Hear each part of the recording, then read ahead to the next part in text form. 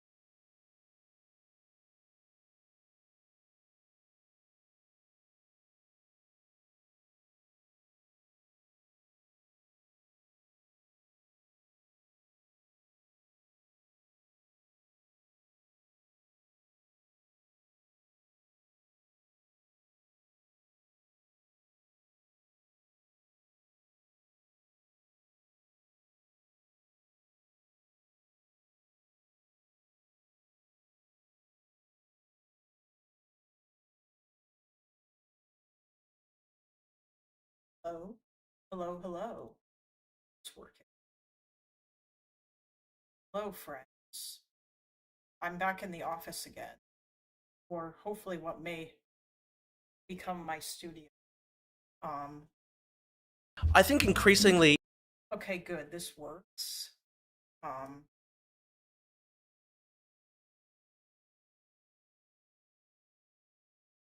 what's happening?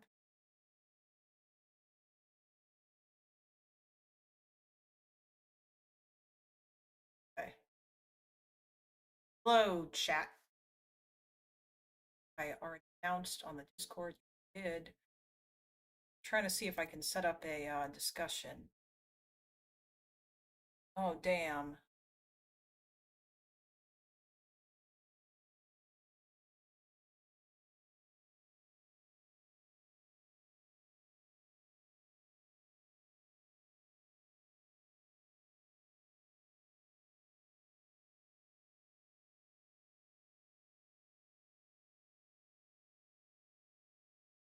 Okay. Yeah, there was a discussion. There was a kerfuffle going on in my Discord. A couple of people were arguing about anti-Semitism. Johan was all uh, he's got a lot of opinions about this particular topic. So yeah, um, like so I'm just I guess, and so instead of doing it, but nobody is available to talk today. So instead of doing that, we're gonna do something. We're gonna do this. Jesus, this is 3 hours. Um, I am going to. I'm gonna put this at 1.5. And then maybe we might do more stuff later. Let's see. Also, thank you everybody for donations. Maybe I should set a goal. What kind of goal should I set? Yeah. 5 super chats for 2 hours, $5 and above.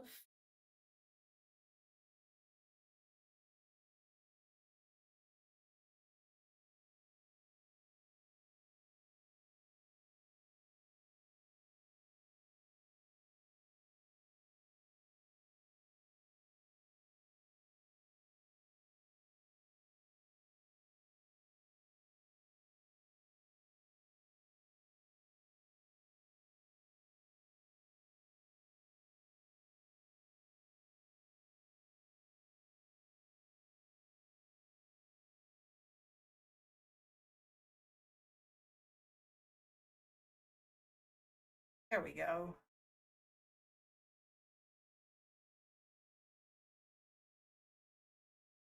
Um, I think you mean the streamer. Jesus, that meme is really gonna have a lot of mileage.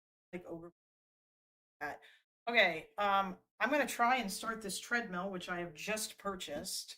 But first, what I'm gonna do is I'm gonna mute my microphone and I'm gonna start playing this debate, so I'll be able to hear it. And then I'm gonna go get my phone. If you guys are still here, what's going on? Oh, okay, the chat's just not particularly active right now. I don't think this, yeah, this tab's not frozen. Wow. Lots of folks here.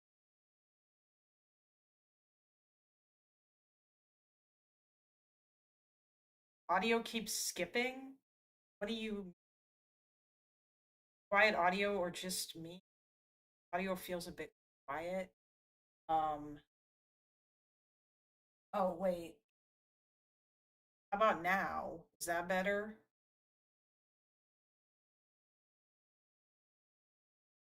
That should be better.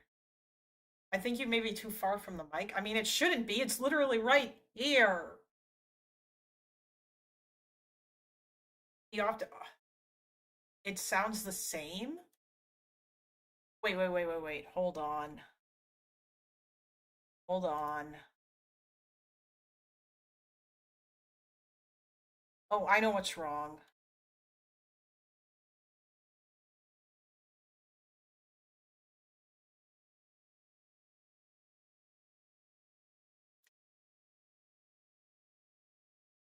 Hello?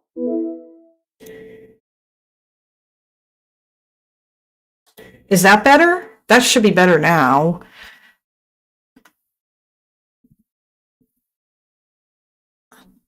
Hello there? Oh, Jesus, I'm so sorry.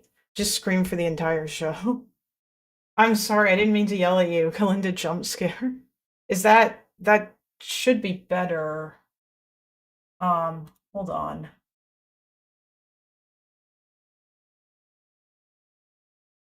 Is that good still? I just don't want to go into the red.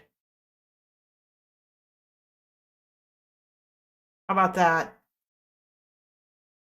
Girl, you can yell at me. It's my love language. I was choking. It's still slightly loud. Hold on a sec. How about now? Oh, Jesus. Okay. Yeah, I can see that it is. What about this? No, I don't want to. I don't know if I want to fuck with it. I needed to wake up. Thank you for that. Um,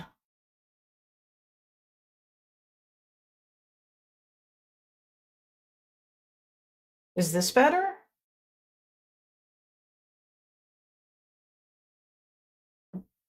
Yes, we are going to do peak slop today.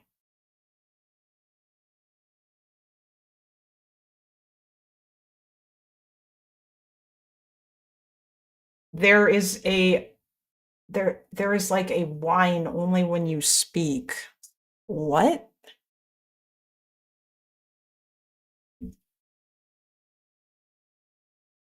I feel like I should say sure, but so that we don't fuck with the audio for an hour, but honestly it's still out. No, don't say sure. I want it to be proper. Okay? Jesus, where's Learnerbox when you need him? Why? Why is he why is he doing his taxes? I require the assistance of a skilled audio engineer. Um, hold on.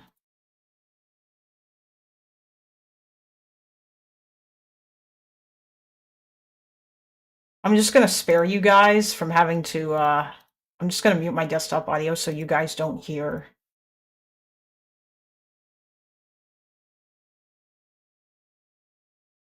Hello?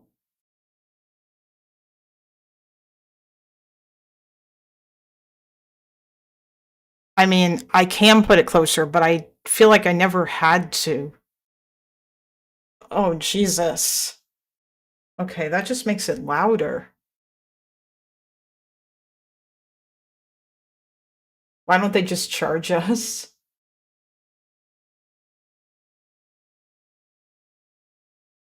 I'm gonna have to do my taxes in like a week or so, arg. Oh, I don't have to do mine until April.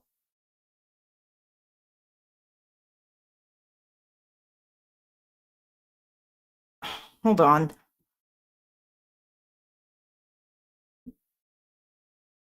Does this make any difference when I fiddle with the gain handle?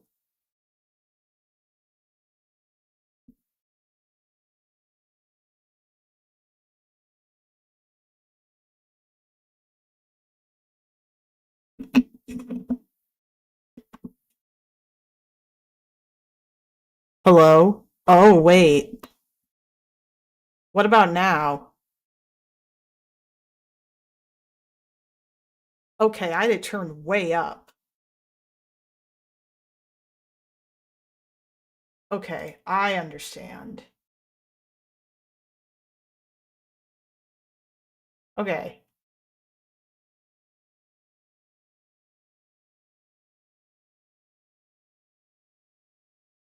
Okay, how about now?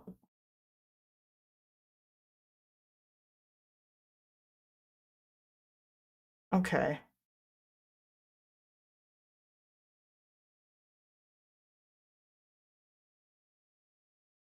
All right. That's good. Suck it, loaner box. We don't need that fool. Yeah. Yeah, I just had the gain way too goddamn high. Okay, that's why it was. Okay, good. All right, I'm gonna start playing this, and then I'll be right back. Um, I mean, yes, Chase, I do. If you mean literally, I do have a folder where I keep all my taxes.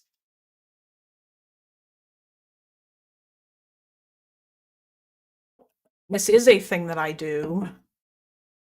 Okay. All right. I swear there was something else that I was going to react to as well, but now I can't remember what it was. Um, but whatever. I guess we'll just do this because everyone is demanding it and because the learner didn't do it today. And you know what? I'm here to give the people what they want. Well, I go for a walk on this lovely treadmill thingy that I have here that I still have to learn to use.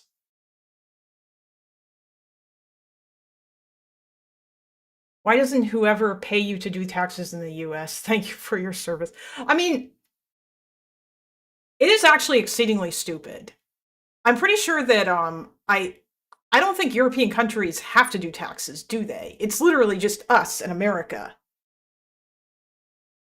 I'm so uncoordinated, there's no way I could walk and run a stream. Oh, well, I mean, I should be able to.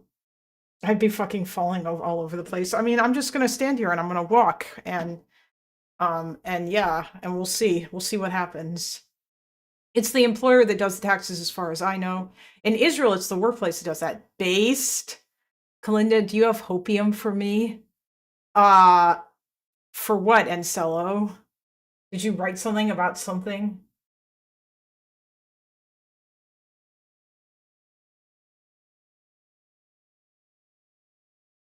Anything? I mean, you seem like a nice dude. I mean, you know what? Listen, I'll speak about my hopium after I come back. Because I do have some, but it's probably delusional. Oh, we're also going to react to the Mark Carney speech today, because that guy is a goddamn giga-chad. I was going to do more stuff, or, like, look into him more, but then Loner ended his stream early, and I didn't have a chance to finish. Right before Mina sends something serious and derails this. Alright, here we go. Okay. Be right back.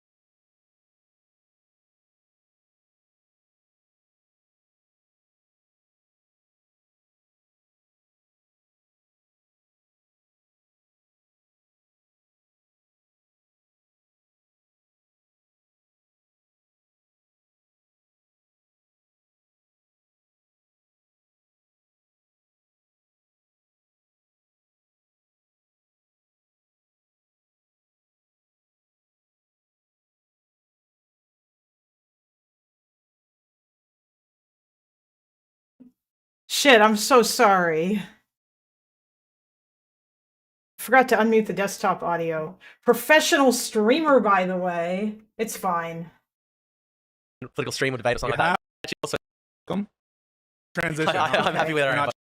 Alright, there we go. We're just gonna listen to this. Who invited who here? I don't actually know who was the responsibility of this. Although Drew is I mean, during that little intro, Drew said some crazy shit, but I'm not gonna unmute it. We're just gonna keep going.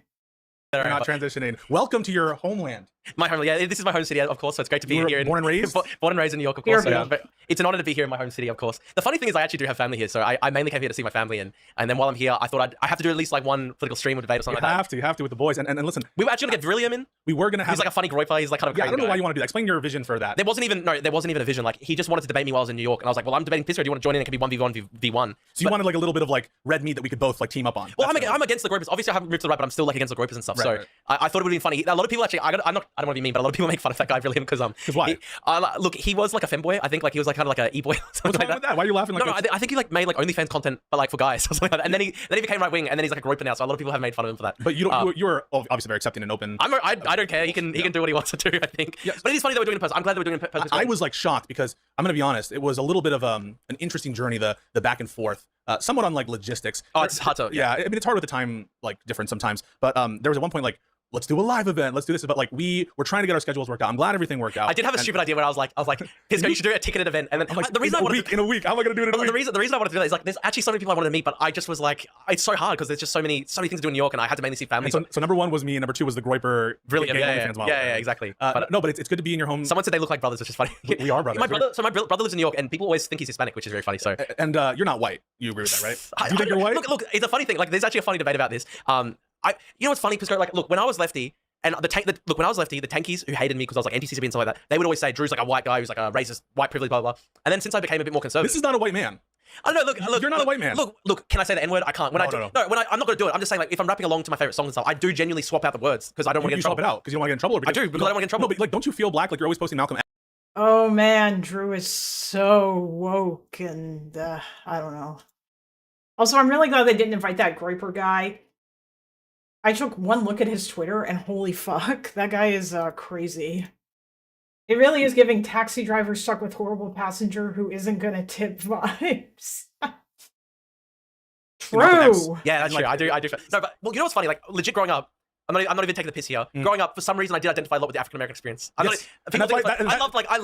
loved rap music so much growing up. Like, and that's of course why you're wearing a NASCAR jacket. There's no political meaning here. I just found it on the street in like the East Village, and I thought it was cool, so I got it. Speaking of the street, did you enjoy the deep cleaned subways, courtesy of our new? So Ram, I'm done. Yes, look. Yeah. This is probably one of the biggest culture shocks to me as an Australian. So, like, look, one. Oh boy. New York's the only walkable city in America. Obviously, the only walkable city. Probably right. Like, you don't really have like urbanism in other America. Wait, is this true? As someone who hasn't really walked in other cities, but I have walked in New York when I went there. We did do quite a bit of walking. I think Toronto is quite a walkable city. I have walked around Toronto quite a lot. Chicago is very walkable. Okay. What about Washington? Washington, D.C., I mean. Atlanta, too. All right. Yeah, Toronto's nice. Not the only, but it depends. Okay.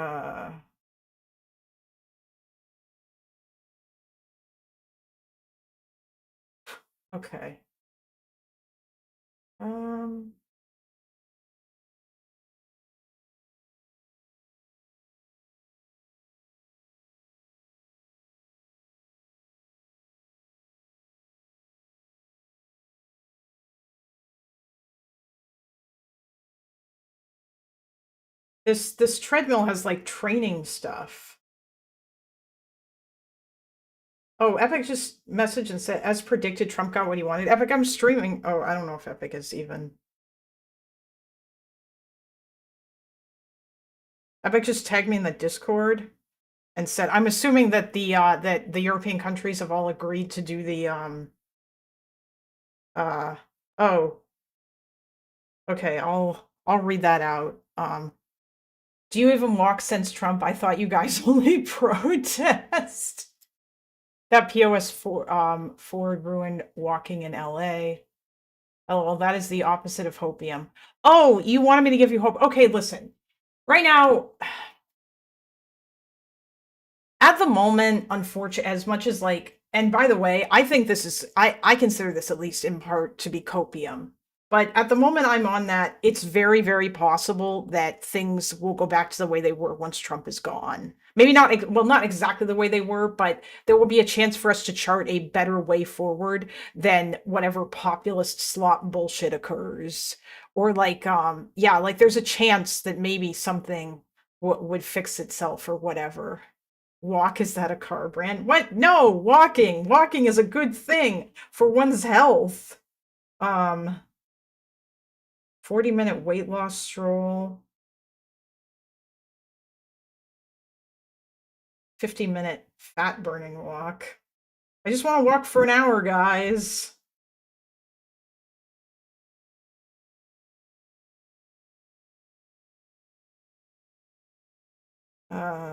Set goals. Oh, this was it. Time. 60 minutes.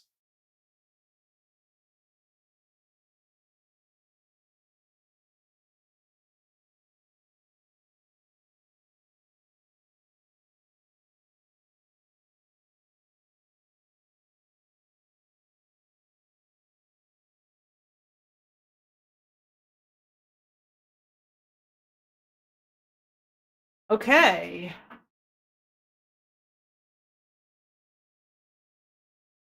Other American cities, I right? think that there's a lot of places that are certainly not walkable. You're right about that. But It's very car-centric, but Australia's the same. And so, look, it's amazing to come to New York because it's kind of like a European city in the sense that you can walk everywhere and everything. But probably the biggest culture shock to me is it is the I'm extremes of wealth walking. and poverty because, It's like, look, you do go into happening. Subway and probably a couple times, like, there's been situations where it's probably been a little bit unsafe. I'm not trying to, obviously, like, I'm not trying to go all law and order here, but there was a crazy time, and I'm going to write a Substack about this, but I was at the 42nd Street station at Times Square at about midnight going home to the hotel, and Toronto and this Transit. guy, Toronto Transit is beyond a joke. When I lived there, I thought it was pretty good. I didn't have an issue with it. I particularly like the subway. I mean, has it gotten worse?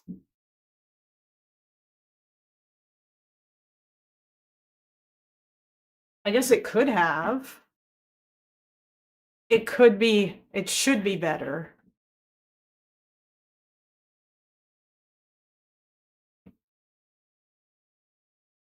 I don't know if they always screw around with development projects. I mean, they're planning on doing some sort of LRT thing, which I think is probably going to take like forever. Thanks, Carney. It's not his fault. You should be saying thanks, Ford. Okay. was on the platform, and he was like kind of like, he was obviously like very mentally disturbed. He was sort of like lunging around, he was acting very erratically, he was ripping down posters off the wall and sort of like lunging across and he was only a couple yards away from me, and he sort of turned around and I saw this massive kitchen knife down the back of his pants, and I walked off the platform. you should walk. Yeah, house walking. Yeah, I am. I've got a treadmill. It's a walking pad that's down here at my feet. I'm doing the thing. I'm doing the walking stream. I hope to walk for 30 or 60 minutes. You should write for the New York Post. I mean, that's pretty much every week's story. Well, actually, I tried to contact journalists, and everyone's like, no, that happens all the time. Wait, what is he saying? Like, I'm not trying to go all law and order here, but there was a crazy time, and I'm going to write a Substack about this, but I was at the 42nd Street station at Times Square at about midnight going home to the hotel, and this guy was on the platform, and he was like kind of like, he was obviously like very mentally disturbed. He was sort of like lunging around, he was acting very erratically, he was ripping down posters off the wall and sort of like lunging across and he was only a couple yards away from me, and he sort of turned around and I saw this massive kitchen knife down the back of his pants, and I walked off the platform. You should write for the New York Post. I mean, that's pretty much every week's story. Well, actually, I tried to contact journalists, and everyone's like, no, that Nice anecdote, Drew. happens all the time here, Drew. But it is kind of strange. Look, I think that is probably one of the most. Wait, it happens all the time that people are carrying around knives in New York City. I mean, like, I can believe that. That doesn't mean they're planning on like murdering you with them. Maybe people feel safer carrying. I don't know. It's kind of weird. Let's up that pace. I'm not gonna.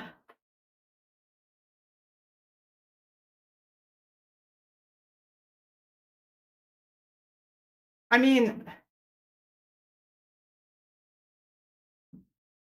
wait, hold on. Sorry, I'm still learning how to use this thing. I just want to set the regular pace that I had set when I would walk. No guns. I mean, New York State has strong gun control laws in comparison to other states. I'm going to go on the elliptical in a bit. Based. Are you going to be listening while you do that, Tuckman? Why do you think Kalinda's walking inside? It's scary outside. No, it's because it's fucking cold out, and I hate it. During the summer, like on days when it isn't like insanely hot, or even just in general during the summer, I would go for like normal walks. But I don't feel like, putting all my shit together, and then yeah, it's just it's too much. Move to Miami? No. This culture shock things in Australia, like, I don't know, sorry, in America, the culture shock, Poor and homeless people. the extreme levels of homelessness, and the fact that sometimes the Subway seems to basically be like a sort of de facto homeless shelter.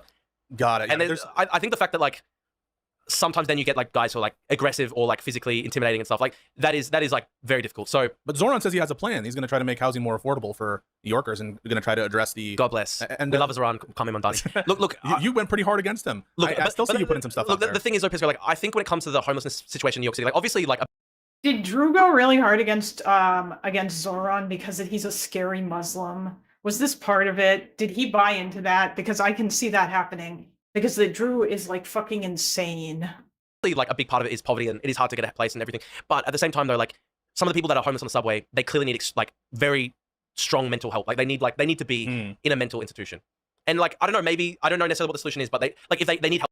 Oh, that's true, by the way. It's actually incredibly sad. And like you can see this, I saw this in Toronto. Actually yesterday when I went to the dentist, they kindly let me out the back door because it appears that we have it appears that now like near the mall that I go to thing, we've got a local schizophrenic dude, or at least I'm assuming that that's what it is. I'm not gonna be, Zorwan Kwan Kami Mamdani. Yeah, it's something like that. There is no bad weather, only bad clothes. Swedish proverb. Yeah, but it's not fun to I just don't like the cold. But yeah, I don't know. Like I can see it's like I feel like people dogged on Anna Kasparian super hard because yes, certain types of homeless people can be intimidating and scary, especially if they're like screaming randomly at nobody around, which is what happened yesterday. I didn't want to go out the front door to my dentist because this guy was right near the door and he was like shouting at nothing and swearing and yeah. Oh, you got a heated blanket?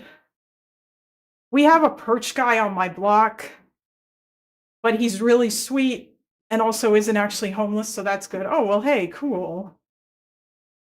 Wait for this weekend tuck, -40 incoming, boo. I get your Canadian winters because I live on the other side of the border. Well, damn. They need healthcare. They need like to be in hospital. And look, even though I'm like more conservative and everything, I still believe in public healthcare. We've got that in Australia. I support that. So yeah. So you're not necessarily on the basis, because there are some people who say, for example, Zoran Mamdani, his socialist policies. No, that's not why I don't like. That's not like. I'll be honest. Like it's because he's a Muslim. No. Yes, that's listen, why. Like, actually, like his economic stuff, I don't care that much about. Like opening 3 grocery stores, fair enough. Free bus care, like the reason I'm opposing Zoran Mamdani, it's not because I don't want New Yorkers to have like free buses. Like I don't care about that. Yeah, so why are you opposing him? Well, look, I do think he Zoran Mamdani does have a history of extreme radicalism, like where, for 10 years he was like a very, very left-wing activist, a very, very left-wing activist. True. But you maybe against some right-wingers. Maybe he's moderated recently, but like if you look at his sort of history, he's not somebody. Look, if you ask Zoran Mamdani, like, why do you keep saying that? Like a Fox News meme thing. Yeah. No, but if you asked Zoran like 2 years ago, like, are you proud to be an American? Like, he probably would have said no. Like, I think he's very negative about the overall sort of American project. I think he buys into like the whole, this is stolen land, it's genocidal, all this stuff. Like, it's that sort of like, it's the frame. I use the term, it's half joking when I use the term, but I use the term sort of race communism. And it's kind of like this part where it's like they really don't like the Western world. They really don't like white people. It seems like, when he was talking. You don't think Zoran likes white people? Look, he got a lot of support from white people. That's obviously true. Yeah. But I mean, he was out there on the campaign saying we want to tax white neighborhoods, and he could have just said I'm going to tax rich neighborhoods. He explicitly said white neighborhoods. Well, he didn't say it. It was Crazy homeless guys are an interesting developed country phenomenon. Like I never see them here, but when I lived in Geneva, I saw quite a few. Oh yeah, well I would imagine that is. I mean, I'm actually curious about like what the rate of homelessness is in a country like Pakistan and how that even works. Maybe the perch guy is actually a streamer. What's funny is I probably live in a higher latitude than you do, but it's currently 10 Celsius here. Yeah, I mean, that's nicer. Yeah, it was part of the policy. It was in the policy. Yeah, No doubt. He put that in the policy, and that was a mistake. Like, let's be real. And you also have to admit as well, like there were like 2 people he's appointed who have history where they were saying crazy shit, where they were like, we have to destroy white middle class wealth. The thing is, what I take issue with, and we are going to step back in a second, introduce her a little bit, and we're going to talk about his journey, and then we'll get into the issues that we disagree with. What I take issue with, though, is that this is a level of purity testing that I don't see you apply to people with sordid pasts or controversial statements from the other side. You can find all manner of degenerate scumfuck in the current administration, but you don't spend all your time talking about how the administration is catering to these people. For example, famously, right, JD Vance is saying, let the kids in the door who say all these like explicitly racist and anti-Semitic things in group chats. I disavow all that. I disavow that. And listen, like obviously I do have a history criticizing Trump a lot. Like I was a big, I was a huge Trump opponent until like 6 months ago. Like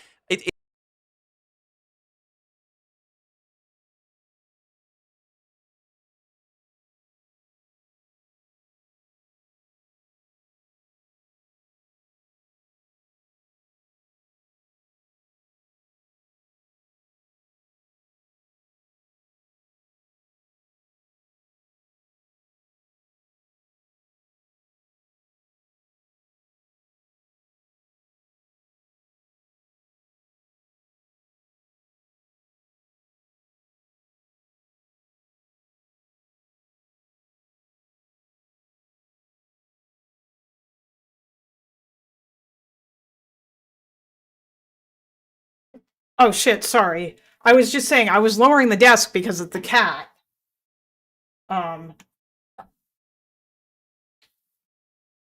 Yeah, I was lowering the desk because the cat was sitting here looking at me, and I guess he thinks he can't get up here, which he probably can't. A saw-ass stream. Thank you for your contribution, Spider. Okay, I'll be right back.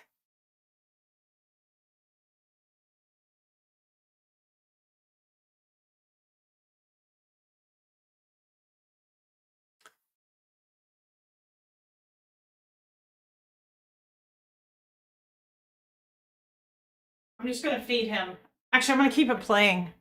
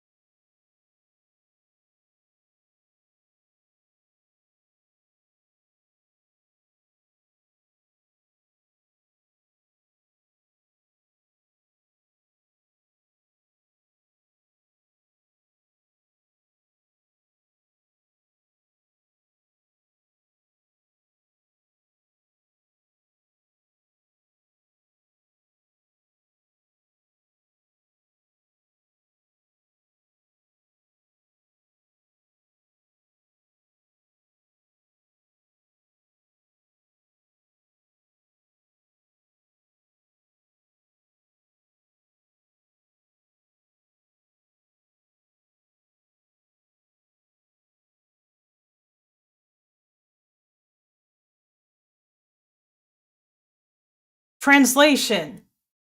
People were mean to me, and so I became a right-winger. I don't think you were really that much of a lib to begin with, Drew. In fact, it's honestly a bit weird. Why wouldn't you just become a lib if your problem is that everybody on the left, or that the far left was mean to you?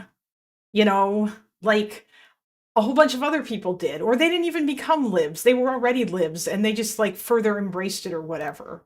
I don't understand. Is it because you're just a grifter who feels good when people get attention? Wait.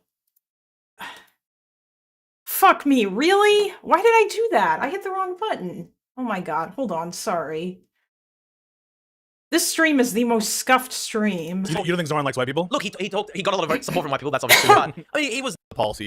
They were like, This is a level of purity testing that I don't see you apply.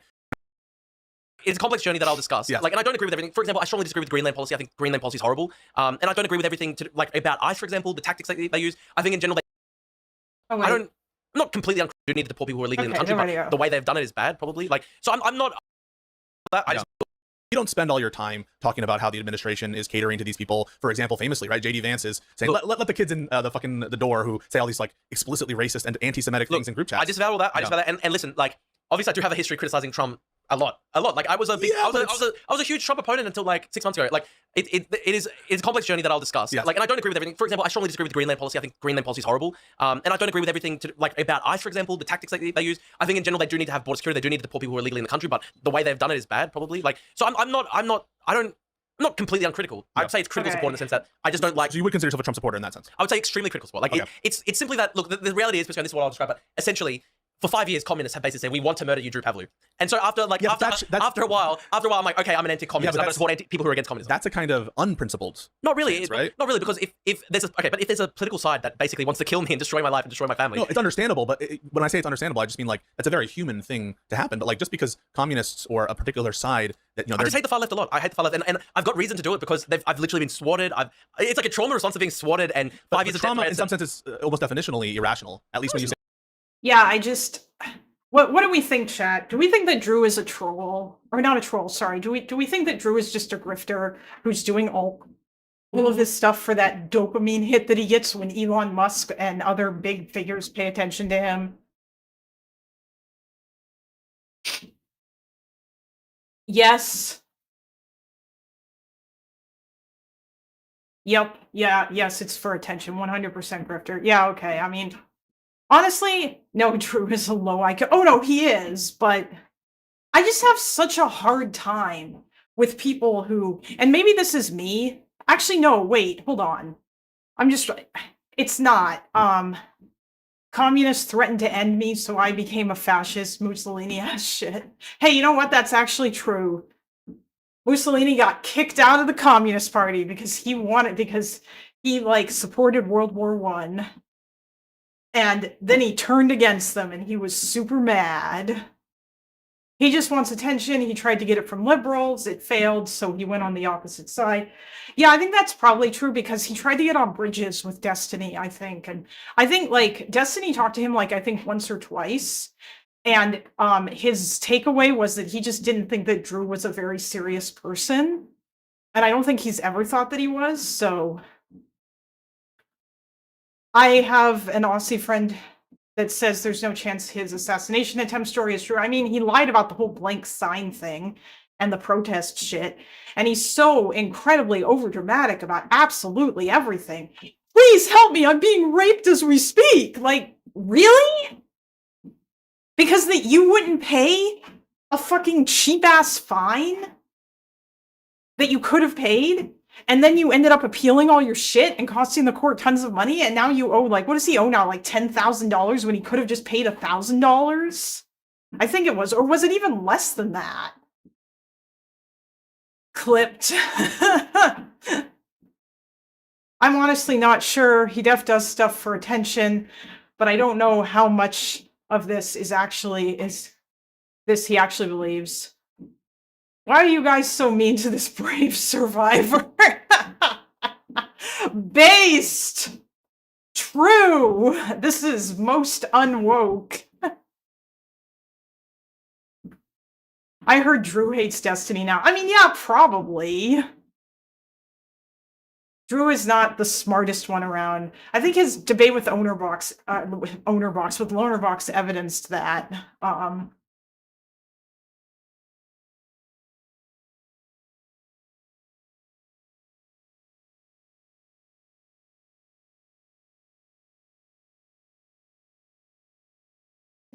Sorry, I was muted there because I was telling my Google to turn on the office lights, and I didn't want to trigger any of y'all's Google Homes or Google phones by saying the hot word. Like what happened to me one time when I was watching a Destiny stream, and then he fucking did it. And then there were a bunch of people in chat being like, bro, set off my Google. Ownerbox should be a loner emote. True. Because if he does own people a lot, this is a thing that he does do. Okay. At least when you say that informs. But to a certain degree, it's actually wait. No, I'm sorry. I was going somewhere with that. So I think I don't know. Honestly, I think that like if we assume that Drew isn't drifting, Drew is just upset people keep calling him out on his obvious grifting. I mean, yeah, that's probably true. But if we assume that it's not all just him grifting and that there's actually something else to it, then I think probably the actual reason for all this shit is more than likely that he is it's all just social validation. And he wasn't getting it from liberals, so he went to MAGA because he could get it there.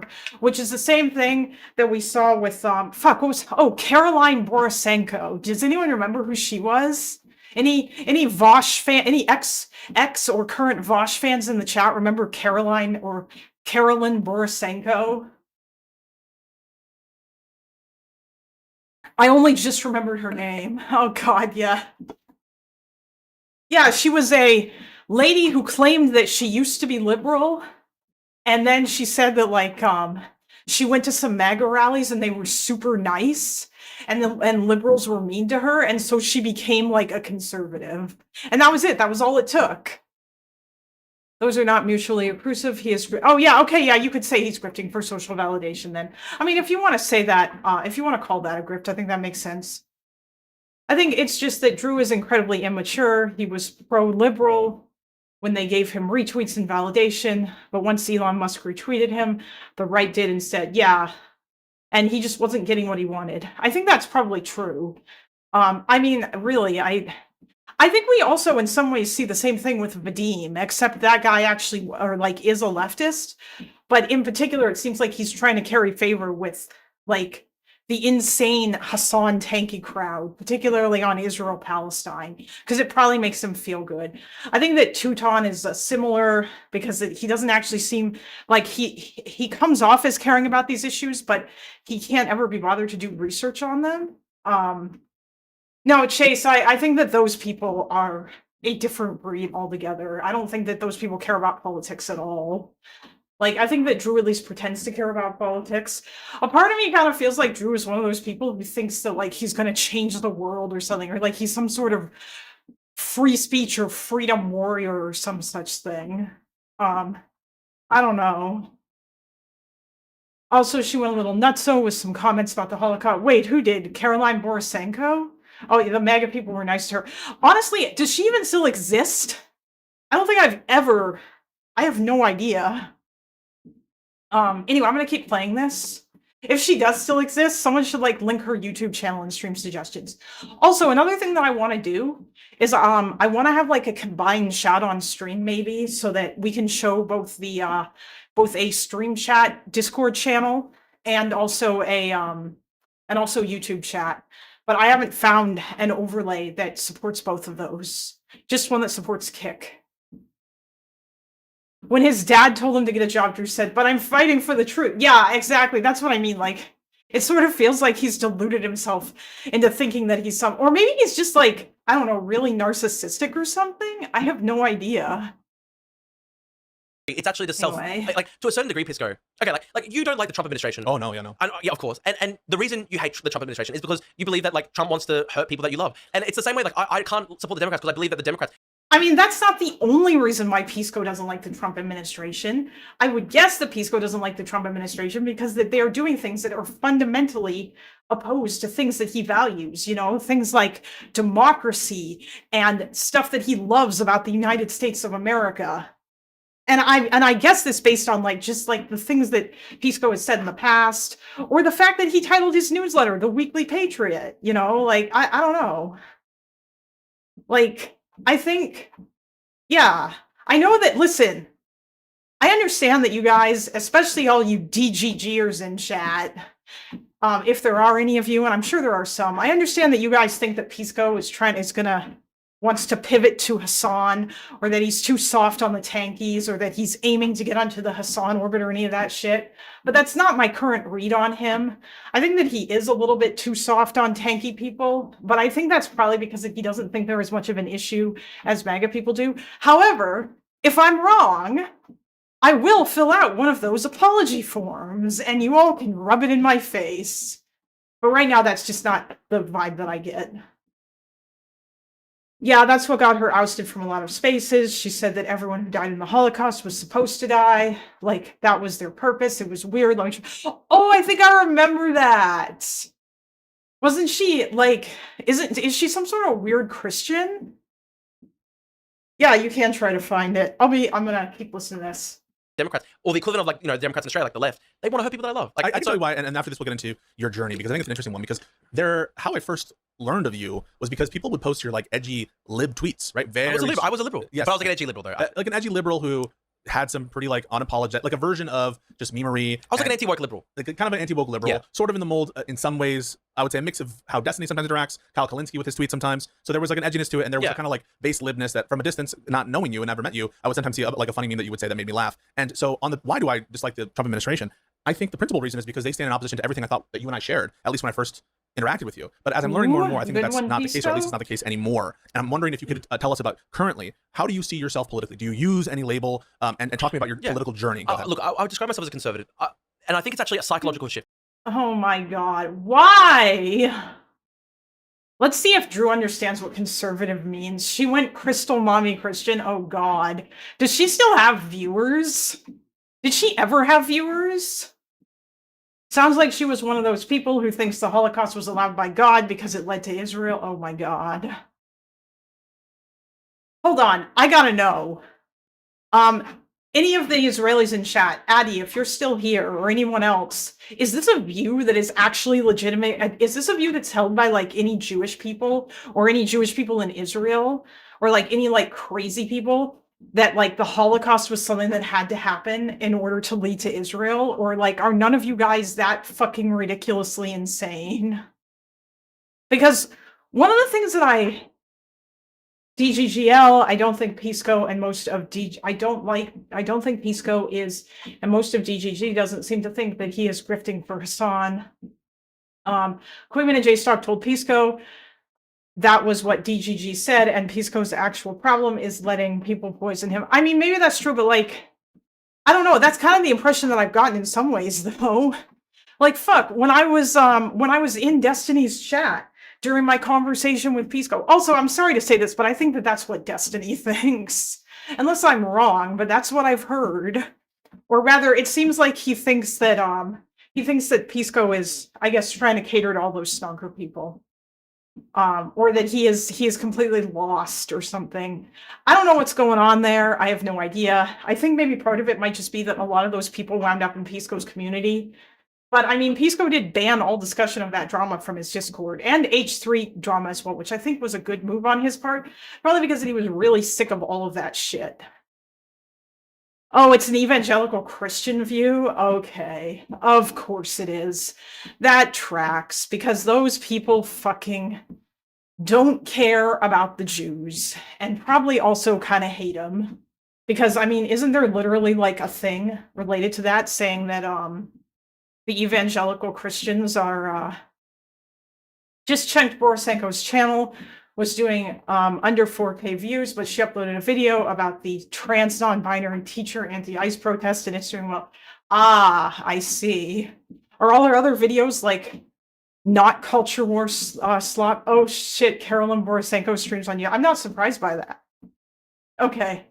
Shift. So when I was a progressive, I believed that you could, and I spent 10 years as a progressive. My introduction to politics was the Bernie Sanders campaign in 2015. I was a Bernie bro. I was literally a Bernie bro for like many years. I'd sit at the back of the classroom, and I was like 15, so it was like grade 11, and I'd sit at the back of the classroom and just like literally obsessively pour over the returns in every single state and plot out how Bernie's campaign could win and stuff like that. I was one of the guys who like literally like, here's how Bernie This is how Bernie can still win. to win. I was like devastated when he lost. This was so you're younger guy. When I was 15, 16, 15, yeah. Yeah, and then when he lost, I was like very devastated, and for a time I kind of like became like, I guess, like a sort of moderate. I know leftists claim Israeli Jews hate Holocaust survivors, but I haven't seen evidence of that. That's not true, but I think that there were some issues maybe that Holocaust survivors might have faced initially, although I don't know how true that is either. I feel like I would have to ask about that, especially since a lot of Holocaust survivors were the ones who fought to keep the country. Rather than, you know, like non-Holocaust survivors or what have you. So, and I think that maybe today there are lots of claims about how they've kind of just been left behind, or they're just like old people who are basically fucked within the country of Israel, which I know is a thing that people have mentioned, but you should guess what left. You could guess what left. Is it fascist fajita, or is it the horseman? I'm sure it's probably either one of those. Oh, Aspiring Devil says, I don't hate Pisco, by the way. I wish him well. DGG started believing the Hassan grift more after the big tanky defense debates, just like Destiny didn't accuse him of snarking prior to that debate. Anti-Pisco sentiment is definitely bigger in DGG now, no argument. Yeah, I know. I mean, I think that's all very silly, or at least a lot of that's very silly, because I feel like a lot of people don't remember. Pisco has always been this way. He's always been a super pedantic dude, okay? This is the same guy who had like a fucking, I think it was like a several hours long debate with Destiny about like the definition of terrorism. Did you watch Lonerbox's debate versus Drew? He kept thinking Lonerbox was Jewish for some reason. Yes, I did watch that debate. I listened to it live, actually. That debate was hilarious memes. Okay. Moderate liberal in the sense that like I actually support Hillary, and I was. Oh, Joe Geetberg, good night. I'm assuming that you are heading off now because you probably live in Israel. Wait, what time is it over there? What time is it in Jerusalem right now? I don't have my clock. It can't be that late. Or maybe it is. Actually, wait, no, yeah, it is. It is a bit later. It's like 10 o'clock there now, I think. Oh, yeah, it's 10 p.m. Okay, yeah. Based normal Israelis going to bed at adult human times. I was like, okay, like the problem was that Bernie was too radical and we've got to be more centrist and everything. And I guess I was there for a couple of years. And I think just the problem is, like, obviously, like, look, we live in a world where there are major political events every week at this point. Yep. Like especially now in the current administration. It's like the famous Lenin quote. You know, there are some, there are weeks where decades happen. Yep. And nice, you got there. Is it months? Or yeah, I probably butchered this one, but we're living through immense times historically, and like, look, that's when the heavy drinking starts. Week 10 p.m. sleepers. Exactly. Pisco was always like this. It's just he didn't get involved in these same subjects, so people didn't care. Yeah, I mean, that's just the way things go. Pisco is bad faith for knowing what someone is trying to say, but spending max effort on punishing the words used. I mean, maybe. I don't know. He is very, very, very fucking pedantic, and it is kind of ridiculous. Look, and there are some like that Hutch debate was pretty insane to watch. Like, just the fact that he couldn't understand what was being said, especially about the denims shit. Like, I didn't bring this up with him because I really don't care enough about this to have that argument. I just wanted to ask him the Loner Box question.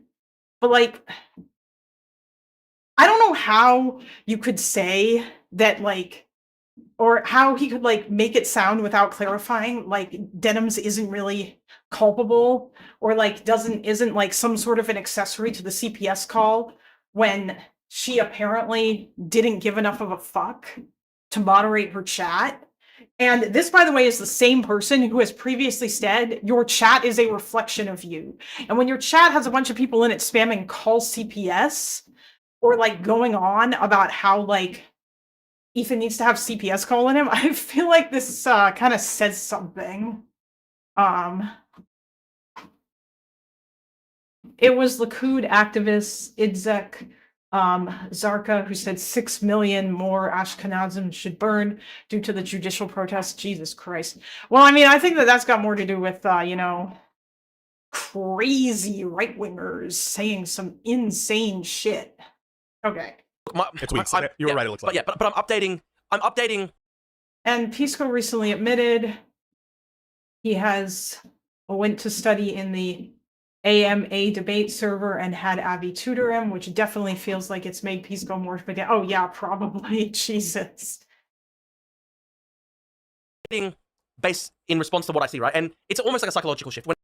Oh no, I'll try to represent you better, Kalinda. Wait, what do you mean? How did you misrepresent me, Fellrunner? I think he weaponized pedantry when he is losing an argument, possibly. I have to, by the way, Fellrunner, thank you very much for getting me connected with Connor. Although I do need to, I believe, was it you who did that or was it someone else? Are you that, that Valor, like person in Discord? You said your chat represents the streamer, so I will refrain from unhinging myself. No, that's what Denim said. Although to a certain degree, I kind of agree with that in the sense that, like, well, actually, wait, no, I mean, I don't know. No, I kind of do agree with that. If my chat was full of people saying unhinged, insane shit, oh my god, has it been an hour already?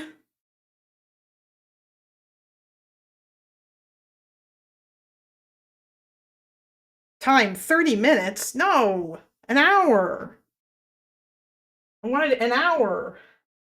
When the actual fuck, people? Also, did the watch record anything? Wow, it didn't. Okay.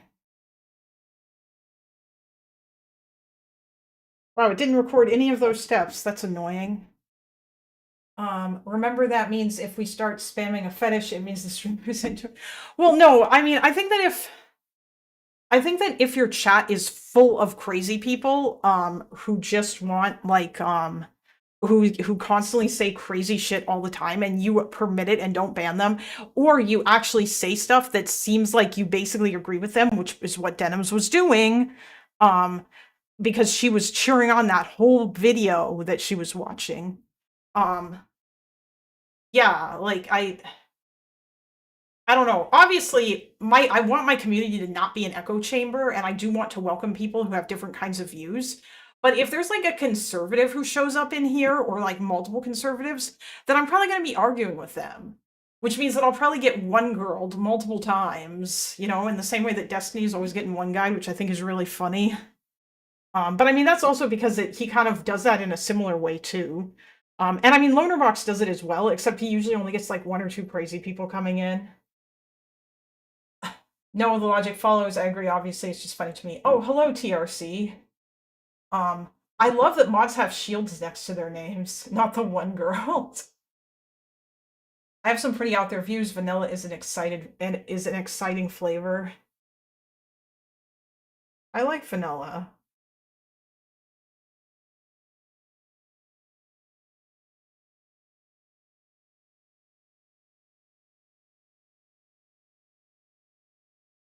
We're gonna keep going.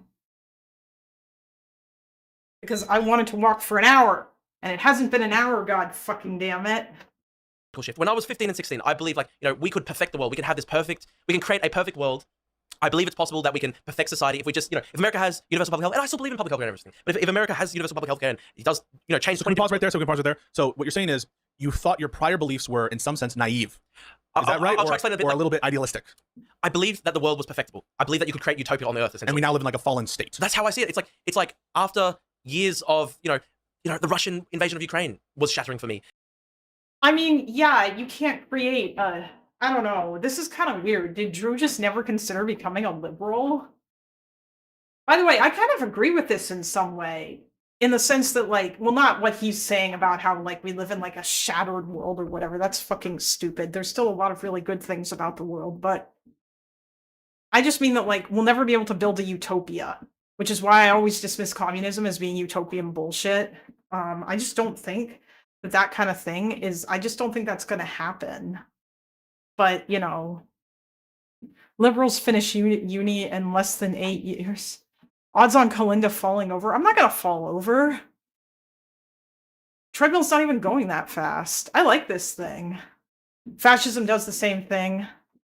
Oh, you mean, yeah, well, of course it does. Yeah, obviously. Although fascism promises a utopian end state, quote unquote, kind of, but, you know.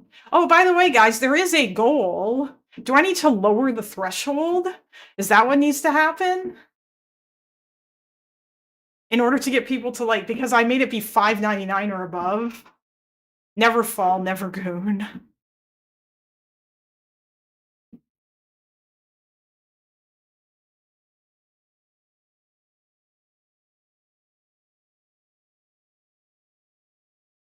For me, the way that, you know, the Hassan Pikers of the world sort of just joked around about it and took the piss out of it and everything. You know, going forward. Oh, you don't know too early. Yeah, I'm sorry about that. Maybe I won't bother. I don't know. I probably shouldn't have. But also, I don't even know how many people are here right now. 11 people? What the fuck? 14? Damn, where is everybody? Did everybody just go watch Destiny after Loner left? I guess that's what happened. Even though I don't know if he's even talking about any interesting shit right now. ZJM basically got 60% of the goal in the first 5 minutes. Oh, did he? Well, I mean, it was $5 above super chats. Disloyal boxes. Nah, I mean, I don't know. Let's even see. What the fuck is he even talking about?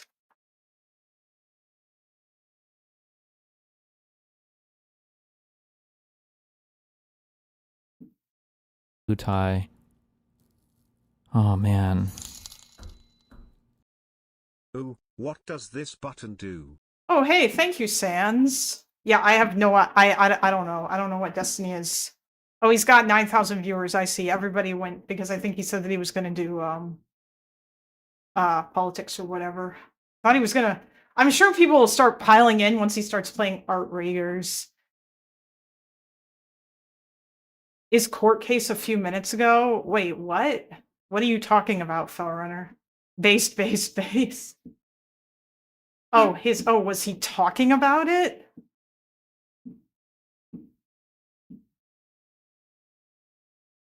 I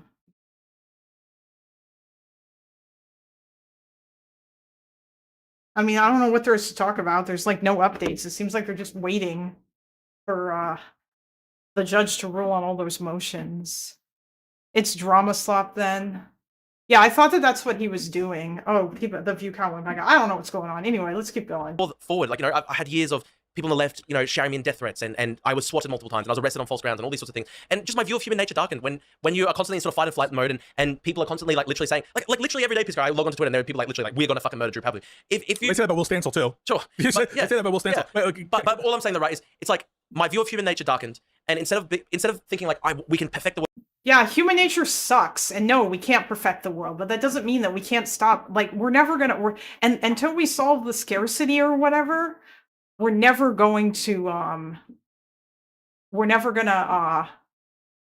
Like until we have gotten rid of like resource scarcity, we're poverty is always going to be a thing that exists. But that doesn't mean we shouldn't stop trying to fight it. Oh.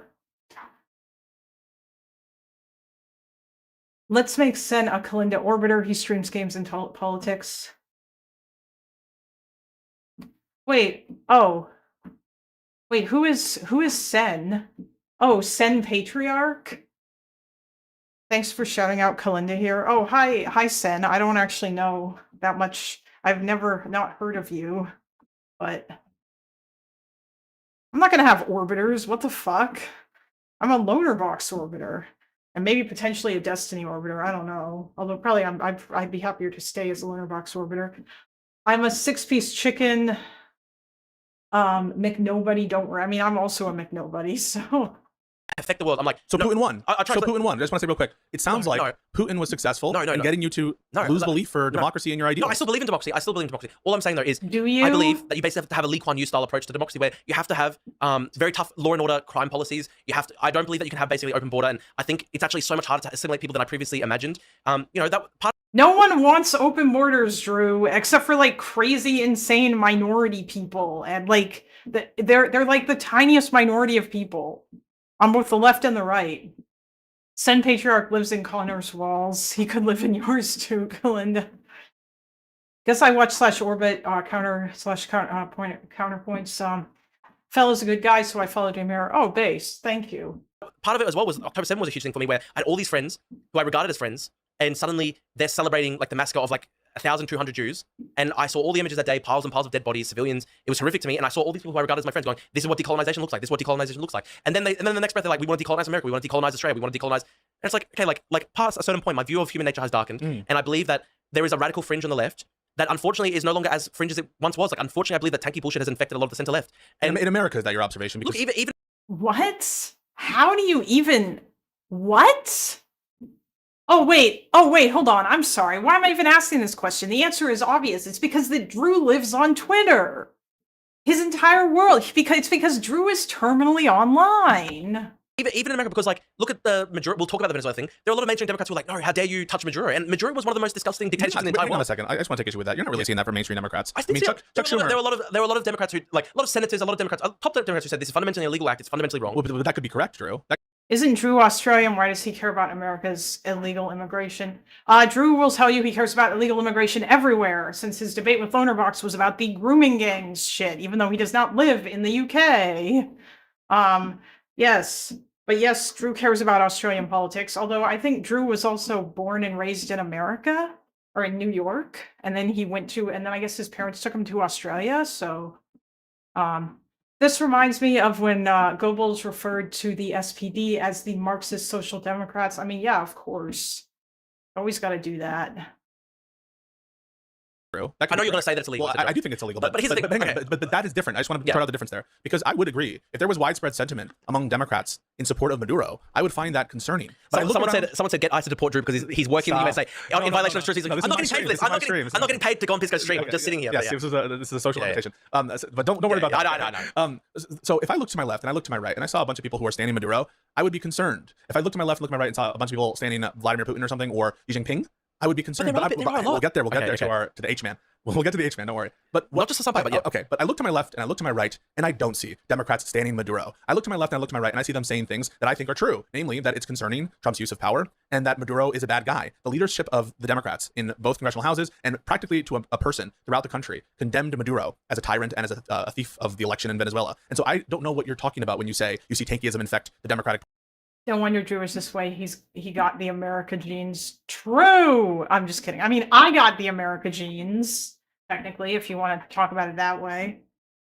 Democratic Party or the center left in America. What are you talking about? I mean, there are major elected Democratic officials like Zoran Bamdani, who's increasingly the sort of like leader of the left of the Democratic Party, who you view him as the leader of I think Democrats, or no, of the left of the left wing of the Democratic Party, probably like a co-leadership type role with AOC, and they were very strongly against the operation to remove Maduro. And let me say this, right? Okay, I understand, yes, there's no congressional authorization. There's 2 points in relation to that. One, the US has not declared war since like literally 1945. The second thing as well is the Biden administration put a bounty on... We'll get there. I want to get there, but I just want to talk about the claim regarding the tankyism. I want to get there. And I know you have a lot of good ideas to talk about with respect to the legality and the wiseness of the intervention. I want to get there, but the first part, I want to chart your political journey. And I think part of what you're explaining to me is not something unfamiliar to a lot of different people, which is your feelings of humanity and the people around you and your groups shift. And part of that is you're describing of this like growing radicalism among certain people who you once considered friends and people who you considered like, I don't know, colleagues. But I'm just wondering where that is among the center left in America, for example. I don't see it. So maybe you see something. Maybe it's there. Look, I'm not seeing it. Look, all I know is like literally 2 days ago, I was walking down the street in like the Upper East Side, which is like a wealthy area and everything. And there were massive posters that said, return Maduro to America, return Maduro to Venezuela, free him, etc., etc. And I'm not even kidding here, like I've seen pro-Maduro stuff all across New York City. Like, it's there. It exists. We just literally prior to this this debate, I went out to the Brooklyn MDC, the actual place, and walking down the street, there were Maduro stickers and everything. And it's not even just Maduro. Like Luigi Mangione was a big one for me as well. Like I just instinctually look at a guy shooting a guy in the back, and I agree that the healthcare system in America is fucked, but I just view the act of shooting somebody in the back as they're walking down the street as horrific. But the thing is, for Luigi Mangione, I think it's horrific. I did see a lot of it, and I'm gonna be honest. I'm not a liar. I'm not gonna tell you that I haven't even seen it among some people in my social circle. All right, so there are some people who are like, fuck, I don't really care about Luigi, and I think that's horrific. Drew, is it right to rape a rapist? Don't get distracted. But that's on the right too. The right response to Luigi Mangione. I'm not talking about any of these other shootings because those exist as well. In terms of fuck around, find out. We can also talk about the ICE at some point. But for Luigi Mangione specifically, when you asked right-wing people, there was a great deal of sympathy. So I'm not seeing the symmetry breaker. Look, I'm not seeing the symmetry breaker. Okay, here's the funny thing. If you actually looked at Luigi Mangione's past statements, I think it was what was the platform that he was active on, or even just his good reads. Like he was reading Peter Thiel's books and stuff like that. By the way, I don't think Luigi Mangione is actually a leftist. Have any Democrats defended Luigi? No Democratic politicians have defended any of this shit. But Republicans don't care about that. Although, I mean, honestly, like plenty of populist Republicans would also probably defend Luigi too. Really depends. Zoran is actually a smart person, unlike you, Drew. Listen, I understand, like, don't tell David or whatever, but, like, I don't know.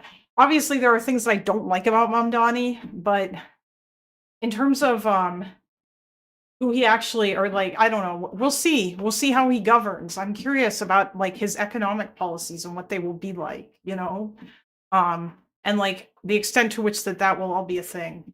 Obviously, so far his record hasn't been great in terms of allaying fears about anti-Semitism, and there's been some bad shit that's happened that I don't really think that he's done a great job talking about or dealing with. Zoran has learned from his past and is being pragmatic. Yeah, it seems like he is, although some of the people that he has appointed are kind of cringe. Actually, not kind of cringe, very, very cringe, but, I was expecting Luigi groups to emerge I am expecting Luigi groups to emerge over the next few years with the way things are going. Yeah, maybe. I don't know. I hope not. That whole thing was fucking ridiculous. Like, people just kind of defending going around shooting healthcare CEOs. So a lot of people made the point that, like, he didn't actually necessarily seem to be an out-and-out leftist. Like, he kind of seemed to be kind of like almost like a disaffected tech bro, right-winger sort of. He didn't really have, like, a consistent ideology. But at the end of the day, though, which side really held him up as a banner of... Like, I know, for example, in Australia, the main sort of, like, left-wing activist group in Australia... I mean, I think that populists were the ones that held him up, whether they were left or right. Obviously, you probably saw it more on the left because that fit into more of their communist paradigm about, like, fuck the rich or whatever. People say civil war, but I think it's going to be more like the Troubles. Yeah, potentially. I don't think that it's going to be as simple as people think that it'll be. The Victorian socialists, who now have this sort of political party called the Australian Socialists, they're sort of Assuming that that happens, again, I want to maintain my hopium that maybe America isn't over, and that things will, and that once Trump is gone, either once he is dead or once his term is over, you know, and when I say dead, I mean of natural causes, because the dude is 1 billion years old and he's not particularly healthy. Yeah. Fuck the rich. Don't fuck your food, please. Well, yeah, exactly. The whole eat the rich shit, you know. I think all of that is really cringe, but I've made that clear.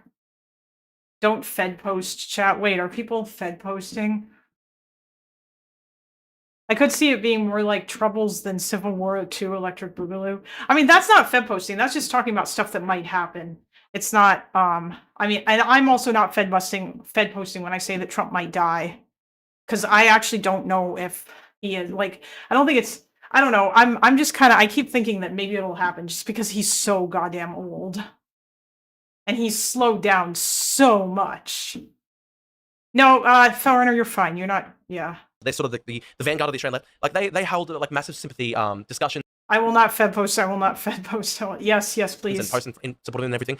And I knew a lot of people in my social circle. Like I can give you an example. Like there's this girl that I knew who I knew from university. Literally works for a senior judge. Like graduated from law school, works for a senior judge. So a serious person. Like serious person who's like just like a normal, who you would think is just a normal centre left person. They were trying to debate with me, going like, "Oh, Luigi's a hero," and I'm like, "But I know that if you saw somebody shot in front of you, you would cry." And so there's a lot of, look, you're right that there's a lot of like these kind of like, oh, of course you're right on the right. There's the what's the, there's bloodlust on both sides. I agree, and the what's the term for it? It's like the opposite of virtue signaling. It's vice signaling. There is vice signaling on the right. That's the Richard Hanania stuff. Look, there is vice signaling on the right, and look, I will say, I did actually think people like outright celebrating Renee Good's shooting was disgusting. I did think that, look, I never want to see anybody shot like that. It was horrible. I did think that she created a dangerous situation by driving forward towards the officer. I do think that we can get there. We can get there, right? We can talk about it later.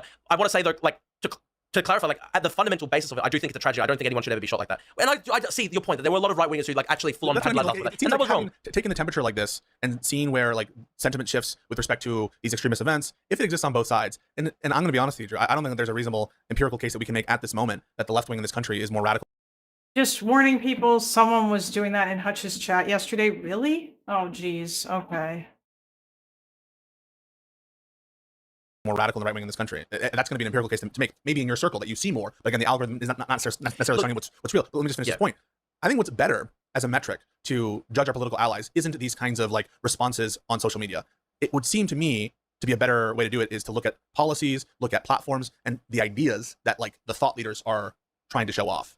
But why is that not your focus? Look, here's the interesting thing. If you actually ask me on a range of policy questions, I still agree with like a lot of center. Okay, is this actually interesting to people? Because this is considerably more boring than I thought that it was going to be.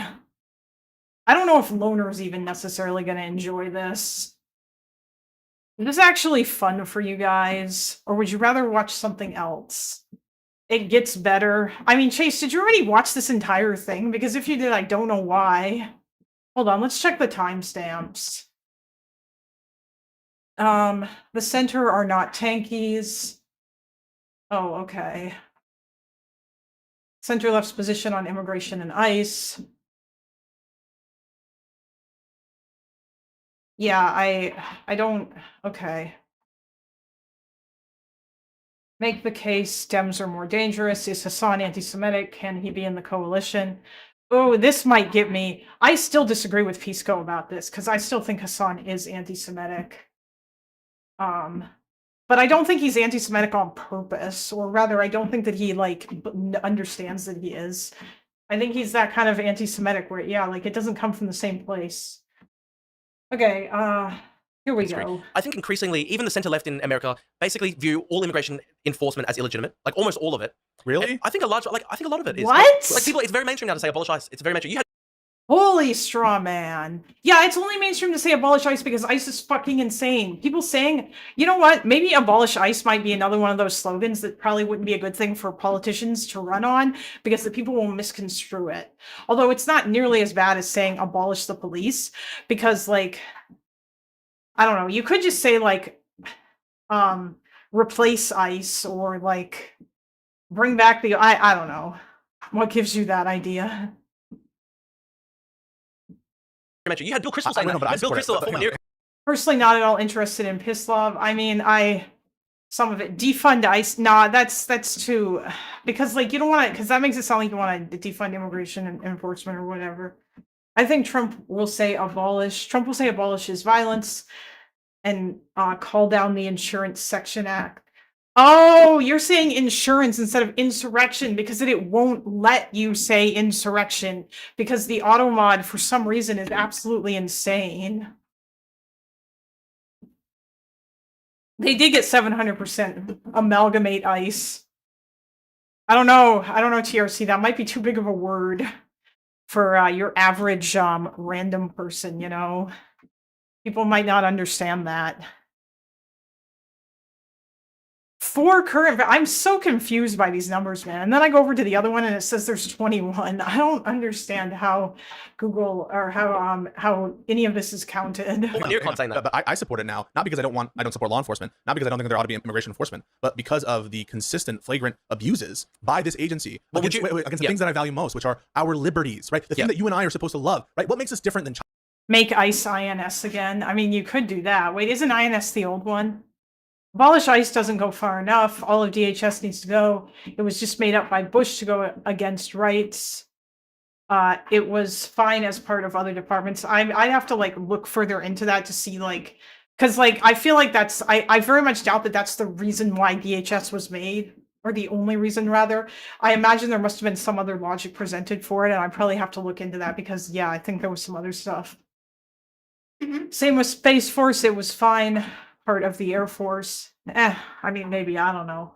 Different than China, that we both do not like the Chinese Communist Party. I don't like these authoritarian regimes. What separates us from Putin? It is the removal of arbitrary power, the imposition of checks and balances, and the protection of freedoms. So you ask, how can I support abolish ICE? Well, I'm doing it on the grounds that I think that you and I should be like aligned with, which is the protection of our societies. And if we don't do that, right, even when it's costly and even when it bothers certain people who otherwise like deserve like, I don't know, a punishment, right? If we do that, if we just give up our institutions and our democracy, then we're going to turn around one day and we're going to live in China. We're going to be living in Russia, and we won't know when we gave up our democracy. So that's why I'm so concerned with this sort of ends justification on immigration or like, I don't know, intervention. Look, I agree with you. I don't want to have anybody govern arbitrarily. I still want the separation of powers. I think Trump should respect court decisions, etc., etc. I don't want anybody to govern without, recourse to the law. I still support the rule of law. Trump did campaign on deportations. He is implementing something that the majority of Americans did vote for. I agree that the tactics are not the right way. I agree that I think ICE officers. Yeah, the majority of Americans now think that it was a bad idea, or rather they think that he's way too heavy-handed with it. Like, there's so much to say about the way that he's doing it. The majority of Americans didn't vote for Trump to take away due process and send random people to torture prisons because that they have, like, fucking tattoos. That's where I am. Run on, we need strong enforcement along with strong accountability for those who break policy/laws. That's where I am, with eventually abolishing ICE and replacing it. Yeah, I mean, like, if you say abolish ICE, you have to make clear that you don't mean that you want to end all immigration enforcement. And I think that Drew is basically taking and running with that straw man. Oh yeah, I know it was a reaction to 9/11, but the thing is, though, is that I wonder how much of that has to do with trying to ensure that 9/11 doesn't happen again, or if there was something there that was part of that. If there was some, because I recall like there was issues with the fact that certain agencies weren't talking to each other. DHS should not exist. We do not need. I mean, maybe not anymore. I don't know, but I would have to see like how much does DHS do. I feel like Epic should really be here to explain this shit, because I bet that he probably has other answers. But I should probably, I don't know. That's something else I would have to look up. But Jesus Christ, I have way too much shit to research, and I don't want to like get distracted looking for another thing. ICE officers should show badges. I think they shouldn't go around masked.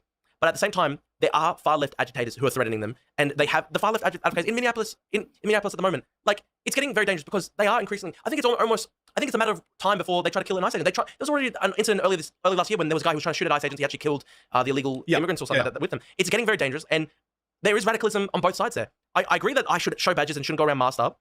They shouldn't be a law unto themselves. But Americans did vote as a majority for deporting illegal immigrants. They voted for someone to be the president of the United States. I agree that they voted for increased immigration, or deportation, I should say, sorry. And Trump is doing some of that within the bounds of the law. Would there be anything that you would accept? Like, is there any scenario where you would accept increast levels of deportations? Of course. Yes. Are you sure? Yes, I supported Obama's efforts in with respect to his concentration on criminal people with Due process is important, Drew. criminal convictions, Would you- and he had high levels of Look, deportation. fair, would you And condemn? wait, can we just Can I say ask this? one question? On Biden as well? Yeah. People act as though Democrats are these doves on immigration. Let's not forget it was Wait, he's still fighting someone in U.S. poll while he's out hiking? He's literally like tapping off on his phone. That's kind of funny. At least he's not fighting with Johan anymore. At least that conversation isn't still like dragging on. forget it was Bill Clinton who passed IRA, a massively onerous law on immigration. It was lot of Barack Democrats Obama, repudiate deporter. that now. I do too because I think it's a stupid law for many different reasons. But So you're bringing it up as no, excellent, no, yeah. but no, it's to show you that the narrative is fucked. I disagree with Bill Clinton on a lot of things, just to be clear. Yeah. But, on that law specifically, I do. But what I'm trying to fight against is this characterization of Democrats as saying we don't want any border enforcement whatsoever. It's not true, or any immigration deportation. Bill Clinton, massive immigration reform. Barack Obama, known as the deporter in chief by Piers A lot Morgan. of leftist activists hated Obama for that. Joe Biden had a bit of a different set of circumstances. I mean, no one cares, Drew. It doesn't matter what leftist activists think because they are not the majority of the Democratic Party or Americans for that matter. He had more turnaways at the border because he was deploying different authorities under health emergency stuff during COVID. But it to just turn people away. But it did spike though under Biden. It did spike, but that wasn't because Biden wanted it to happen, right? Well, I think you should. I'm so old, so I have strong opinions on some of this shit. I was 25 when 9/11 happened, and one of my cousins worked in the towers. Thankfully, he gotten drunk that Monday and was late for work. Oh, damn. I wonder if he has survivor's guilt. That sounds fucking nuts. Yeah, that's... Also, Jesus, Leah, you're older than I am. I was in high school when 9/11 happened. I thought that I was old. All of these people here, I was like, everyone's a child, but like, apparently you are older than me. I think you should Based. be aware by now is that correlation doesn't mean causation. Just because Joe Biden presided over a massive increase in immigration doesn't mean he wanted that, and doesn't mean that he didn't enforce the law. There's reporting by the New York Times that showed that they were worried about the activist wing of the Democratic Party going against them if they went harder. Yeah, none of you guys remember 9/11. Except for Leah and me. Chase wasn't even born yet. At the border. There's reporting by the New York Times inside the Biden administration. They're worried about that. And I wanted to ask as well, Yeah. like you say that there is a scenario where you could support, people democratically enforcing, the verdict of the voters, which is that they want to have more. No, subject to the pre-existing laws and subject to the Constitution, right? You don't vote for a president without those constraints. That every election, I just want to be clear about where I stand on this. Every election for president in this country isn't without constraint. We voted for this president with constraints, and so it's, I think, preposterous for someone to say, "Well, they voted." I'm not for saying it. that Trump should have no constraints. I know, but they voted for a president with constraints, and so when a president operates outside of those constraints, he's not keeping his bargain to his voters because the assumption of the voter has to be that he's operating within the constitutional framework. And to the extent that the voter assumed differently, then fuck that voter. Okay, two things here. Like, look, again, I say to you that Trump needs to respect the Constitution. I'm not. Oh, you watched it in high school live. You weren't even conceived yet. Yeah, I watched I mean I'm Canadian, so like we weren't like gathered around the TV when it happened, but I do remember that was a I remember seeing it in homeroom when the first plane hit, or can't remember if it was when the second plane hit, and then I also remember during lunch walking down the hall and there was like a TV mounted on the wall and it was on with the speaker talking, and they were talking about people trying to like get in touch with their families, and there was also discussions about Al Qaeda, and I think that was the first time that I heard the name Osama bin Laden, and yeah, crazy shit, man. And then obviously I went home and like after school that was all over the news and everything. I remember how much it hit. And I remember even feeling supportive towards Bush when he gave that big speech after, because everybody there was this rallying around the flag effect. I also, and I remember, and the people who knocked these buildings down will hear all of us soon. All of that stuff. Yeah. And then he went into Iraq and fucked it all up. Well, okay, Afghanistan was also a big fuck up too, although that was more of a, in hindsight, fuck up, because the Iraq war, even to begin with, was really stupid. I'm not advocating for any extra constitutional steps. All I'm saying is that what I would like to see happen is the will of the voters, which is the Democrats. I'm in Scotland and everything in school just stopped. We all sat and watched Crazy Times. Damn. The Democratic majority wanted to have, lower. Oh, I would have been. I think I was 17. Yes. Or 18 maybe, but no, I think I was 17 because I believe I was I think that happened when I was in my last year. It was 2001. I'm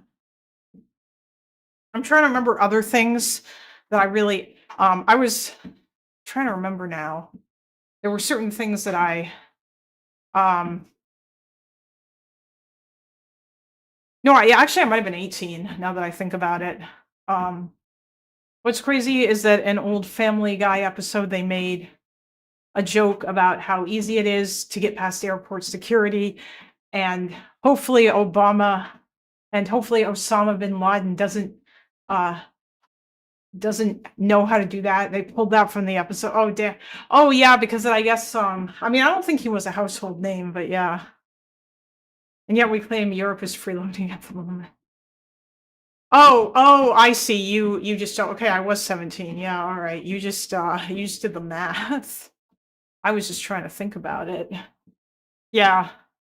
Lower illegal immigration. I would like to see that democratic decision respected. I agree that the Well, actually my birthday is August 11th, Chase. So I may have been 18. I may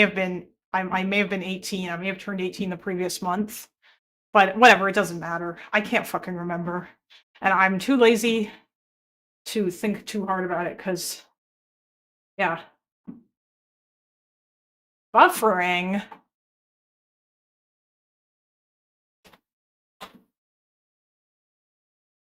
What the fuck, YouTube?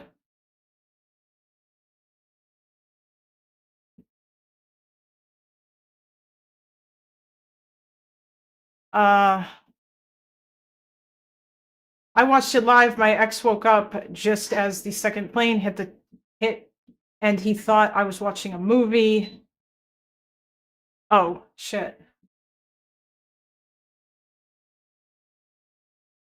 majority wanted to have, lower illegal immigration. I would like to see that democratic decision respected. I agree that the exact tactics that they've gone about are wrong, and I would like to see them go about with proper identification and without masks and stuff like that. You have to admit that there are a lot of radicals spreading ICE. They have attempted to murder ICE agents over the past year. It's happened. When you say there's a lot of murder attempts on ICE, I mean, there was like a terrorist attack on ICE. yes, there was, and there have been assaults and violence, and even what I would call definitional insurrections that occurred at some points in time. Can I ask you? I'm honest and fair. I will acknowledge that. Definitional insurrection? Okay, I don't care about this either. This is dumb. I don't know if you think it's unhinged after your conversion with Richard Spencer, which I want to get to. I want to get to that at some point. Richard Spencer's actually more liberal than me. He supports Kamala Harris. He supported Biden. He supports the Democrats. Like Richard Spencer's literally a supporter on race. What the fuck is Richard Spencer's deal? Is he just doing this weird? I don't even know what. I don't know. Race? Oh no! Well, he's obviously more right wing to me than me on race, but I think he's even against ICE though. I'm pretty sure Richard Spencer. Okay, but someone's gonna clip that up and be like, "Oh, that means Drew's a Nazi." I'm not talking about Richard Spencer 10 years ago. Obviously, Richard Spencer 10 years ago was actually a Nazi and stuff. But I'm pretty sure even now, Richard Spencer's against ICE. He condemned the shooting of Renee Good. I think in a lot of ways he's kind of. I mean, he would have turned 17 in the year. Oh, okay. Yeah, sorry. I should. Yeah.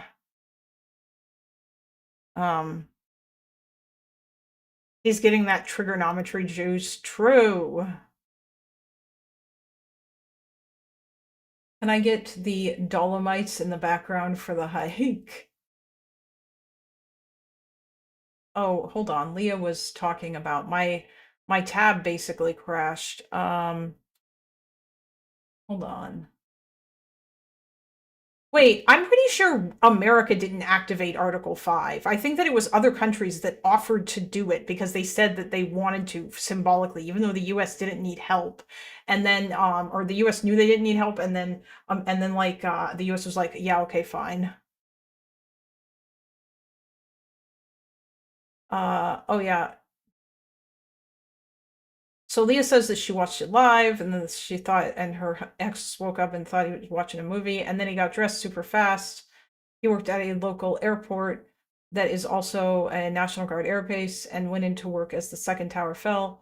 So many helicopters went to help with medical supplies and blood, and they all came back because there wasn't a need for it because there were so few survivors. Yeah, it's there were so many insane stories. No, it's okay, Leah. I just wanted to read this stuff. There were so many insane stories about different things. I think there was a guy that was actually trying to climb down the building by basically balancing himself by having his back against one of the columns and then his feet against the other. And there was kind of this hope that maybe he would that maybe he might make it, and then the tower fell, and he obviously didn't. And there's a whole bunch of other like really sad stories too about the kid who became an honorary firefighter because he managed to guide a bunch of people down from near the top of the building. I think it was like a floor below where the plane hit, or it may have been above. I don't think it was above though, and yeah, there's a whole bunch of stuff. And then he went back in to try to save more people and he died. The people trapped on the upper levels. Yeah, there are some horrific stories. Or there's that famous photo of the guy who jumped out the window that is called the Falling Man. Seeing that on video was crazy. Yeah, I know. There's quite a few of things. There's always one that honestly, guys, I don't know if I can make it through the rest of the Pisco versus Drew shit. Although maybe what I'll do is we'll go to the Hassan part, but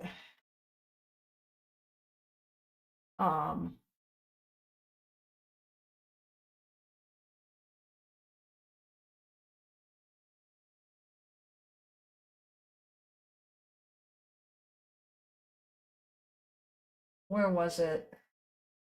Oh, was it this? Yes, this was the one. I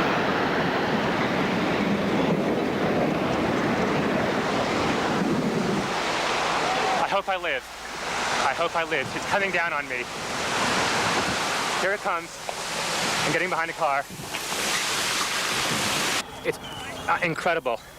This is right after the towers collapsed. I think this guy's a doctor, and he had a camera. He actually did live. When you watch the video from before the towers came down, you can just hear the sounds of bodies hitting the ground. Oh. There was a few people who climbed all the way down, like 20 flights, only to be told to go back up, or they would crowd the street. Wait, really? Okay, that I was not aware of. That's insane. Okay, I'm gonna have to go find people who need help. Because I don't think I'm one of them. You okay, sir? Okay. Yeah, I think this guy is a doctor, the person who filmed this video. Is there...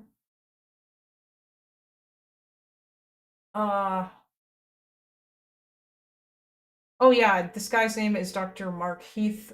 He is thankfully alive and well today. Good job. Yeah, I think that he helped people here.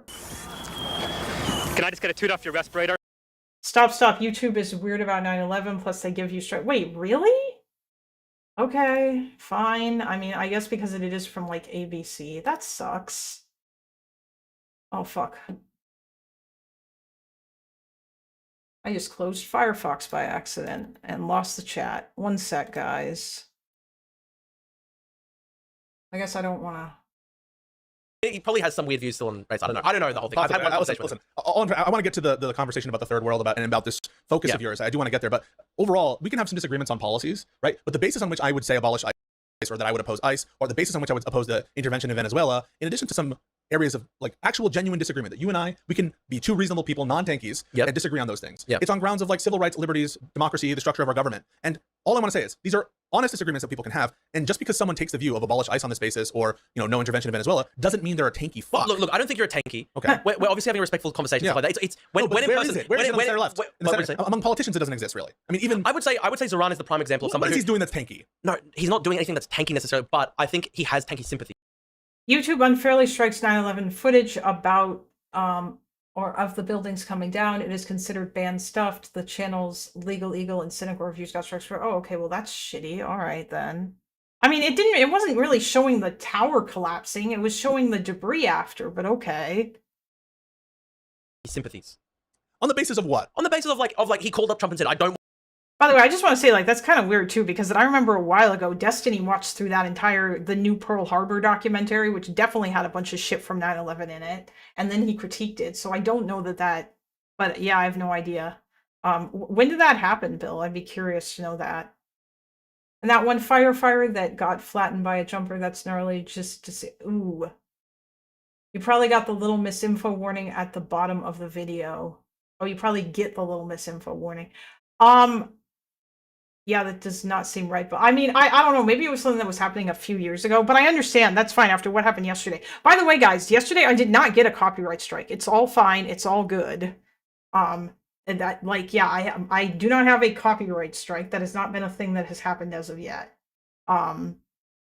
And I don't think that I'm not going to let it happen either. But yeah, that wasn't, the stream just got disabled because I watched that Vice video. And I think it probably would have come back. Although maybe it was because I was watching that dog video. I don't know. No, it was Vice, because afterwards it told me that it was Vice. And then it said that I couldn't monetize the video, which I don't really understand because I collected super chats from it and I don't have ads, so I don't know. They were repealed, but after lots of hassle, but that's not to tempt fate. The cynical reviews one was 6 years ago, but legal one is just from last year. Okay, I don't know. That's really strange. I wonder if people were reporting them. Because, like, that's happened to some people, but not to me. I think it depends on who owns the video. Yeah, it might. I don't want you to do what you did to Maduro. Like, he's not basing it on the fact that, oh, you know, I'm worried that Trump violated the Constitution. The hell he's not. Why would you say that he's not? I'll be right back. I think it he could be genuinely... on interventionist grounds, too, because it's because his supporters like Maduro. You think the Democrats support Maduro? Dude, there are so many, like, okay, go onto TikTok right now and search Zoran's name, and literally all the top ones are, like, communists ironically supporting Zoran. And they're, like, putting, like... Maduro or Zoran? Oh, Zoran. But it's like, there are all these, like, Zoran, hammer and sickle edits. All the leftists love him. Like, I think he honestly was against Zoran because... No, sorry. I think Zoran was against Maduro because a lot of his base thought that, like, Maduro is this socialist country in Latin America that's because been... Democrats are against the intervention. Because we're against it. Because who could be in favor of Trump's escalating... Who could be in favor? Like, the majority of the Venezuelan people, according to polling, could be in favor of it. No, like, that's actually the reality of it. I totally support Maduro being ousted. Yeah. What I disagree with is the policy that Trump implemented, which isn't independent of how he executes the ouster of Maduro. The problem is, I think it's easy for you and a lot of Democrats to be like, okay, we want him gone, but we just don't want to do anything about it. Because, like, the reality is, like, there's no other way to get rid of Maduro. They got rid of him. I was talking to a Venezuelan guy, like, literally an hour ago, and he was saying, like, before Maduro's ouster, I rated the chance of the regime collapsing at 5% over the next couple of years. I now rated about 60%. That was a Venezuelan guy that I was talking to. Every single Venezuelan person I know celebrates so much. I'm going to sound a little bit insensitive here. Actually, I'll go another tack with you. And we're not going to shit on people. Why isn't this, like, sort of unending sympathy and respect for humanitarian concerns active at a time when... Oh, this should be interesting. Get him, Pisco. Ask him, like, an interesting question. I can talk about Flight 93 and the Pentagon, but I do get emotional with the towers, so I don't usually talk about it with people. I blame too much coffee for me being too chatty. No, it's okay. It's always interesting to hear people's stories because, like, yeah, obviously I wasn't there. I just remember what I saw on the news. And the fact that that was one of my entries into politics. Or rather, I think after Iraq, I started following all this stuff way, way more, so...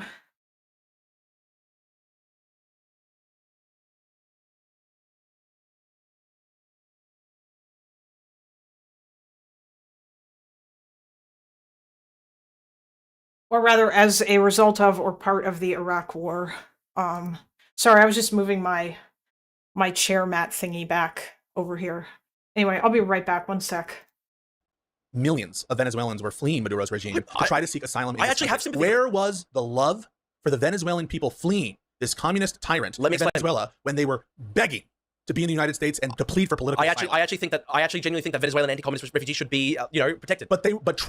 But Trump said, fuck you. And Trump supporters said, fuck you. They all go, even if you again, I don't agree with every single thing that Trump said. They shat on Biden for having an orderly process by which to try to judge these new... You ask why... Look, why was there... So I'm going to finish this. Yeah. You ask, why is there this, like, wave of immigration that occurred during the Biden years? One of the reasons was the economic catastrophe of Venezuela, causing millions of people to flee the country. That wasn't in Biden's control, but when they came here, and when they came here begging for relief, either from the economic depravity of communism or political, either through the collectivos or through the regime itself, there was a cold shoulder by MAGA. They didn't care. They don't give a fuck about it. Look, I disagree with MAGA on that. It is the height of, in my opinion, not necessarily of you, but to hear them appeal to the sensibilities and humanitarian concerns of the Venezuelan people. Two things here. Bullshit. Okay, two things here. One, I don't actually, as I've said, I don't agree with MAGA on everything. I actually think anti-communist refugees from, like, Vietnam...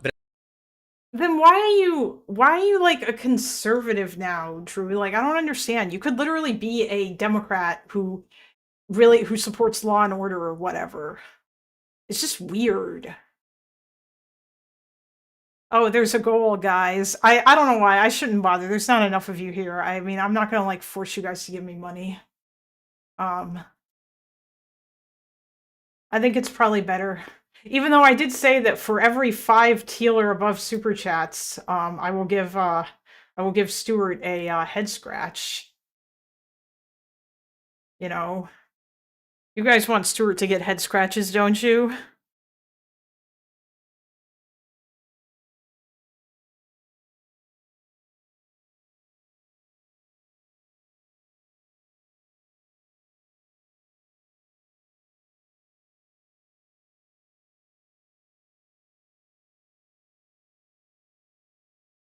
He's such a cute kitty. Yes, guilt chat. Damn, that's incentive. Make us give you money. I just feel bad.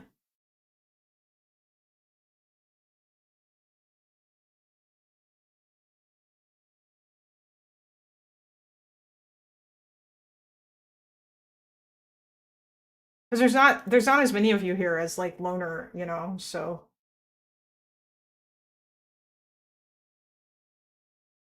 okay. Venezuela. If you're anti-communist, I like you. So I think that's like one of the few areas that I agree with immigration, right? I support anti-communists, fleeing communist regimes. The second thing is, it actually is internally consistent. I'm not endorsing this approach, but it is internally consistent to say we don't necessarily we're going to try and change the situation in Venezuela so people stop coming to our country because we don't want them to come to our country. But it's also internally consistent to say we want to support the Venezuelan people overthrow Maduro, but we want to do so legally. Both are internally consistent. What is the legal way to? Okay, can I ask you this? Right? By Congress. Okay, that it's hard, but that's something you could do. When Biden put in place a $30 million bounty on Maduro's head. How is that inconsistent? Well, like the idea of a bounty is that somebody can go out and go get Maduro, right? But not every just because there's a bounty doesn't mean that. I got a really good point. Here. Okay, Obama's operation to get Osama bin Laden technically had the exact same legal authority as Trump's operation against Maduro. No, that's true. Okay, that is true. No, it's not. Was there an act of Congress to get? Yes.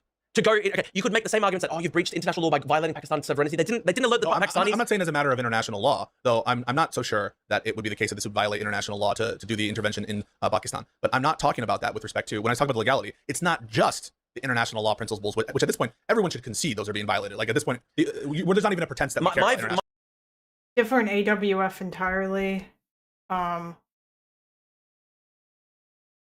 There is none for. Oh yeah. Oh, you mean there is no AUMF for Venezuela. And I don't think that. See, Pisco, you could not pay me enough to watch this. Oh, you don't like Pisco, do you? Hello, Epic. Epic, what's your opinion on the abolishing DHS and the idea that we don't need it? Keep in mind, this is not something that I'm saying. I don't really have an opinion on this. I'm kind of like agnostic about the notion of like getting rid of ICE and replacing it with something else or having DHS make a new agency. But I'm curious because it sounds like you probably know about that.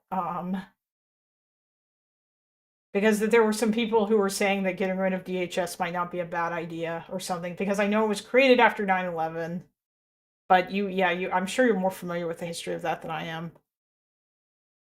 I will eventually look into it on my own. I just don't care that much right now. Purge ICE. Yeah, I know I've heard people say that. I mean, I'm not necessarily against that on account of the fact that Trump is basically using it as his own personal Gestapo. Like, he's just gone fucking insane with it. And so I don't think that that's necessarily a bad thing. We should absolutely abolish DHS. It's federal overreach created after 9/11. The states are supposed to police themselves. The Constitution is quite clear on that. Is that what DHS is for? The Department of Homeland Security, I remember it was created after 9/11. Didn't it fold multiple agencies into it? I don't know anything about this. I'm just going to be honest. I have no fucking idea. And this is some other thing. States have state police that can enforce state law in reference to immigration. There is no need for a federal agency to do that. Ah, I see. Wait, so there wasn't something that was doing ICE's job before ICE?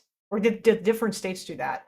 The United States already has the Border Patrol, which is designed to guard our borders, and the Coast Guard to guard our coasts. Both have legitimate customs enforcement authority. Oh, okay, well, you know.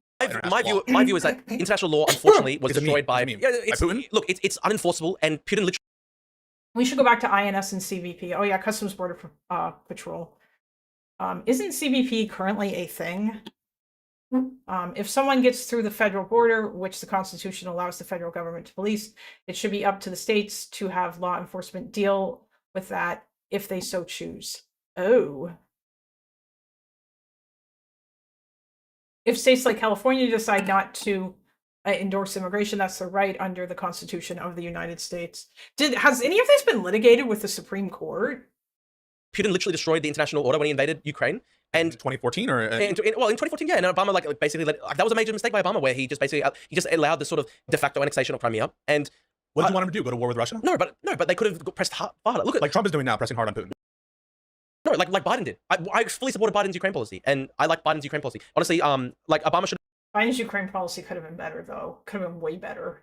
But I mean, that's not all his fault. He probably wanted to do way more, but it's not like he could have.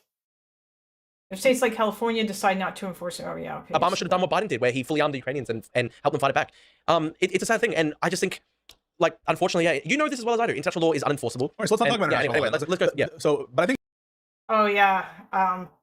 I don't want, like, I guess international law is only unenforceable because the UN is cucked and useless. If it wasn't, and if it was better, you know, I mean, international law is still a good thing to have because it's something that it gives us a standard that we can, like, try to aspire to, and so it's good.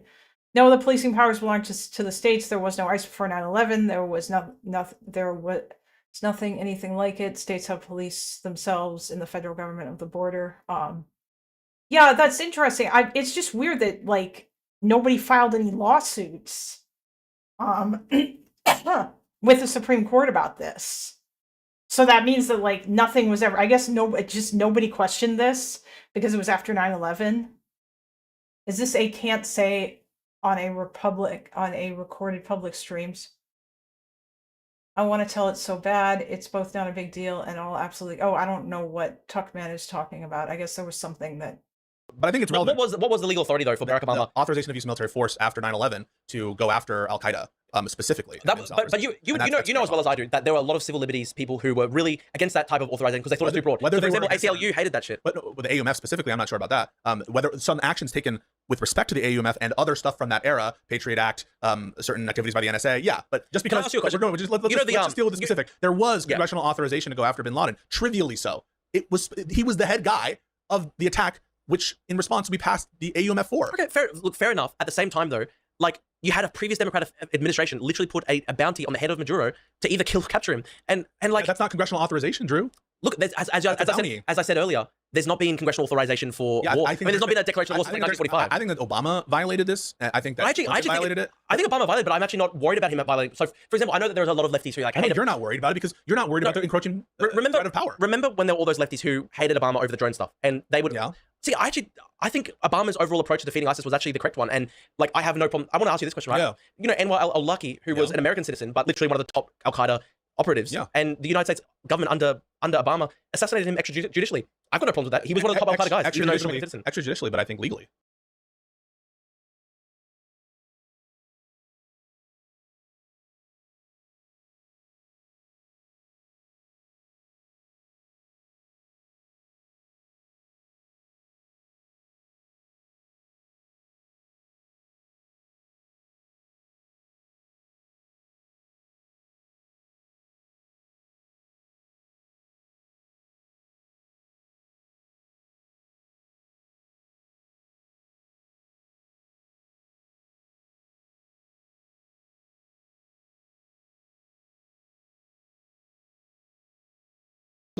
Just because to be honest, my actual thinking about the Anwar al-Awlaki case is, I actually think it's probably illegal, but I still support it because he was a top Al Qaeda guy. I don't think it was illegal. He was an American citizen. He was like, can you kill an American citizen without? In some cases, yes. Yeah. So think about this.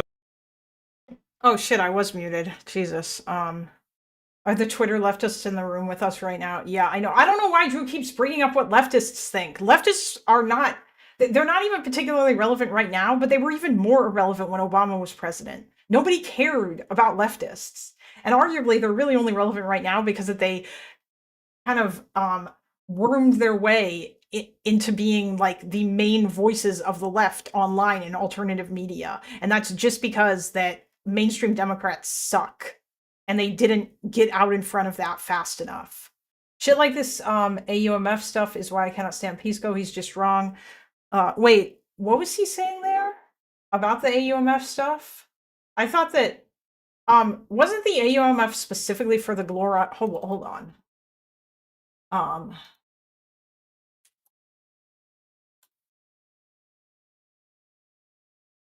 Authorization for the use of military force.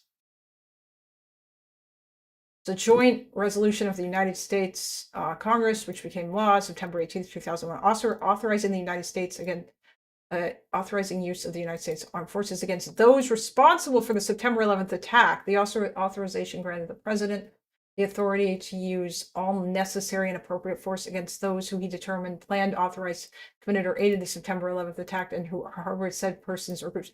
Wait. Damn. So is this why they lied about Iraq?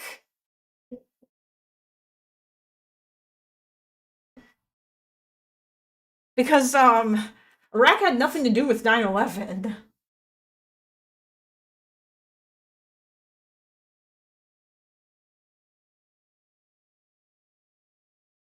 I'm guessing that that's...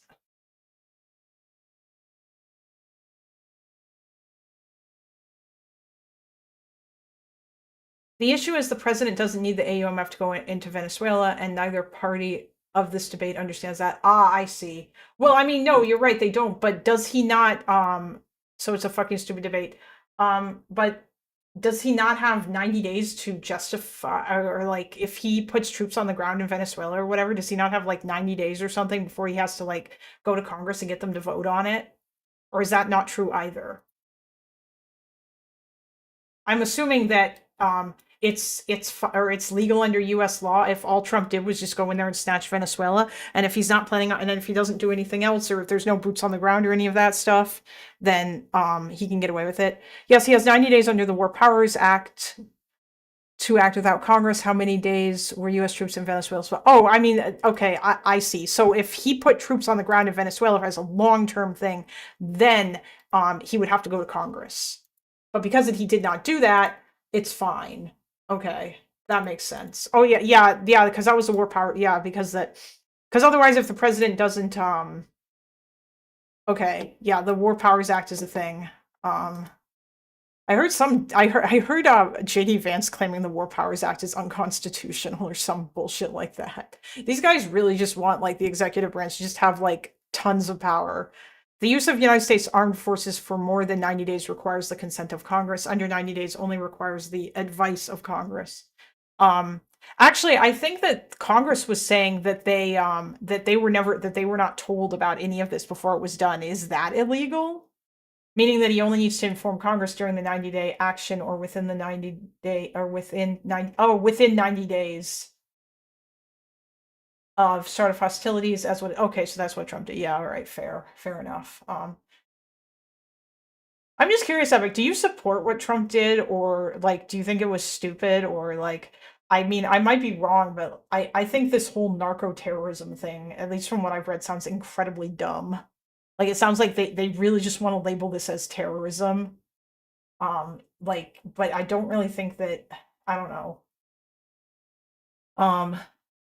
Donald bragged about not telling Congress. Yeah, I know. Every single president of the United States since Nixon, when the War Powers Act was first put into force, has maintained that the act is unconstitutional, and it very well might be. That was the position of every single Republican and Democratic president from Ronald Reagan to Obama. Isn't Congress supposed to be the one to declare war, though? Or does that not even matter anymore? Because it seems like nobody declares war anymore. I thought that Congress was supposed to be the one to do that.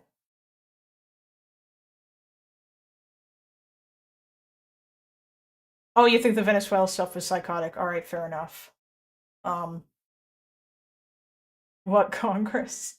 I think well, no, I do agree, because that I think it's dumb that like the way in which she went about it. I don't know, like a part of me wants to say it would be nice if we could remove, and I have said in the past, if there was like a way to remove Maduro without like it being unilateral weird shit that sets a crazy precedent about kidnapping world leaders. Oh, Congress declares war. Think about the American Civil. So easy example: American Civil War. You think it was illegal for?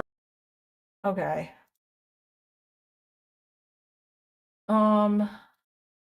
Yeah, I don't know. I'm sorry, guys. This is really boring. Congress is the one to declare war. We did not go to war with Venezuela. The colloquial use of war has nothing to do with the actual meaning of the term. Okay. Well, yeah, I know. I wasn't even thinking of that. I was thinking about other things. Like, I don't think that Vietnam was ever declared. But I'm assuming that they still got congressional approval for all that shit. One wrong move and soldiers could have easily died in Venezuela. That is true. Can we skip to the Hassan slap as a treat? Yeah, all right, fine.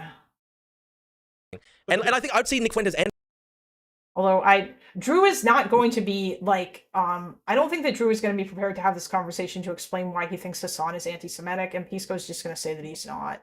That is my prediction, because I don't think that I don't think that Drew actually really understands much of anything about Israel Palestine. He's just saying, yeah, whatever, I support Israel because he saw insane leftists online supporting October 7th, and he decided to do the opposite of that. My mom told me in like 98 that it was a special military operation defensively regarding Vietnam. There was congressional approval for U.S. forces in Vietnam, and Vietnam was not originally supposed to be a war that the United States participated in. Ah, yes, slop o'clock, pragmatic American, that's right. The unique circumstances that got us involved in the Vietnam War is literally why Congress passed the War Powers Act to prevent another president from doing that again. Ah. Drew is unironically what people think Destiny is. I mean, yeah, kind of. When does and Hassan Piker as civilizational threats? Like they both Do you use. think Hassan hates Jews? I think it's latent. I think he's got anti-Semitism in him. I think he does. But like as a conscious volitional, I don't like Jews. Like, look, like what's the number of Jews who are Zionists? Like it's more than 50% across the world, and so he just hates anyone who's a Zionist. So he hates more than 50% of Jews.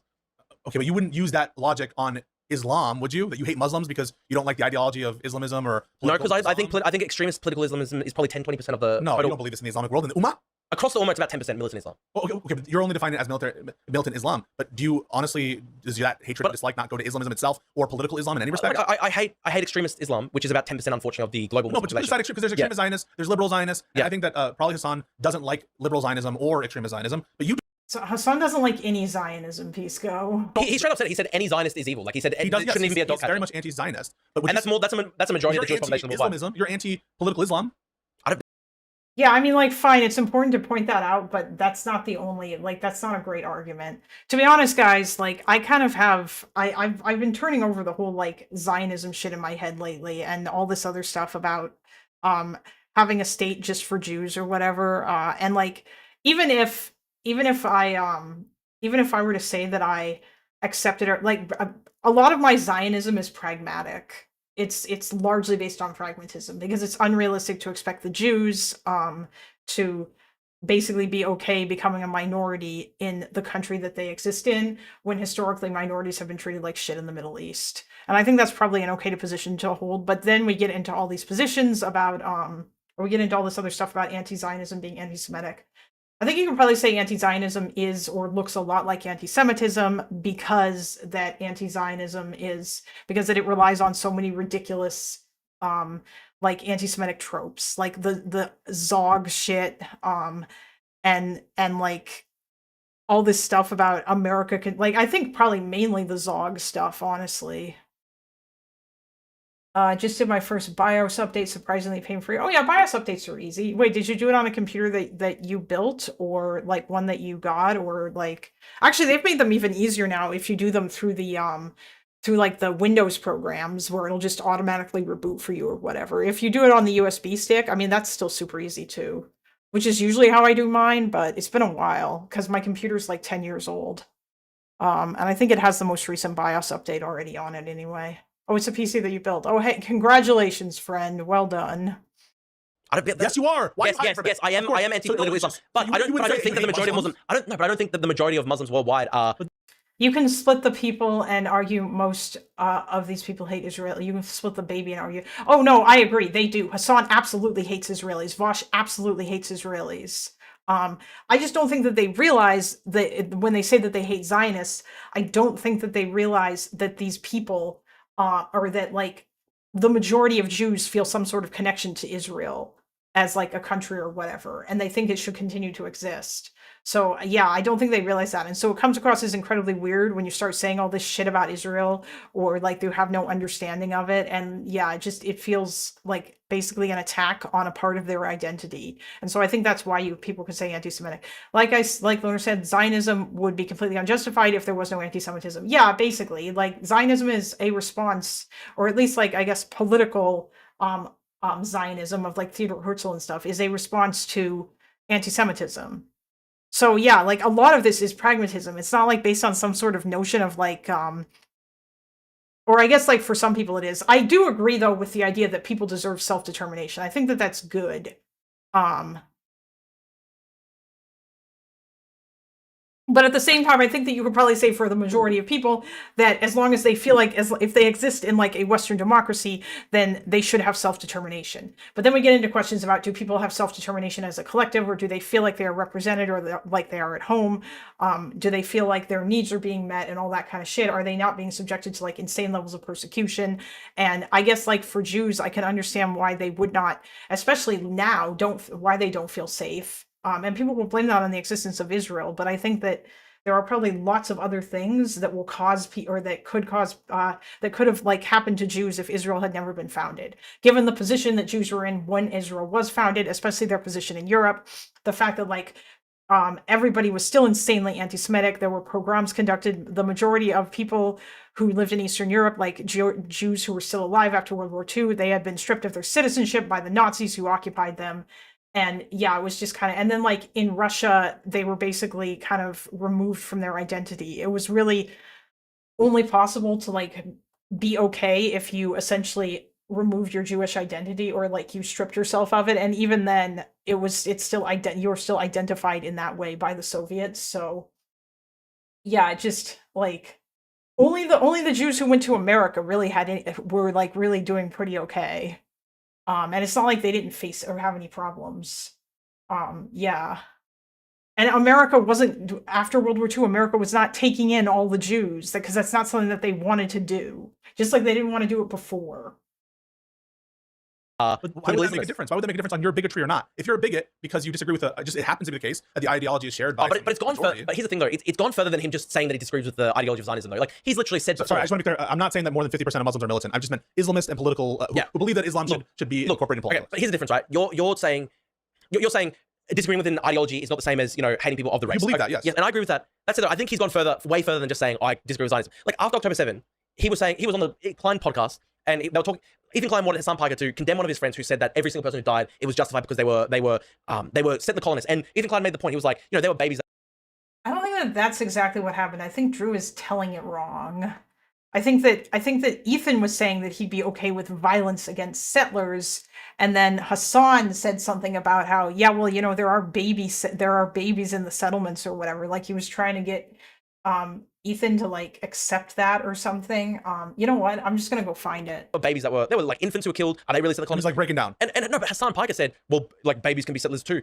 Like yeah, it's reprehensible. But that goes beyond just him going like, I have a political disagreement with Zionism as an ideology. Like I think there's a level of like hatefulness and militancy there where he's willing to justify even potentially the killing of like non-combatant children. Yeah, like you are.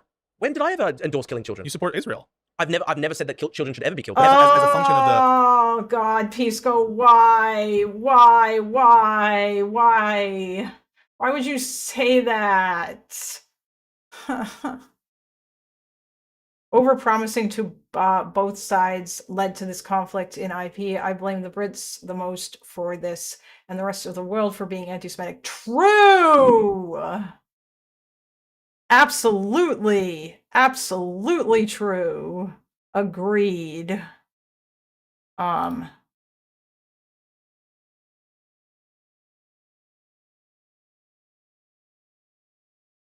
It's let's just blame it on the Brits for like the way that things ultimately ended up.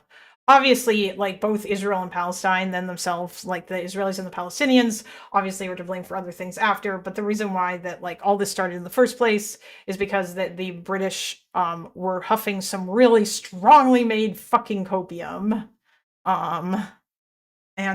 Yeah.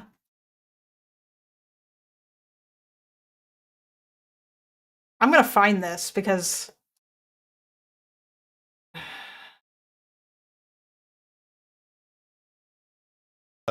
war aims as a function of the war aims. I've never said that children in Gaza as a function of the war aims. No, it's very different here, Pisco. In what respect? Hassan straight up said that Israeli children could be justified militant targets because they were settler colonists. He said those words. He said, maybe, okay, in the context, the broader conversation was about whether killing settler colonists was justified. Yeah. And Ethan said, well, there were kids that were, in those kibbutzim. Yeah. And Hassan responded with this kind of implied thing that they were also implicitly militant threats by going, all right, hold on. As well, there are babies in the settlements, but okay, I found it because I'm so tired of this. Settlements, but the babies that killed weren't. This is a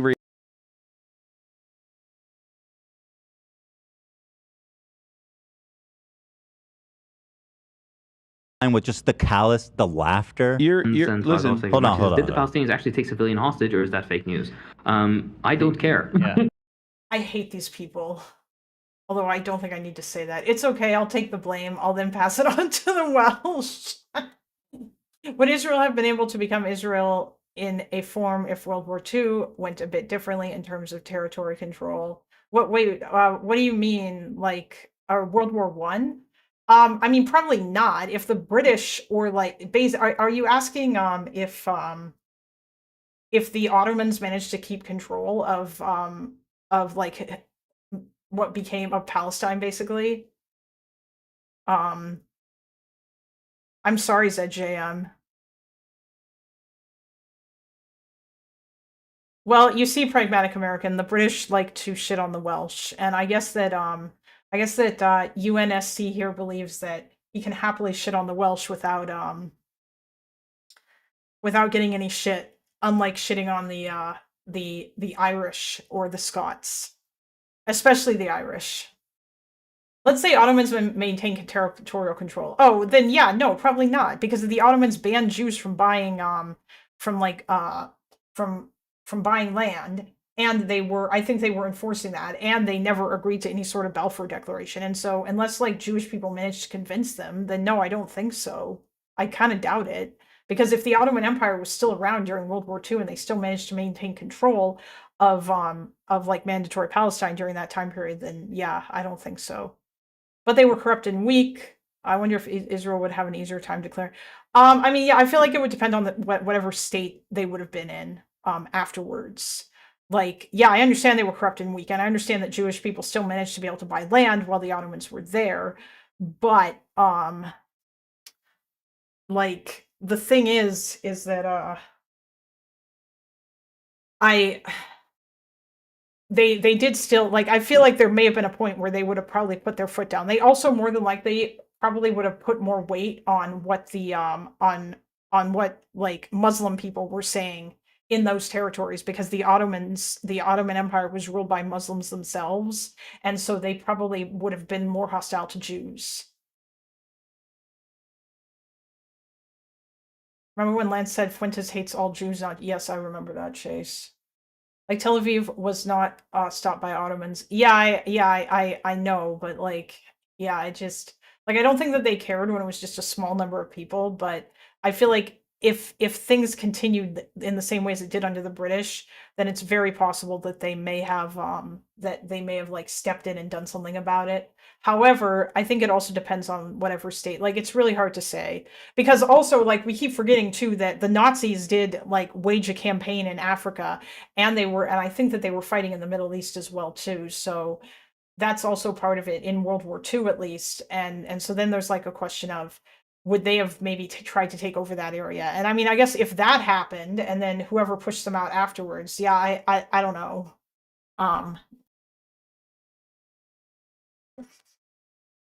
I'm tired of the whole UN handed Israel to Jews BS. Yeah, me too. I am tired of that. Or I'm also tired of the whole the British gave Israel to the Jews shit, because that's not really what happened either. The British said they could have a homeland there, but they didn't give it to them, because they tried to, like, that's such an oversimplification of what happened. Yeah, the occupation. Yeah. Okay. And they're laughing about it. Let me pose a question for you. Go ahead. So you have said that those in the West Bank are fundamentalist settlers. Are you familiar with the international law surrounding the justifiable forms of violence towards? So first of all, terror? I don't put any stock, frankly, in whatever these quote international laws are. Yeah, it's. But no, I'm not familiar with whatever that says. Technically. Ooh, shit! People were probably real mad when he said that. I haven't seen this in quite a long time. Technically, the reason why the IDF has to exist in the West Bank and behave in the oppressive manner that they behave is because Palestinians, and this is going to sound very radical and possibly very violent, but this is a matter of law, and maybe even if you agree with this. Oh God, he's gonna repeat the bullshit. He's gonna say the thing. He's gonna say it. I know that I don't know how many times all of you guys have seen this, but it's been like ages since I've seen it, and it's been a while since we've talked about the Ethan versus Hassan shit, because that's largely like calmed down. But he's going to say it. He's going to say, occupied people have a right to resist under international law. And we already know the answer. They don't have a right to kill civilians and break international law. There were legitimate concerns that Rommel's forces were getting close to Palestine, which is why Palmac was created. Yeah, I agree with this, a matter of morality. Palestinians have the legal ground to violently seize back their own homes from the settlers. Not in the way that they're trying to do. Actually, no, they don't. They don't have that right. Not anymore. Maybe they had that right like in 1948 or like maybe like during the 1950s or whatever.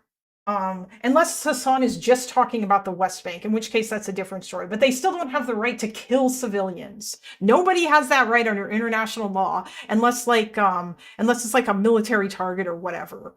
And then people lose their civilian protections if yeah.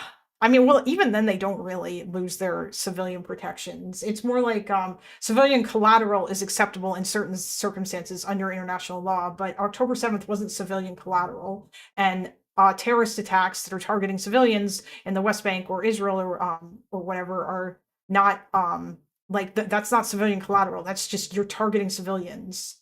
Just like when Israel did things intended that like to intentionally kill civilians or whatever, like that thing that we learned about the other stream about the like the hot target stuff that they did near the beginning of the war, or the Darya doctrine in Lebanon. That stuff is also like against international law. Like if you are doing something and your aim is to kill civilians, whatever like justification you give it, then that's against the rules and you can't do that. It doesn't necessarily make something genocide. There needs to be more to it than that. Yeah, but you can't just kill civilians for the lols. War crimes should be investigated, prosecuted, and punished. Yes, absolutely they should. Unfortunately, no one's going to do that because the UN is fucking cooked. This is a reality. And that is precisely the reason why they have to exist under endless occupation in the West Bank. You know what? And that's why I say, if it was settlers, that would be a lot more understandable. Yeah. But that is also still true.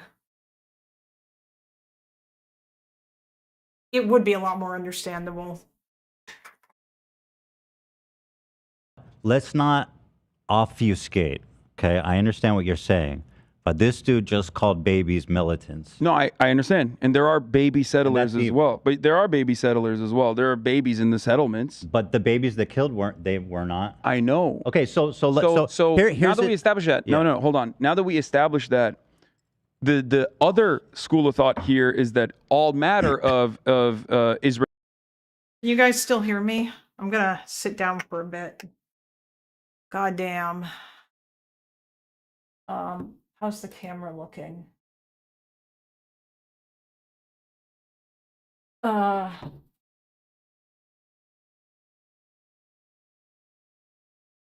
Baby settlers. Yes, exactly.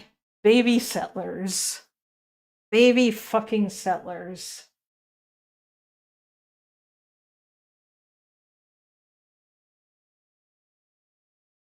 Israelis living on Israel proper are they're also doing the exact same thing in the eyes of some.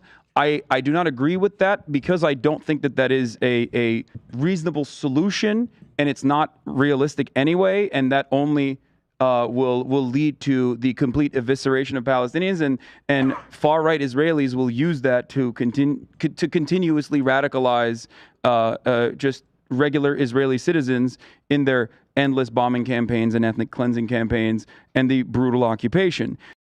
By the way, Hassan thinks ethnic cleansing and genocide are the same thing. I am damn sure of that. I will say that right now without even knowing it for 100% certainty, because that all of these people use those terms interchangeably and they think that they're the same shit, which is really fucking annoying.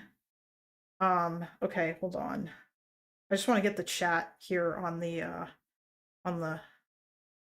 my phone. Oops. Okay.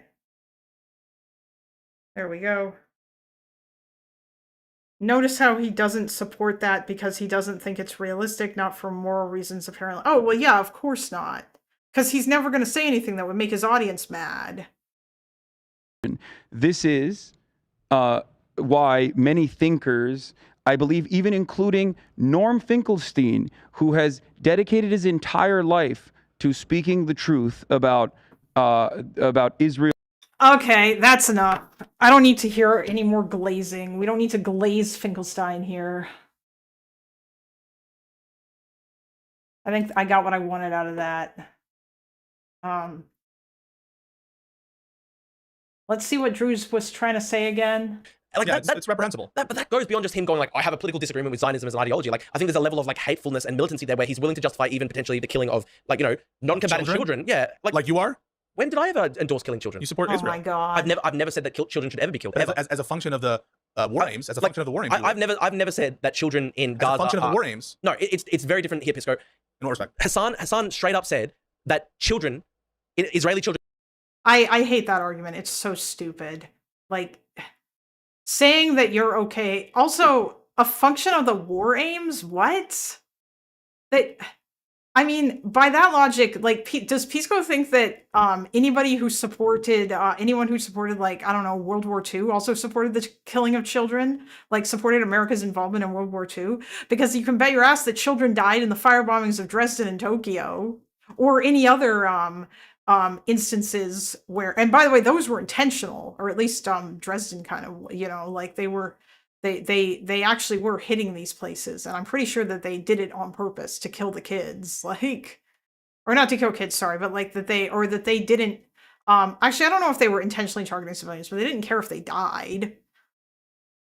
But yeah, I don't know. I think that's very silly. Like, would you say just because that like children are killed as collateral damage in war, that means that that you support the killing of children? Of course not. How brain dead is Pisco on the... Oh, I mean, on Israel-Palestine, Pisco has the standard, like, left-wing takes. It is different to actually target children. Yeah, exactly. And, like, listen, I'm not gonna lie and sit here and pretend that there was no fucking way that any IDF soldiers killed kids on purpose, because, like, I know that's happened. Or at the very least, they didn't give a fuck. But, you know... Israeli children could be justified militant targets because they were settler colonists. He said those words. He said, maybe, okay, in the context, the broader conversation was about whether killing settler colonists was justified. Yeah. And Ethan said, well, there were kids that were, you know, in those kibbutzim. Yeah. And Hassan responded with this kind of implied thing that they were also I mean, Ethan... implicitly militant threats by going, well, babies can be settlers too. That was a crazy...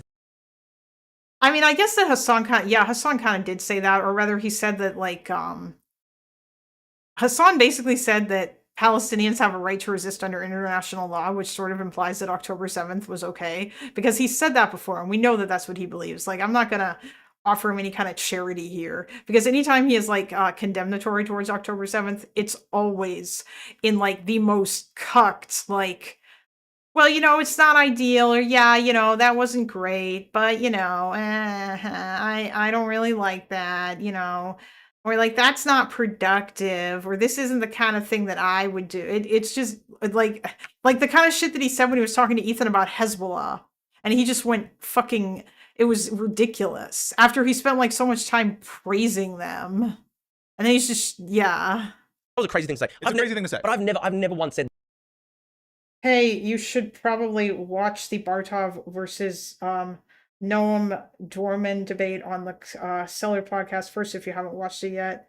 It's bad because it helps Israel.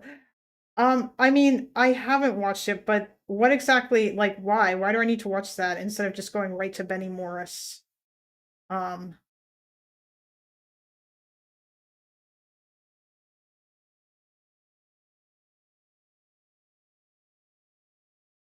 just curious about that. I'm aware about the Seller podcast. I know of it. Once said that Palestinian children are ever a justified target, and I don't support that. I don't support that. At the end of the day, my position is not even radical. I support a two-state solution. I just think that I think that Hamas should not run Gaza, which is like not even extreme position at all. I'm not saying that it's an extreme position for you not to want Hamas to run Gaza. I'm not saying that I agree with Hassan Piker, or what do you guys call him, Hamas Piker, whatever. I didn't even say that. I've never even said that. Yeah, you don't, right? So Hassan Piker's political vision. Oh, because he takes Bartov. So you just want to watch it because you feel like Bartov gets owned in this?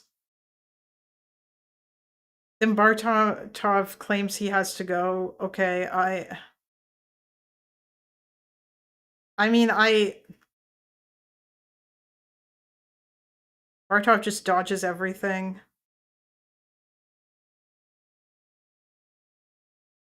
I still can't watch Benny Morris versus Norm Finkelstein without thinking they talk like an old married gay Jew. Oh my god. What is Pisco's deal with this hostility? Is this leftism? Wait, what do you mean? Like, no, it's not leftism, okay? Pisco is not a leftist. He is a liberal. Pisco is just, he's just kind of wrong about the whole Israel-Palestine thing. Probably because of because I kind of doubt that he's done his own independent research on, like, the history behind it or whatever, and I suspect that he probably, most of what he knows about it was probably shit that he absorbed from, people like Lycan and Aaron, who are insanely left-wing on this issue, because they're both, like, leftists. Well, okay, I don't know if Lycan is a communist or whatever. I thought he was a liberal, or at least he used to be, but he's definitely brain broken on this issue.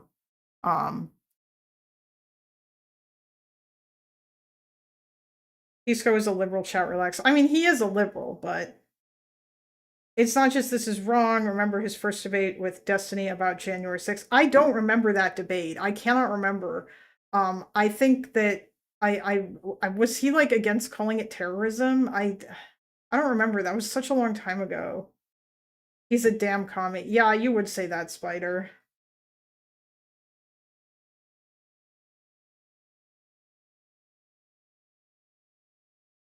But, you know, vision of that he would enact in America, or that I agree with. He was open that his political vision would involve massive violence, or that I would agree with his statements, some of which I find reprehensible. Here's the difference, though.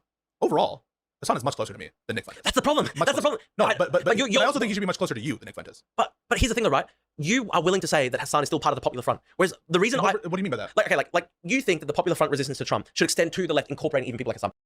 Yeah, this is something that I still disagree with Pisco on. I don't think that Hassan is useful or helpful at all to the left, but I think I can't remember if I mentioned that to him or not, because as I've said this 1,000 times already, my bar is literally, will you vote for the candidate? No. Are you going to promote voting for the candidate? No. Then get the fuck out. And that's it. Like that is kind of where it begins and ends.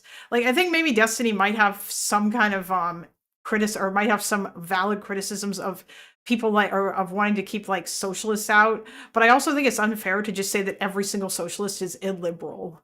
I think you could also justify keeping Hassan out because Hassan is illiberal, and that is true. He is, because he supports China, and like that is incredibly fucking cringe. And he obviously like hates the United States of America too. And I think he would rather China become like the dominant power, or at least he claims. Noam just knows all the anti-Zionist talking points and did really good research. I mean, if he did, then you know what? Maybe I will watch that just because it might be interesting. But yeah, people like Hassan Piker. It depends what you mean by incorporate. And that is actually, it depends what you mean by like, that is almost like straight up the thing that broke my sort of like leftism, where I was like, hey, you guys want to be in a Popular Front with like actual communists? Like, I'm not going to be part of the Popular Front then. So it depends what you mean by incorporates Hassan Piker. If incorporates Hassan Piker means he gets a seat at the policy discussion table, no, I don't think that we need to listen to Hassan's takes on policy, except to the extent that they're good ideas. And when there are good ideas, you know, like just like Mamdani, you would agree if Mamdani has good ideas, if Trump has good ideas on the merits of those ideas. I mean, I think this is an interesting thing because that I'm trying to think, like, what are some of Hassan's domestic policies that everybody in here thinks are like fucking nuts and insane? Because I don't know that I would think that Hassan's domestic policies are absolute loony. It seems like most of the issues that a lot of us have with Hassan are like his insanely stupid foreign policy takes. And I also think that if Hassan were president, even constrained by the powers of the institutions, he would still probably do not, or like I think a lot of Jewish people would probably feel less safe in America, in the same way as they do with Mamdani. Even though like Hassan ostensibly is not anti-Semitic, or at least he claims that he's not, he would still like target Zionists, and that would by definition encompass a whole bunch of Jewish people. Yes, I know people say re-education camps, but I'm saying that if Hassan were in charge domestically, and I understand, yes, Hassan's probably like, Hassan wants like worker co-ops to control everything, but I'm talking about like, what could he realistically achieve? Like, what policies has he spoken out against that he probably actually wouldn't be able to achieve much of this, but what are things that he could try to achieve within the confine, like as constrained by American institutions? Because I don't think that there's really any way for him to be able to pass like some sort of a law that like essentially abolishes private corporations. Because I think that I don't think that that would fly, and there would be no support for that. He's pro Mangione, of course he is. The ACAB stuff doesn't make a lot of sense. I don't even know his domestic takes that well. I mean, yeah, Hassan has kind of made Israel-Palestine his entire thing. Destiny basically has the same bar as Kalinda. He's just much meaner about how he says it and rarely talks to someone he articulates it with. I mean, like, I tried to talk to him about that, but it seems like, but we didn't even really get into the whole, like, who can we let into the coalition thing. Because I think that he probably has gone, like, way further with that than I would. Because I'm not against democratic socialists being in the coalition, but it seems like he wouldn't want even those people, because that he doesn't want people whose fundamental goal is to move the Democratic Party further to the left in ways that would eventually get to some sort of a world where basically private corporations would be abolished and everything would replaced with worker co-ops, because he feels that that is, and I think I probably agree with this. I don't think there's really a way to accomplish that without like violence of some sort. Whether it be like state violence or an actual like popular revolution. Off the top of my head, Hassan's domestic positions have been command economy, so like Trump banned police, banned health insurance. That's off the top of my head. I don't know if I've ever heard Hassan. Actually, no, wait. Hassan has articulated that he likes the command economy after his trip to China. He's talked about how he likes that shit. The only domestic takes I've heard from Hassan recently is that you should just drive away from ICE. That's so stupid.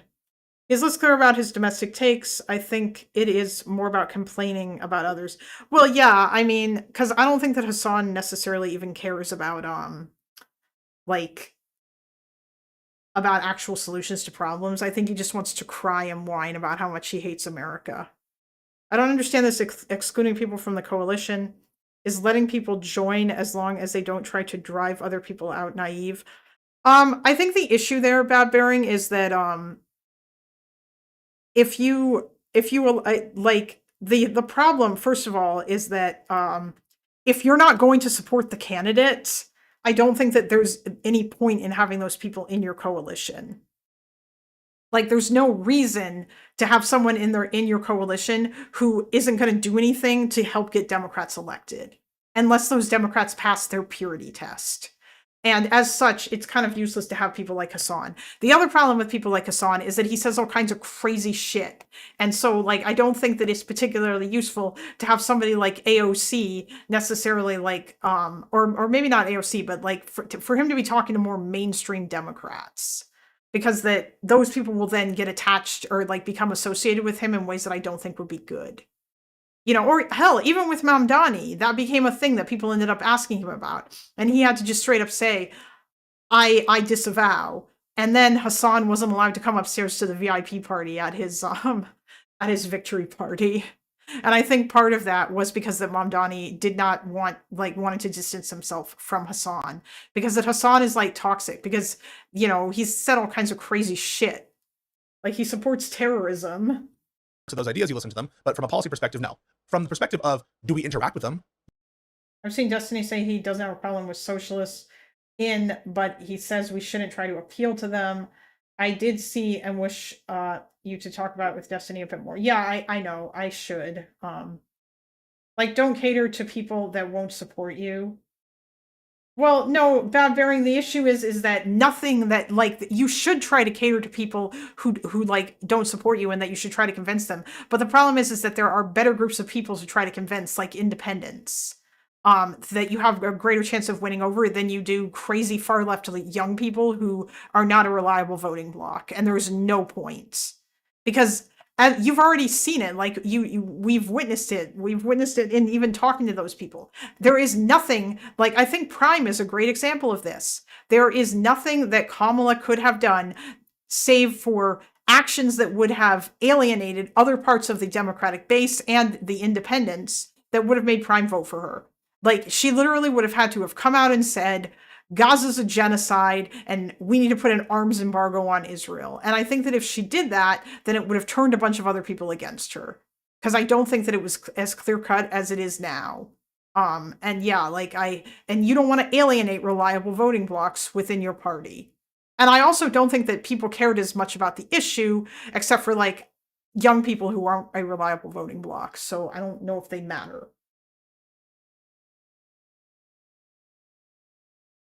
You would interact with Hassan. There's a difference, right? You would interact I would with Hassan. debate it with him in a sort of hostile oppositional fashion. And if a politician comes to Hassan and is like, listen, we're doing a stream to try to rally the vote for a candidate. I don't really think that's the signal that they're turning into tankies. No, but here's the difference though. Like if I were to interact with Hassan, it would so obviously be an oppositional conversation because like, yeah, no doubt. Like I've obviously condemned him many times, he's condemned me, and blah, blah, blah. We've attacked each other many times. It would be an oppositional conversation. I think that's very different to like Zoran going like, let's have a friendly discussion and you're going to promote me. He shouldn't be like allowed in the sort of Democrat tent. He shouldn't be like, there should be no Democrat politicians who are like, I'm willing to have a sit down with Hassan Piker. Really? Yes. Because he's a fucking Marxist-Leninist. He's a communist man. He believes in killing people. He believes in killing people. So Ro Khanna just had to sit down with him. Yeah, that's wrong. I think that's terrible. That's literally why I don't like the Democrats anymore, because they're willing to incorporate communists in the fucking coalition in the Big Ten. So maybe then the disagreement like kind of turns on what we think is a bigger threat, right? So I think we're in an existential threat for our country, and the existential threat isn't coming from communists. It's coming from fascists. This is our big ideological difference. Fascists. This is actually our big ideological disagreement. I hate the fascists too, but the thing is, I'm not willing to say, okay, because the fascists are so bad, Hassan can be part of the coalition. I'm going to be in the same Big Tent as like actual communists. You said have a sit down with. If I thought it was so I'll give you the following example, right? If I thought that going on Hassan Piker's show was necessary to win Kamala Harris the election, don't you think I would do it? And don't you think it would be wrong to give up our country? Now, I'm not saying that that's actually the case, but it gets you into the mode of thinking of who actually has a possibility of running the country. And Hassan doesn't have a chance to do that. And Trump does. Do you recognize that like a Trumpist could say make the same exact argument about Nick Fuentes? Oh, Nick Fuentes, he's far away from the policy discussion table. We're just going to use his audience to win. You could literally use the exact same argument, but from the right way. And I would oppose that too. I think there should be a massive cordon sanitaire between the Groypers and they can make that argument. They could make that argument. But I do judge Hassan Piker as less bad than Nick Fuentes. I think that they're both bad. I'm not, by condemning Hassan Piker, I'm not letting Nick Fuentes off the hook. I think Nick Fuentes.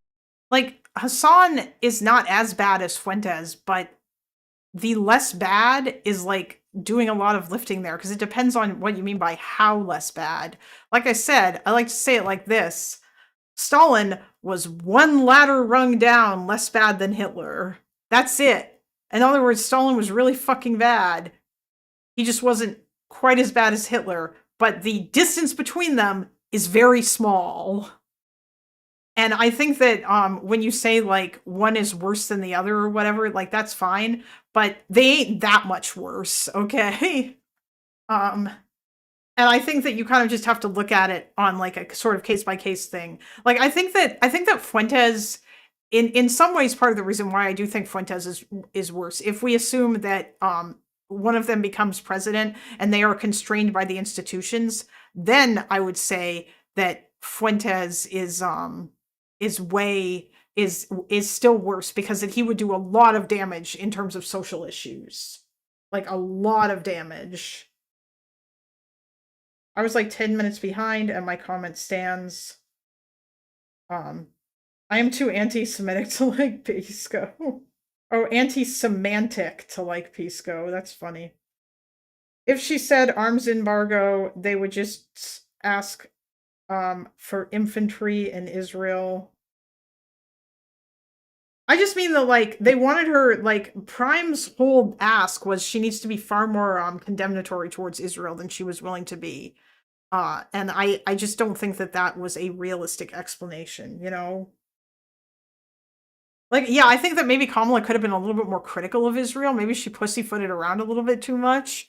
Maybe she could have made it more clear that, like, it's important that Israel, like, you know, follow or whatever. But she came out and supported the two-state solution. She said she wanted a ceasefire. She said she wanted to bring the hostages home. But that's the problem, is that because that she was to both sides, they hated her for it. We are measuring centimeters between giants at that point. Yes, that's what I mean. That's what I'm saying. This is a good point for Pisco to hammer, because he has went hard on Trump and MAGA aren't fascist, because he has went hard on Trump and MAGA aren't fascist or authoritarian. Wait, I'm confused. We are measuring centimeters between. I don't know what you mean by aspiring devil. I think MAGA is fascist and authoritarian. Or did you mean to say are? We don't need to rank them. They can. Yeah, I know. I think that like there's like a nuanced discussion to be had about their ideologies and which one is worse or whatever. But we could probably have that discussion in like an academic setting and like not yeah. But if your measure is illiberalism, then both of them are basically both of them are really bad. And we can just leave it at that and say that because both of them are illiberal ideologies, and that's the thing that you're probably important. Yeah. Sorry, my autocorrect is screaming. It's fine. They are. I'm not arguing against them being fascist. Okay, yeah, I was. I think Nick Fuentes is a murderous, evil person. And I also think that Hassan is a murderous, evil person. I don't think it's right to say, oh, well, Hassan's less bad, so we can potentially work with him on some things. Like, at the end of the day, Hassan literally said that in his perfect world, he would use force to, like, have massive roundups and stuff like that. Which you support when it's fucking, when it's against crime that you don't like, right? You support it. I think that that's a good point for Pisco to make there, to get, you know, to try and, like, find hypocrisies and stuff that Drew is, you know, although arguably that's not necessarily the same thing, but at the same time, I mean, it's kind of, because that Hassan would... Yeah, like, I don't know if Hassan would necessarily care about due process. And Drew seems to not give a fuck about that. Or, like, he doesn't give a fuck about it enough because he still supports Trump. You support it when it's the context of, oh my God, who's the dictator of El Salvador? Bukele. Your biggest inspiration guy, rounded up communists. That's your example. Okay, here's the difference, Pisco. Yeah. Some things are good and some things are bad. So, for example, rounding up, like, also, like, Bukele rounding up literal MS-13 guys with MS-13. No, not just them. But tattoos on their head. Not just them. No, it's your false assumption that it's just MS-13 people. They're rounding up innocent people. And guess what? Also accepting innocent people from America as part of our treaty. Look, I do want to say, I don't think that, like, you know, deported illegal immigrants should go to sea court. That should not happen. So I'm saying you have the same view of ends justify means. Now, I agree with you that there are some ends that Hassan... He's just like, yeah, you know what? Critical support for Donald Trump. And then, like, Pisco keeps bringing up specific things Donald Trump has done. And Drew's like, except not that. I don't actually agree with that. Like, what exactly do you like about Trump then, Drew? Because that he's tough on immigration? You think that, like, there have been Democrats that have been tough on immigration. Like, Drew just has a straw man of the left. And he just assumes that this is a thing. And he also assumes that the online left is way more powerful than it actually is because he lives on Twitter. That Hassan have that I think are bad. And there's the ends of, like, ending crime with respect to, like, violent crime, organized crime. Maybe I would view that as a little different. But I'm just saying, like, in terms of how you view what they're willing to do, here's the difference. You're also willing to do insane things. Okay, but here's the difference, though, Pisco. Literally, if Hassan Piker, like, okay, if I lived in America and Hassan Piker somehow had power, he would very concretely try to kill me. Hassan? Yes, I genuinely believe that. And that's why I could just... I don't know about that, but actually, I mean, he might, if he had complete power, like if he was like if Hassan was the general secretary of the United Communist States of America or the United People's States of America or whatever, then sure. But Hassan constrained by the institutions? Yeah, I don't know about that one, dude. I'm not going to be on the same side as him. Why do you think he's going to try to kill you? Because he straight up said, like, he's willing to use political force and violence to achieve his ends. And I would be rounded. Of course, I would be counted as a counter-revolutionary. He loves Mao Zedong. I've been an anti-communist my entire life. I would of course be fucking killed if Hassan Piker was in power. Was in power as dictator or in power as, like, a senator, president type people? Oh, like if he had. Both sides just have a much more difficult job of overpowering over the noise of the extremist / absolute. Yeah, I know, I'm aware. Like, any kind of people who are not, like, fucking crazy extremists, it's obviously that kind of stuff has a lot of power. Although I'm really hoping that that's dying down, you know? If he had full political power. So here's my... And I know that's not going to happen, but I'm just saying... Here's my concern. I'm just saying, like, we should actually consider... Okay, if we should consider... Okay, what does this person want to do in their ideal world? Like, in my ideal world... No, I agree. Because this is the funny thing. In my ideal world, it's actually very limited. Like, I would round up, like, 150 jihadist extremists, like, literally linked to ISIS in Australia, and deport 150 people. Well, you said in your ideal world... Whereas Hassan Piker's ideal world would kill millions of people. You just said in your ideal world, you would have rounded up those people after the attack in Australia. Yeah, 150 of the worst ISIS-linked extremists. It's not dying, Kalinda. Black pill. Wait, what? Oh, hello! Hello! Come here! Hi! Hello, baby! Oh my god! Aw! You're so cute! You're just climbing up me. Aw. Are you gonna lay down in my lap? Aw. Hi. You're such an adorable baby. Cataclysm. Yes. Oh my god. You're getting all of the scritches. Aww.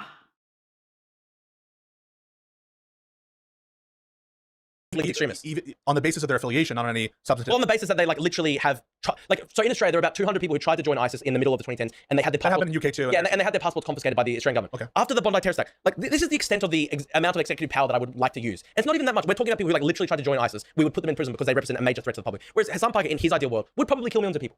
Would kill millions. Yes. Because how many? This is what has happened in every single communist regime. What in would the world. Fuentes do? Would he kill Yes, millions? he would also kill millions, which is why I hate him. And I literally had a post attacking Nick Fuentes yesterday that had 6 million views. I hate Nick Fuentes. Okay.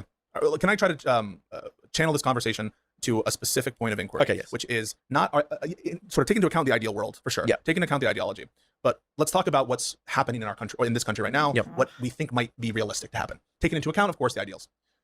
Trump is, on the basis of viewpoint, because you disagree with him, using the power of the state to go against his political enemy. Hey, monkey, or monkeyed. I don't know if you're still in chat or not, but can you, if you're in my Discord, can you link that thing that you want me to watch with Omar Batov? Or I guess like I can just find it. But you know, if people want to link him being on like the Comedy Cellar podcast. You'll probably watch that. Jordan, he's just looking for attention, but I suppose it's positive attention. Cataclysm. Kitty. He arrives precisely when he needs to. I'm obviously talking about Stuart, not Pavlova. I sent you a cat video, but I'm afraid it will crash the stream. LOL. No, Chase, it should be fine. I don't know. Although I'm obviously now scared to watch any more of those H&K videos, which is kind of sad because that husky's adorable. Linda, do you remember Adar? He's supposed to be on the Cellar podcast live right now. Oh, he's an Israeli, right? Who I think he used to be. He's a former IDF soldier, and I think he thinks it's a genocide or some such thing. Yes, that's live right now.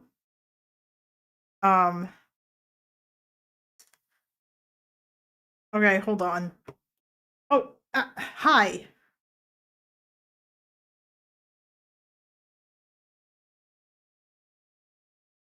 Yeah, I think I'm about done with this. Okay.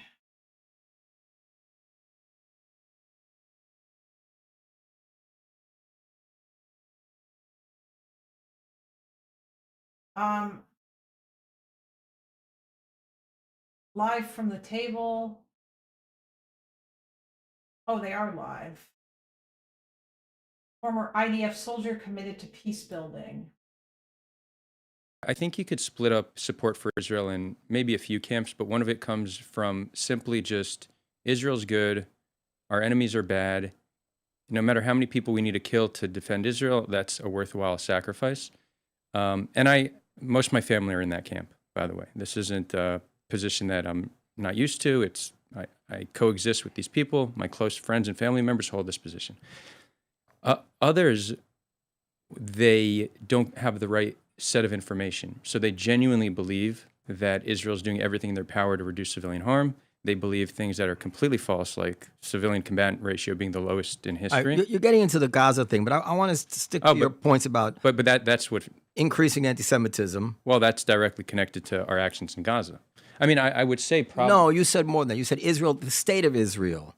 You said it makes Jews less safe. You didn't just mean since October 7th. You meant as a founding issue. I don't know exactly what line you're referring to, but generally I look at it as Israel's actions. So I don't think the existence, if Israel existed and was at peace with all its neighbors and did not survive by violating the rights of others, I don't think Israel would contribute to anti-Semitism, not in any means.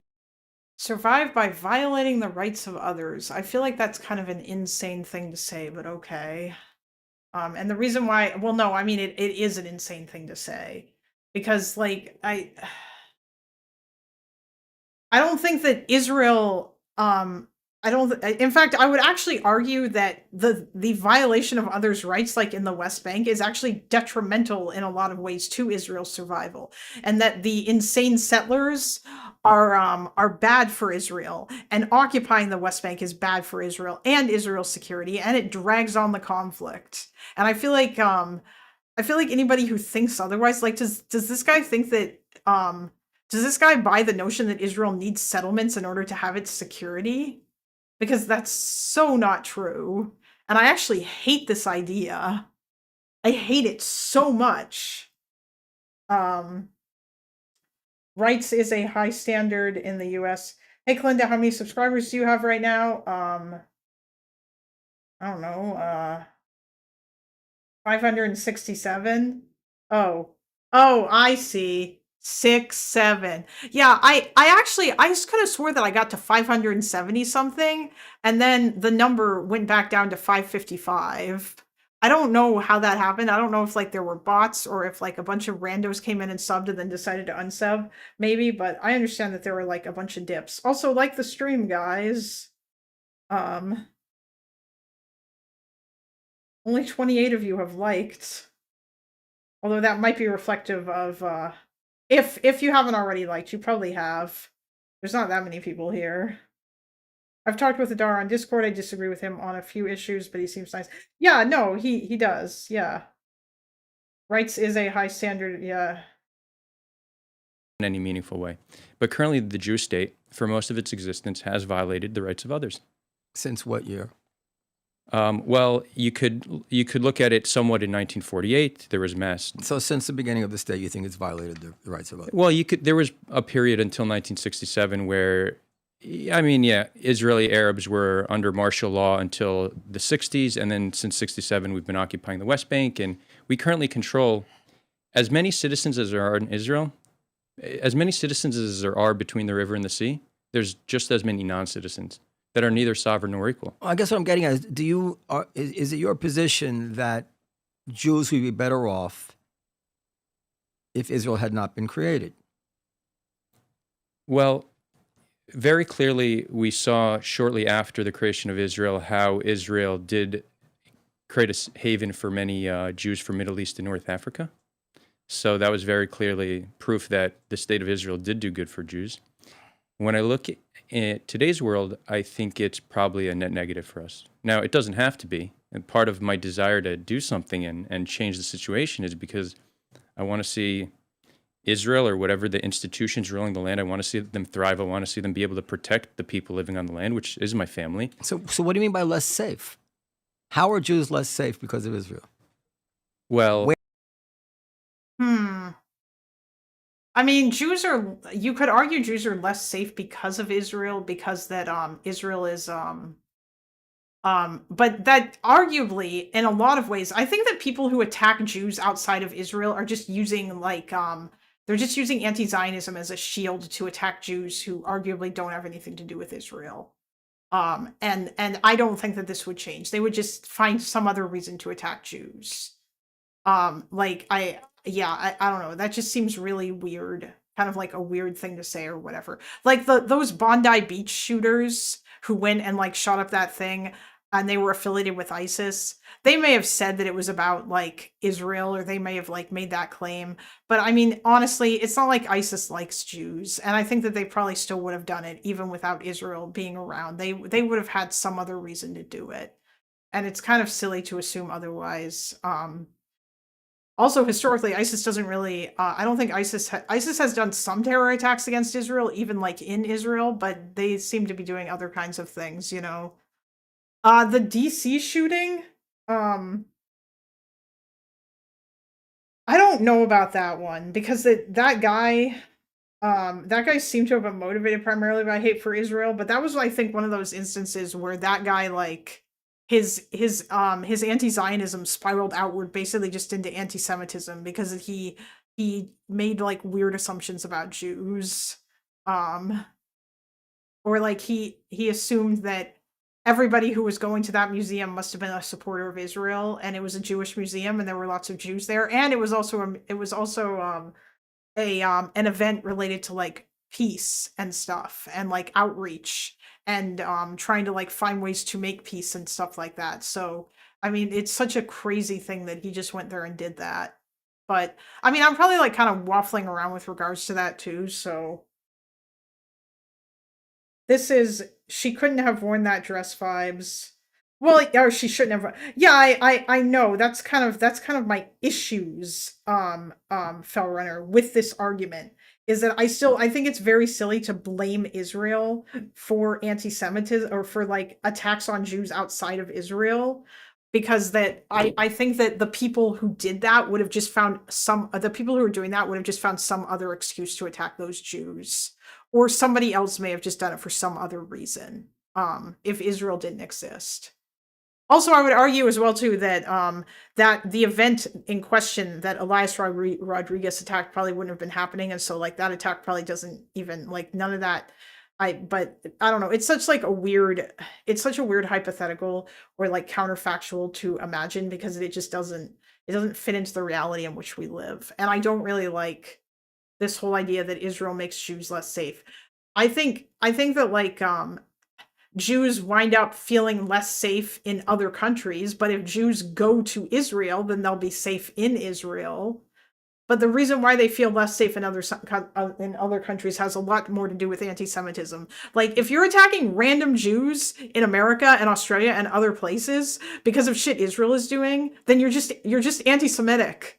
You just don't like Jews. It's the same thing as what happened after 1948, when like all those like Arab countries went after their Jewish populations and they blamed it on Israel because they made this weird assumption.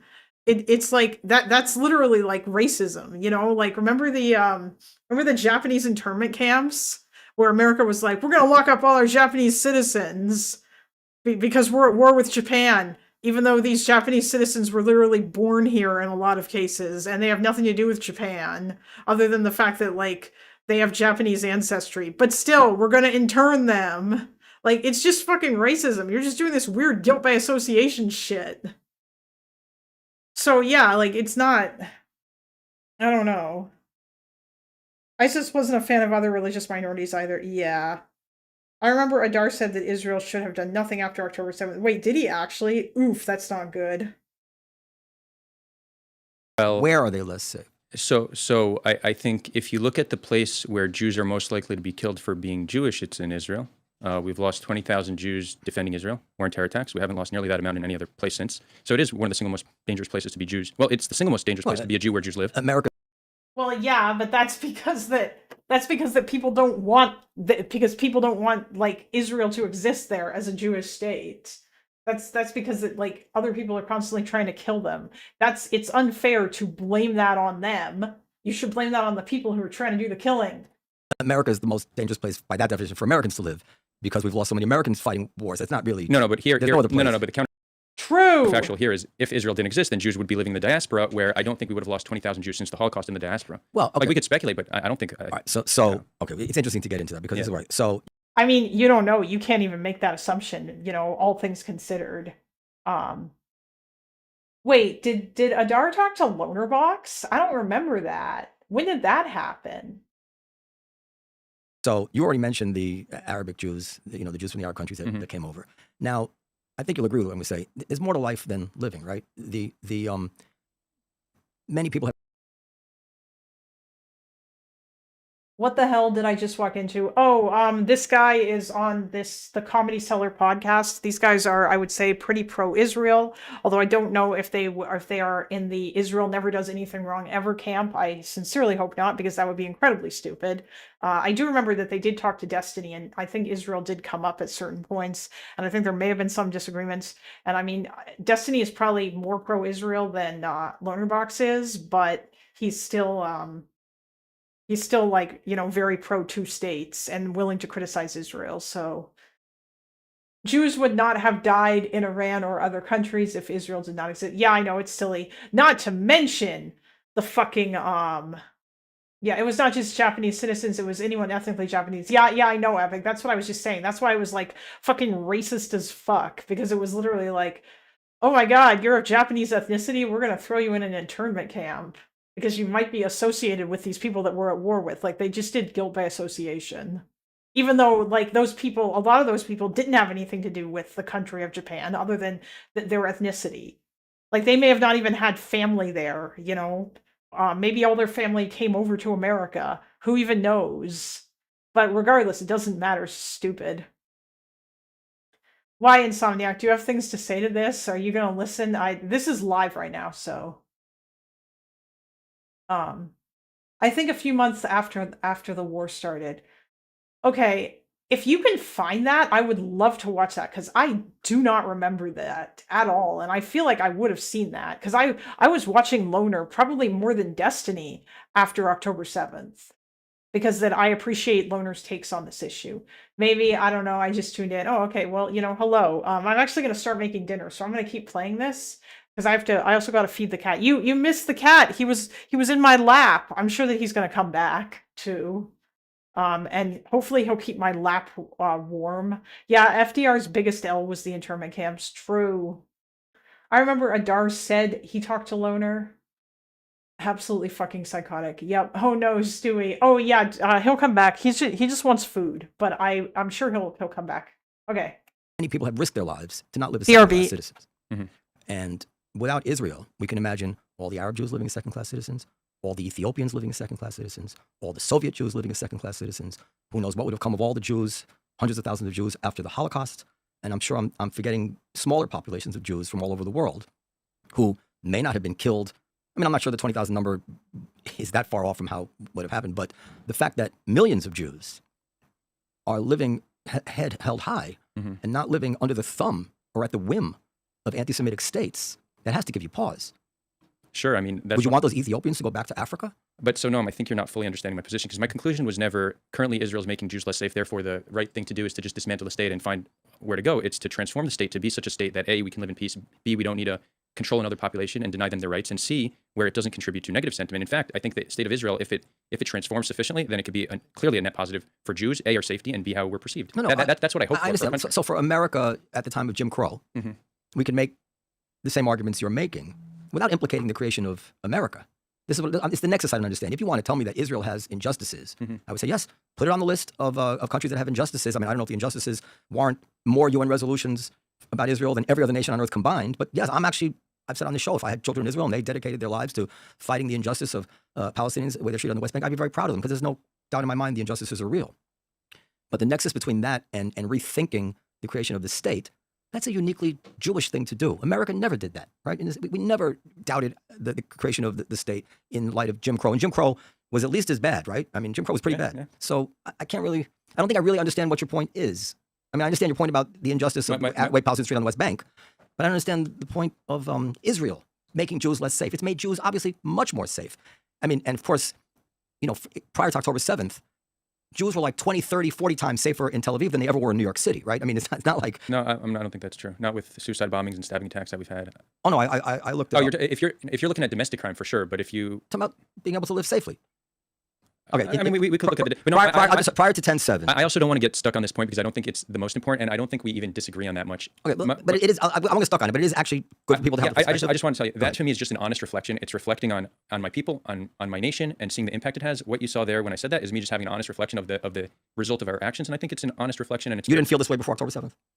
No, maybe I felt like that for some short moments with other operations in Gaza where we saw civilians being killed, but generally speaking, my sense that Israel is making Jews less safe or net negative for Jews increased significally after October. So let me get the stat, and then you can let Hatem in. So just as the stats are as good as ChatGPT Pro Research, Deep Research, the Pro Engine Deep. Pretty good. Yeah, hopefully. Prior to October 7th, the baseline for deaths in Israel from terrorism was 0.43 per 100,000. In New York City, in the 90s, it was 30 per 100,000, so about like 60x, 70x, and it's come down since then, but it's still much, much higher than that. Chicago, now post 10/7, if you want to just... Wait, no, can I ask you a question about that data? So you're comparing... Well, let me get it out. Okay. So post 10/7, if you want to use a one-day outliers, like, including 9/11 in New York stats, but anyway, brings Israel for that, you're up to 12 deaths per 100,000. Chicago, as we speak, is 18 deaths per 100,000. So, even with October 7th, Israel is not less safe for Jews than a industrial city in America. The data you just read, is that deaths per 100,000 amongst Jews in these cities or all people? Jews. Okay, so you're saying in Chicago, Jews are killed. There's 18 murders per 100. Oh, I know. I see. No, I actually tried to hone in on that.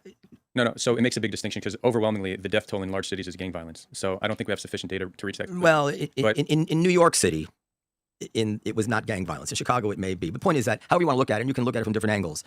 Life in Tel Aviv is pretty damn safe compared to what many free people expect from their governments. But go ahead. I don't disagree at all. Okay, so go ahead. Interesting. I was listening to the same interview that you were listening to in a way here, and I think you made a very good point. Of course you do. No, when you compared it to 9/11, you said Islamophobia did exist, but 9/11 made it more. Right. which is It did not exist. Islamophobia didn't exist Before 9/11, I never heard, I lived in New York my whole life, I never heard one person express an Islamophobic remark.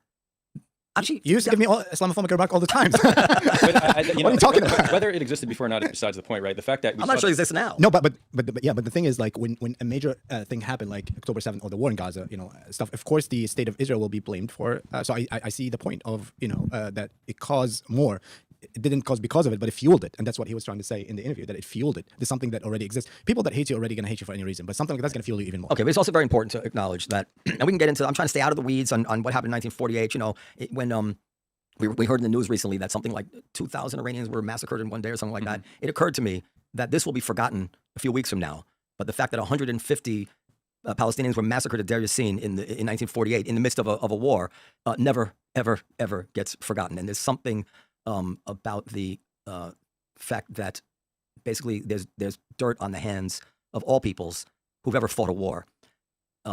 And it does remind me of this fact that the UN has had more resolutions against Israel than every other country combined. But just to sketch what the world was like in 1948, in America, blacks were not even allowed to use the same water fountain. America had just dropped atom bombs. Movement of open war on civilians was.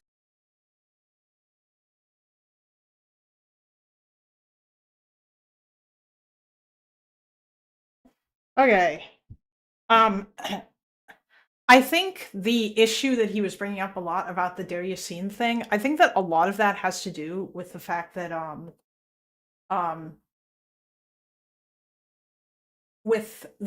this conflict is still ongoing, and I think that there is so much shit related to that that that is just that I guess that like we just kind of don't think about.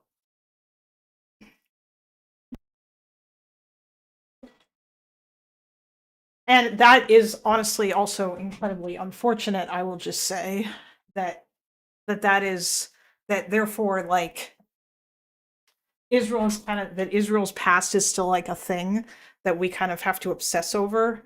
And I don't know if if the Palestinians already had a state and the two countries were living in peace and things were by and large like mostly resolved, or they had like even like an uneasy peace or whatever, then I don't know if people would still be obsessing about Israel's past as much. Maybe some number of people would, but I think that that's the reason why this is such a hot thing, because that everybody is still talking about that. Trump for 2028, Kevin Dolan. Are you just in here to troll? I remember Adar said he talked to Loner.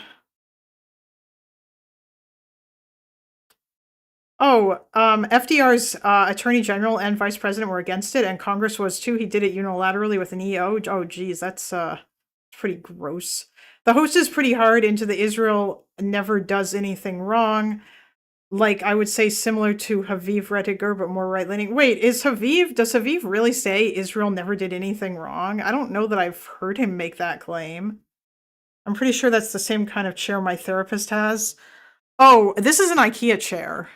It's not a computer chair, by the way. That's one of the things. This is not a computer chair.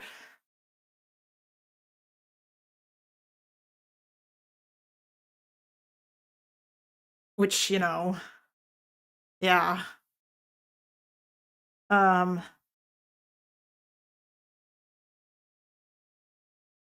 Was considered the way civilized nations were fighting wars. Father Coughlin was this anti-Semitic preacher. I don't know if you know about this guy. He's a big part of American history. He was the largest radio show, anti-Semitic preacher, largest radio show host. Oh, hey, I remember that guy. In America. His broadcast routinely got twice as many listeners than Roosevelt's fireside chats. 25% to 1/3 of Americans would listen to these broadcasts. And in that context, we can certainly focus on Israel's behavior in 1948. But there's something quite unfair about it if we're going to pretend that Israel's behavior was not at the top end of the way nations behaved in 1948 in terms of the way they conducted themselves in war and such. And by the way, it's a very important point. I've made it. Older dude doesn't sound in the can't do wrong camp. I mean, not really. No, he doesn't seem like that because he has he's been talking about that. Although I think that there might be maybe one of the other podcast hosts is, but this guy doesn't necessarily seem to be in that camp because he did bring up the fact that if you wanted to talk about like, you know, Israel's treatment of the Palestinians being bad or whatever, then I would get that. And like, I thought that Haviv did that. Like Haviv seems to support two states, unless I am incorrect about that. I don't see why he wouldn't, you know. He's not, but he does defend a lot of right-wing points. I think that this guy might defend, from what I recall correctly, really, I think maybe the thing that I disliked the most about some of these guys was when they had Destiny on and they were saying some kind of crazy shit that was like pretty defensive of Trump, which I thought was kind of ridiculous. The lady co-host is way more Israel does nothing wrong. Oh, I don't know if she's here or not. Maybe he has changed, but I remember interviews leading to Trump getting elected that rubbed me the wrong way. Maybe he's just... Well, I mean, I think this guy maybe likes Trump. I don't know if he likes him anymore, but before Trump was reelected, yeah, like this guy was I think quite a bit more sympathetic to Trump than I would like. I recall him arguing with Destiny about January 6th too, and things like that were not great. Made it already a year ago. We also have to remember that the people fighting the War of Independence, many of them directly delivered from the Holocaust. This was the second genocidal war they had fought. They were closer to the Holocaust than we are to COVID. That is how fresh they were out of the camps. And the fact that Jews like you, forgive me, are not judicious about this, and that you feed these callow and simplistic and shallow narratives of a bunch of kids who don't even know any better. I mean, yeah, you know what you know what tamped down anti-Semitism? The Holocaust. That's the only thing I'm aware of in history that ever has reduced anti-Semitism. And now that the memory of the Holocaust is fading, we see regression to the mean. And are we supposed to think that Tucker Carlson? That is true. Although I think the Holocaust also contributed to a bunch of other things related to things like why eugenics is bad, or like I know that Ash got super mad at me when I said that the Holocaust was the logical conclusion of like racism. And maybe I used the word logical wrongly there, but I do think that if you take this notion that one group of people is better than another group of people, or demonization of a particular group of people, all the way to its logical conclusion, then that particular conclusion is typically, so we should kill them. Or it's we should kick them all out. But it is like the removal of the hated group from society in one way or another is usually where that goes. If you follow it all the way, which is what the Nazis did, they took that hate all the way down to and they drew it to like its end state conclusion and said, we should kill all these people. And I think that was... I think the Holocaust, I mean, maybe I'm wrong about this, but I'm pretty sure that the Holocaust did lead to, because the Nazis also practiced eugenics shit. And I think a lot of that stuff falling out of favor seems to have been at least in part because that a lot of that was, used by the Nazis. Let's see, what are people saying here?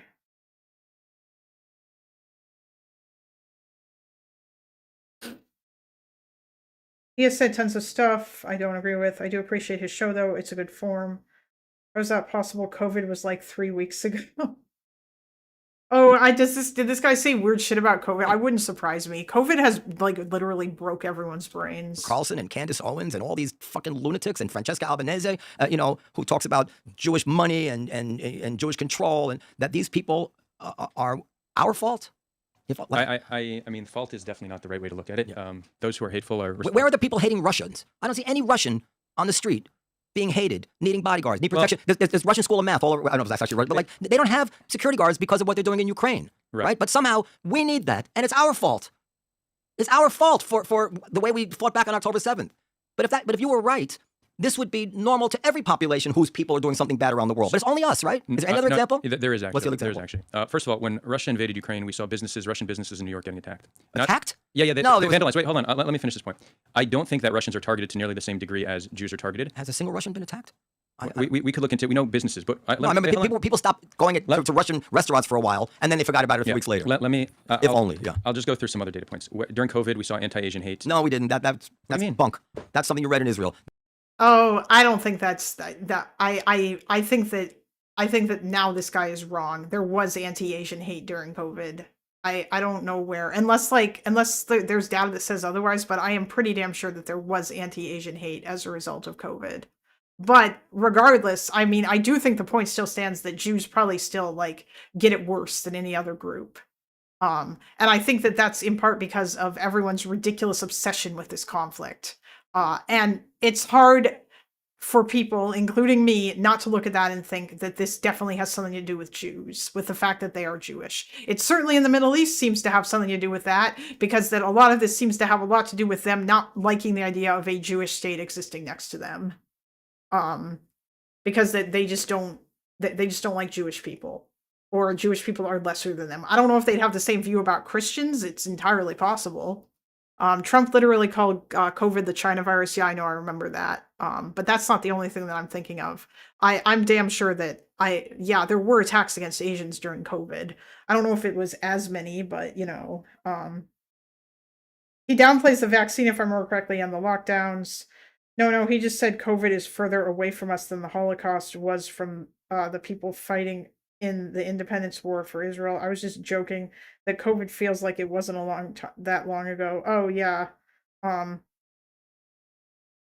Because Trump was fucking saying the China virus. Yeah, Trump was saying that, but I mean, real. That's if Andrew Sullivan wrote a lot about this. Many people wrote a lot about this. There wasn't an increase in anti-Asian attacks. I don't believe during if COVID. it was marginal. I think that it was a whole hysterical thing. I mean, there were long articles written looking at those stats. I think it's bull. There was certainly a spike then. People for spike from like 20 incidents to 21 incidents.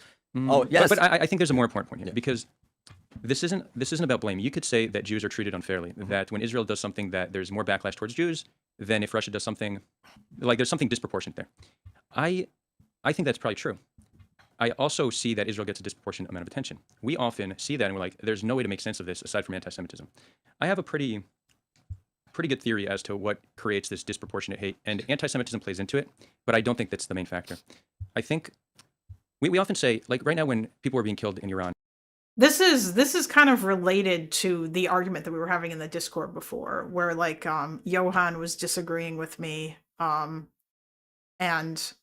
I mean, I don't know. Let's see what he says with regards to this. Obviously, I think anti-Semitism absolutely plays a big part of it, but I also think it depends on which group or which groups you're talking about in terms of like the people who are the pro-Palestine or anti-Israel people.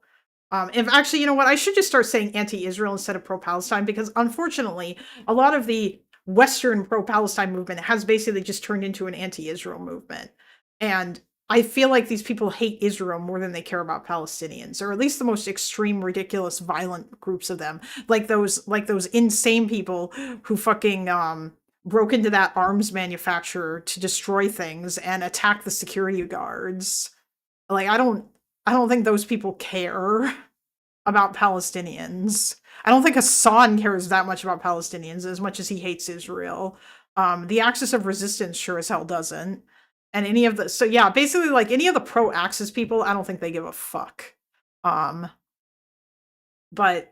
yeah, I guess, yeah, like I said, like, I guess it really depends. Like, I think a lot of those young college students are just stupid and naive, and they've probably just been lied to. Or, like, they're just people who are like, I just like human rights, you guys, and so therefore, and they never bother to take 5 minutes. And I mean, they should have, especially as a college student, you should have an inquisitive mind, and you should do a little bit more critical thinking. And it's also not good either that there are crazy professors who are teaching them things that are also not good. But they were taught by bad. I mean, yeah, that's definitely part of it, you know. That yeah, they were. That's definitely an issue. Hold on. Whoops. what are we saying here? Oh, the host is IRL friends with Barry Weiss and her family, if that means anything to you guys. Oof. Oh my God.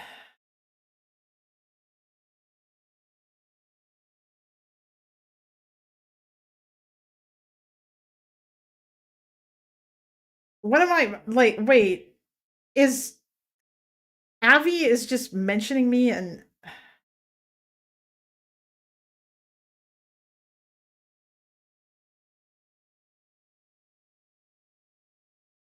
Avi is just mentioning me about how I'm missing some good Miss Rachel shit. I really don't care that much about Miss Rachel. Like, what, are people arguing about her on my Discord again? I don't even know, like, where this is from.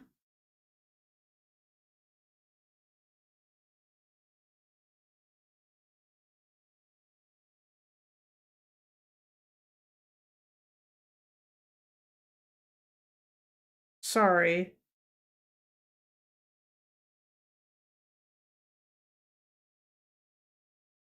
I also don't really care that much about Miss Rachel. I don't understand. Like, people are just so obsessed with her. I feel like she's not even a great example of, and like, I guess she's an example of what a useful idiot looks like, but otherwise. In Iran, they were saying, why aren't the pro-Palestine movement focusing on these people, right? Why don't they care about Iranians being killed? Why don't they care about Sudanese being killed? Oh, having my mic fixed. Okay. To all the listeners, I hope you can hear me better now. No human has capacity to care about all people equally. We all have. I do, but go ahead. Go ahead. Okay, so maybe you're unique. When there's a terror attack in but Europe, it's not much. Not much care. Well, no, I was actually going to say the only people who care about everyone equally are psychopaths who don't care about anybody, right? Okay, you made my point. Yeah. So when there's a terror attack, I mean, like, yeah, that's true, but if it's like people only care about, there are some people who only care about Israel Palestine, and they've made it their entire existence, and they can't go back and forth between either of the two. Like, I don't know. Like, I also care a lot about Ukraine, and I care about what's going on in Iran right now, and I will talk about like that too. Unfortunately, I probably, like, I care about like the Sudan thing, but maybe not as enough to like cover it, or like I care about it less than these other things. Probably because of that is in part, I don't know. I feel like the shitty thing about that is that there's not really much that we can do about it. And it's just, there's not, I don't know. She liked an anti-Semitic comment on her video, tried to say it was a mistake, then made it worse. Google. I don't care. I'm sorry, but I just don't care. Like, what am I going to even say about that? Wow, that's pretty bad. Because, yeah, that's really bad. There's a screenshot going around that appears to show her liking a comment that says Free America from Jews. I don't know if it's real, though. Oh, yeah. During COVID, my girlfriend was spat on in public for being Japanese. The hate wave was quite real. I mean, that's what I'm seeing here, too. Like, there's literally, like, there's a fucking Wikipedia page about this. Xenophobia and racism related to the COVID-19 pandemic. And they've got, like, a country-by-country thing. Africa, Asia. I mean, we could... Pew Research study... Okay, according to a June 2020 Pew Research study, 58% of Asian Americans and 45% of African Americans believed that racist views towards them had increased since the pandemic began. A view by the New York University College of Arts and Science found that there was no overall increase in anti-Asian sentiment. A study by the in anti-Asian sentiment among the American population. Instead, it suggested that already prejudiced persons had felt authorized by the pandemic to act openly on their prejudices. So this is probably the study that everybody is using to say that this wasn't true. Early calls for blaming China for the pandemic outbreak included derogatory use of phrases like Chinese flu, Kung flu, in reference to Chinese martial, or Wuhan flu. Phrases embraced widely by then President Donald Trump and his supporters, the China virus. There were several thousand incidences of xenophobia and racism against Asians against Asian Americans between the 28th of January and the 24th of February 2020, according to a tally compiled by Russell Young, professor of Asian American Studies at the San Francisco State University. An online forum called Stop AAPI Hate recorded 650 direct reports of discrimination against primarily Asian people. The article detailed a number of incidents. Yeah, I mean, I don't know. It seems like media critique organizations FAIR has documented instances of anti-Asian racism on the street and reports that many media people. Yeah, no, it was a thing. I don't know if it, like, just because it was a thing doesn't necessarily mean that it was as much as what Jewish people dealt with after October 7th or even before October 7th, but it doesn't mean that it wasn't a thing. I think to say that it was bunk is silly. Also, we don't have to do this. Will Jews or like will these people like this weird like thing? Trump calling it the China virus during the hate wave did not help. No, of course not, because that just riled Mega up even more. Wasn't there an elderly Asian couple that got beaten during COVID and Trump supporters went nuts over it because the perpetrator was black? Oh, yes, I remember that happening. Because then that turned into Trump supporters all saying that it was black people that were attacking Asians. Yeah, I remember that. According to Avi, the screenshot is real. I mean, okay, but of course Avi is gonna who's ready for Miss Rachel on Piers Morgan? Please no. Yeah, the hate wave was very real, I remember. Please stop. Jesus Christ. There's a terror attack in Europe. It gets disproportionate attention in America, more so. I need to go put my tortellinis in the pot. I'll be right back. I'm just going to keep playing this. By the way, I really want to get one of those. I need to do some research to find a good quality because I'd love to get one of those wireless lav microphones so that when I go into the kitchen and walk away from the computer, I can still comment on videos and like pause and play them or whatever. I think that that would be cool. Because then like I can walk around my apartment and I can comment on the video. I just have to switch over to the other mic. I think that that would be a neat thing. I just got to find a good one, and hopefully it's not insane. Like, basically something like what Destiny and Lonerbox used when they were in Israel. I think that that would be neat. Anyway, I'll be right back. More so than a terror attack in Africa. I mean, thousands of times more attention. Is this a double standard? Is this hypocrisy? Or do we just have a different hierarchy of concern for life for various different reasons? So generally this hierarchy works. You care most about your loved ones, and then your community, and then maybe people of your nationality, ethnicity, religion. The circle grows and grows, and that's kind of our hierarchy of care. Now, the Palestinian cause has taken decades to build. We're talking about multiple generations of building this movement in the United States. This has brought it as part of the collective consciousness of Westerners. Okay, what you're saying is not, I don't want to finish, but it's really not true. I mean, go ahead. No, I mean the history of the pro-Palestine movement started in the 60s, and it has been growing ever since. So the care about the Palestinians has been a many generational process, which has made it part of the collective consciousness. Now, we can speculate on what has made this movement popular in the West, and there's many reasons. Anti-Semitism is one of them. I think another one is simply that Muslims are more likely to support Palestinians over Jews. I think the left support the weak over the powerful. I think that there's a disproportionate institutional focus on Israel as well, in terms of funding and support from governments. The fact that every presidential debate, Israel's a topic, this gets people to focus on it. The fact that it's the Holy Land and we're living in majority Christian nations. There's a lot of reasons why Israel-Palestine gets disproportionate attention. So because it's part of our collective consciousness, when Palestinians are killed, there's going to be a greater degree of concern over that than other people.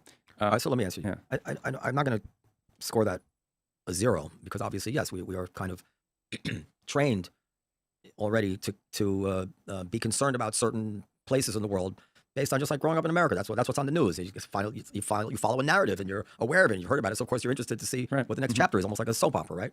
And but with Iran, there was a lot of concern about it when Trump wanted to bomb and did bomb the nuclear facilities. Now, this has been an assumption in American foreign policy always, that Iran cannot have a nuclear bomb. This is not new to Trump. Obama said it, Clinton said it, they all said it. But when the regime looked like it's faltering, and I don't think it's going to fall, but let's say it's faltering and could fall. I actually asked people, you might have seen it on Twitter, I asked Glenn Greenwald, I said, all politics aside, you're rooting for the people in Iran, right? He would not say yes. I saw that. Yeah. So that belies what you're saying. And my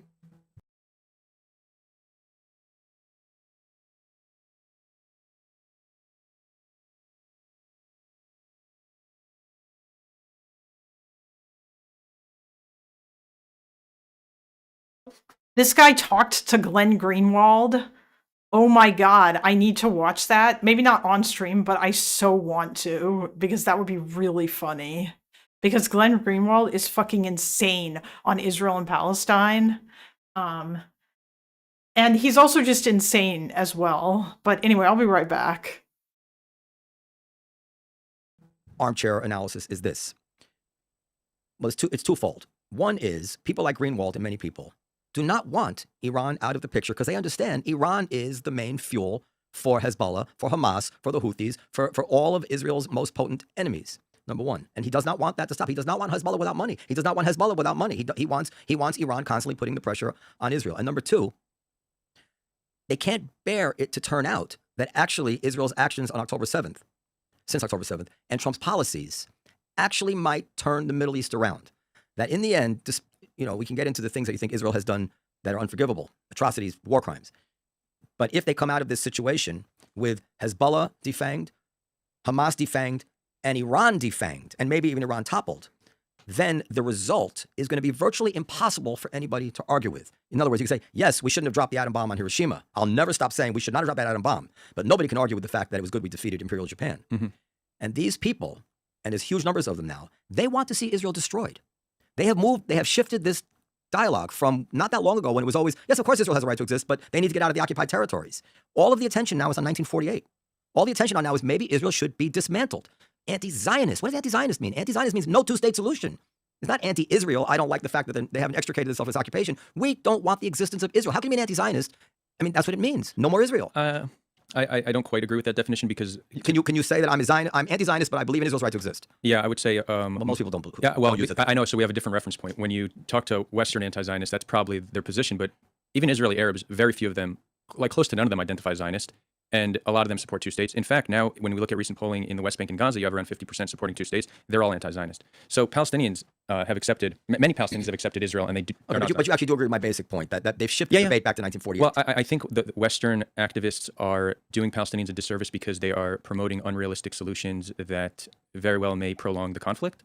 Most of my experience with anti-Zionists or Palestinians, when I visit them in the West, I do protective presence sometimes in the West Bank. I go to Ramallah and Bethlehem. It is against the law, but I go and I interact, and these are the anti-Zionists I'm meeting, and they're quite different from these Western.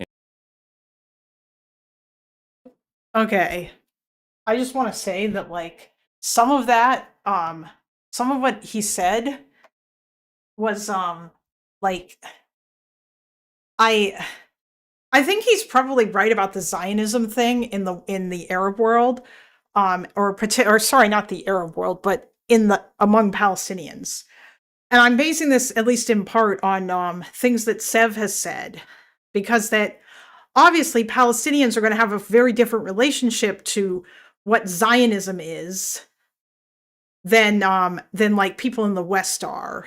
And I think that it's fair if Palestinians want to say, or don't want to call themselves Zionist, even if they support two states, or if they pragmatically don't want there to be like a two-state solution or whatever, I think that that's a fair thing for them to say.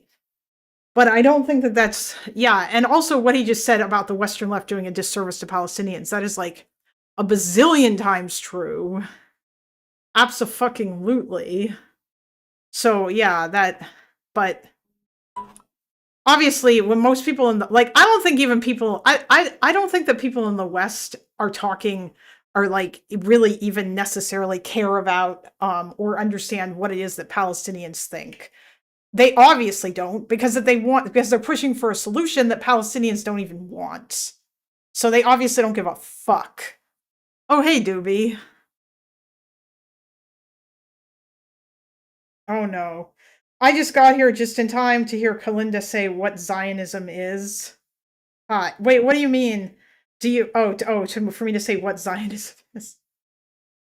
I mean, I have a definition of Zionism. I feel like it should line up with your definition. They raise money for Palestinians. Oh yeah, I know that they raise money for Palestinians, Jordan. I understand that.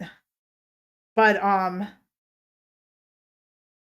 I don't think that, like, I think it probably depends on also who you're referring to as well too, right? Like, just because they raise money for Palestinians doesn't mean that they don't support shit that, like, Like I said, they like all these Western leftists whose primarily objective is Israel no longer existing as a Jewish state. They don't. They're basically like, depending upon which flavor. I mean, some of them are saying that they are in, like, some of them are like Doobie here, who say that because that they don't like because they say they don't like ethnostates or whatever, or all this, or like all this stuff about how they want like everyone to live equally. And then other people are like our friend the fascist fajita, the tanky tortilla or whatever, who just think that Israel shouldn't exist because that he wants to see all the Jews there killed or pushed into the sea, and he wants the Palestinians to get revenge or whatever. Or people like that Prometheus guy who was back on Loner Stream for 5 seconds yesterday. Oh, you saw it like mid-sentence, Doobie? That's pretty funny. Yeah. Western anti-Zionists. So I think we have a slightly different reference point. But typically the Palestinians do want the destruction of Israel. Sure, why wouldn't they? Well, there's a good reason they shouldn't want it, because they've been suffering since 1948. They need to. They have to get practical. Israel's not going anywhere. Right. Sure. So one is them being pragmatic, right? What is a feasible solution? The other is a desire. So let's just look at Israelis. If Israelis could press a button and have Palestinians disappear, they would. Why wouldn't they? Who wants their enemy to stay on the same land as them? We would. Both sides would disappear. The other. I think that's true. I don't think that is untrue. I mean, if to just make them disappear, yeah, like, I mean, I imagine maybe some people might caveat it more and say, like, if I could have them be somewhere else, maybe. Or some people might say, if I could push a button and give them a state and make them like us, then we do that. But, you know, it depends. But, like, yeah, I don't, especially after the majority of Israelis, probably, after October 7th. Yeah, because they're super fucking black-pilled. And I think that's probably been true for Palestinians for a while, too. Everyone's going live now. The other, if we could. It's not the same. Wait, but we understand that we can't do that, or many of us understand that we can't do that.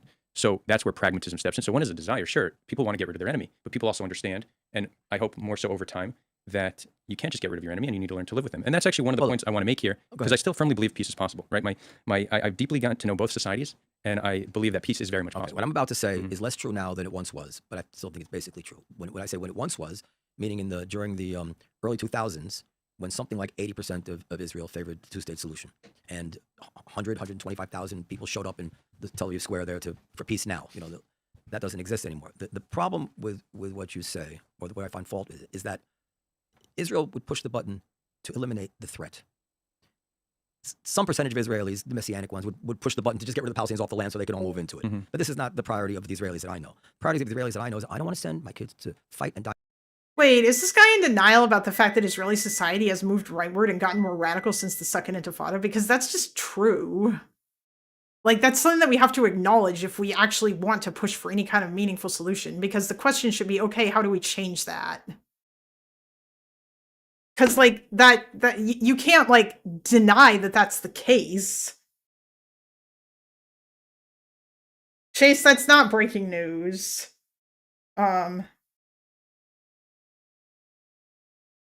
I simp so hard for Miss Rachel. Do you, Robert Paulson? That's interesting. Wait.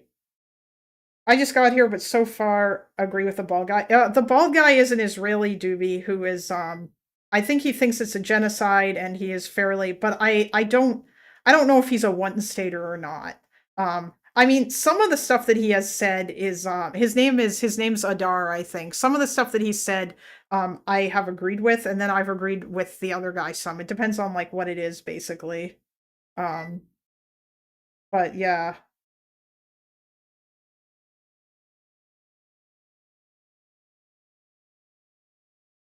I mean, of course you're gonna say that, Doobie. Wait, actually, hold on a second, Doobie. Do you not think that if she liked that comment, if she actually liked the comment that that Rachel or that if she actually liked the comment that what was it? Hold on. Chase wrote it up here further. What was the comment that she made?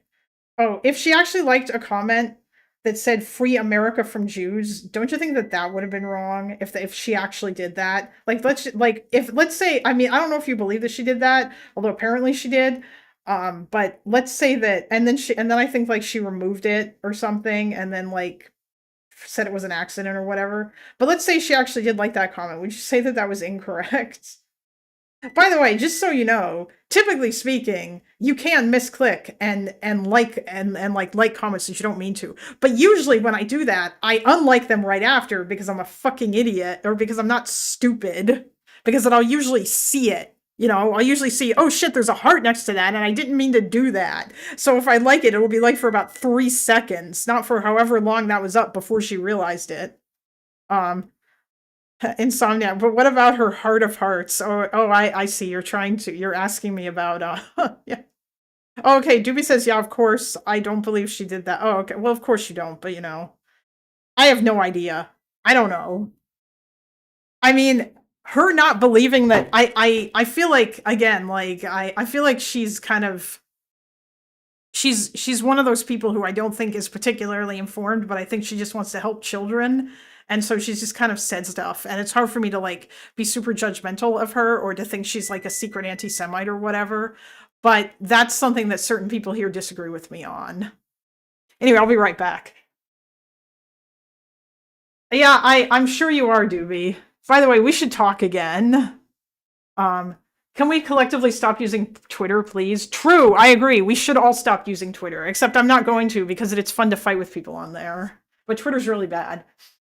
I'd be extremely surprised if she did that. Nothing else she does signals that she's a Jew hater. I feel like there are people who would disagree with you here about that, but I don't necessarily think she's a Jew hater. Like, I don't know. I understand that she said that, like, it's a genocide and all this other shit, but she's also said stuff about how the hostages should be returned and about how she cares about children in Israel, too. So, you know, it seems like she just cares about kids. That was what I said last time. And I'm not going to blame somebody who hasn't done a shitload of research on the conflict, has come to some sort of enlightened conclusion and just says, oh, I think it's a genocide, when that's, like, unfortunately the mainstream viewpoint now. Anyway, I'll be right back. My dinner is ready. I'm going to keep playing this. Fight and die in wars anymore. I don't want to worry about terrorism. I want this threat eliminated. If I'm happy to push a button, or if just, you know, a Sadat or a Gandhi or somebody said, no more Israel, we're done with this, that's enough for me. The Palestinians push the button. They want the Israelis out. They don't want peace. That's not true. They want them gone. Well, not 100%. But and you have to differentiate. The only reason I say, and the answer is because then point to me one leader of the Palestinians, one newspaper, one newsletter, one website that preaches peace. Wait, no, but is it hard to understand why they want us out? Like, to me, I think it's shouldn't be too hard to understand why they would want somebody who's caused them so much harm to leave. Exactly, that was my point. You have to differentiate between those who are like innocent people that children died as well. They were mistreated. First of all, it wasn't just them; it was all the Arab countries. In 1948, they all attacked. We hadn't done them all that harm that you're talking about when they tried to drive the Jews into the sea in 1948. So now you're going back to 1948. No, and then in 1967. When Nasser put all his troops on the border and was talking, and Israel thought the Holocaust was coming, and Jordan attacked, we hadn't done them the harm then. And then when they said no negotiation, no recognition, no peace, when Israel wanted to give it back, they hadn't done them harm then. And then in 2000 and 2008, when Israel met and tried to give it back, and there's a pretty damn good proposals, you know, 98% of the capital in East Jerusalem, the Omar plan. And by the way, this also extends to the Obama administration. They said, no, we're not interested. They didn't say, well, you're close, but just make these changes and we have a deal. There's a story where Indik talked about it in 2014 where Obama tried to interest Abbas in his plan, and he said Abbas showed no interest. No interest.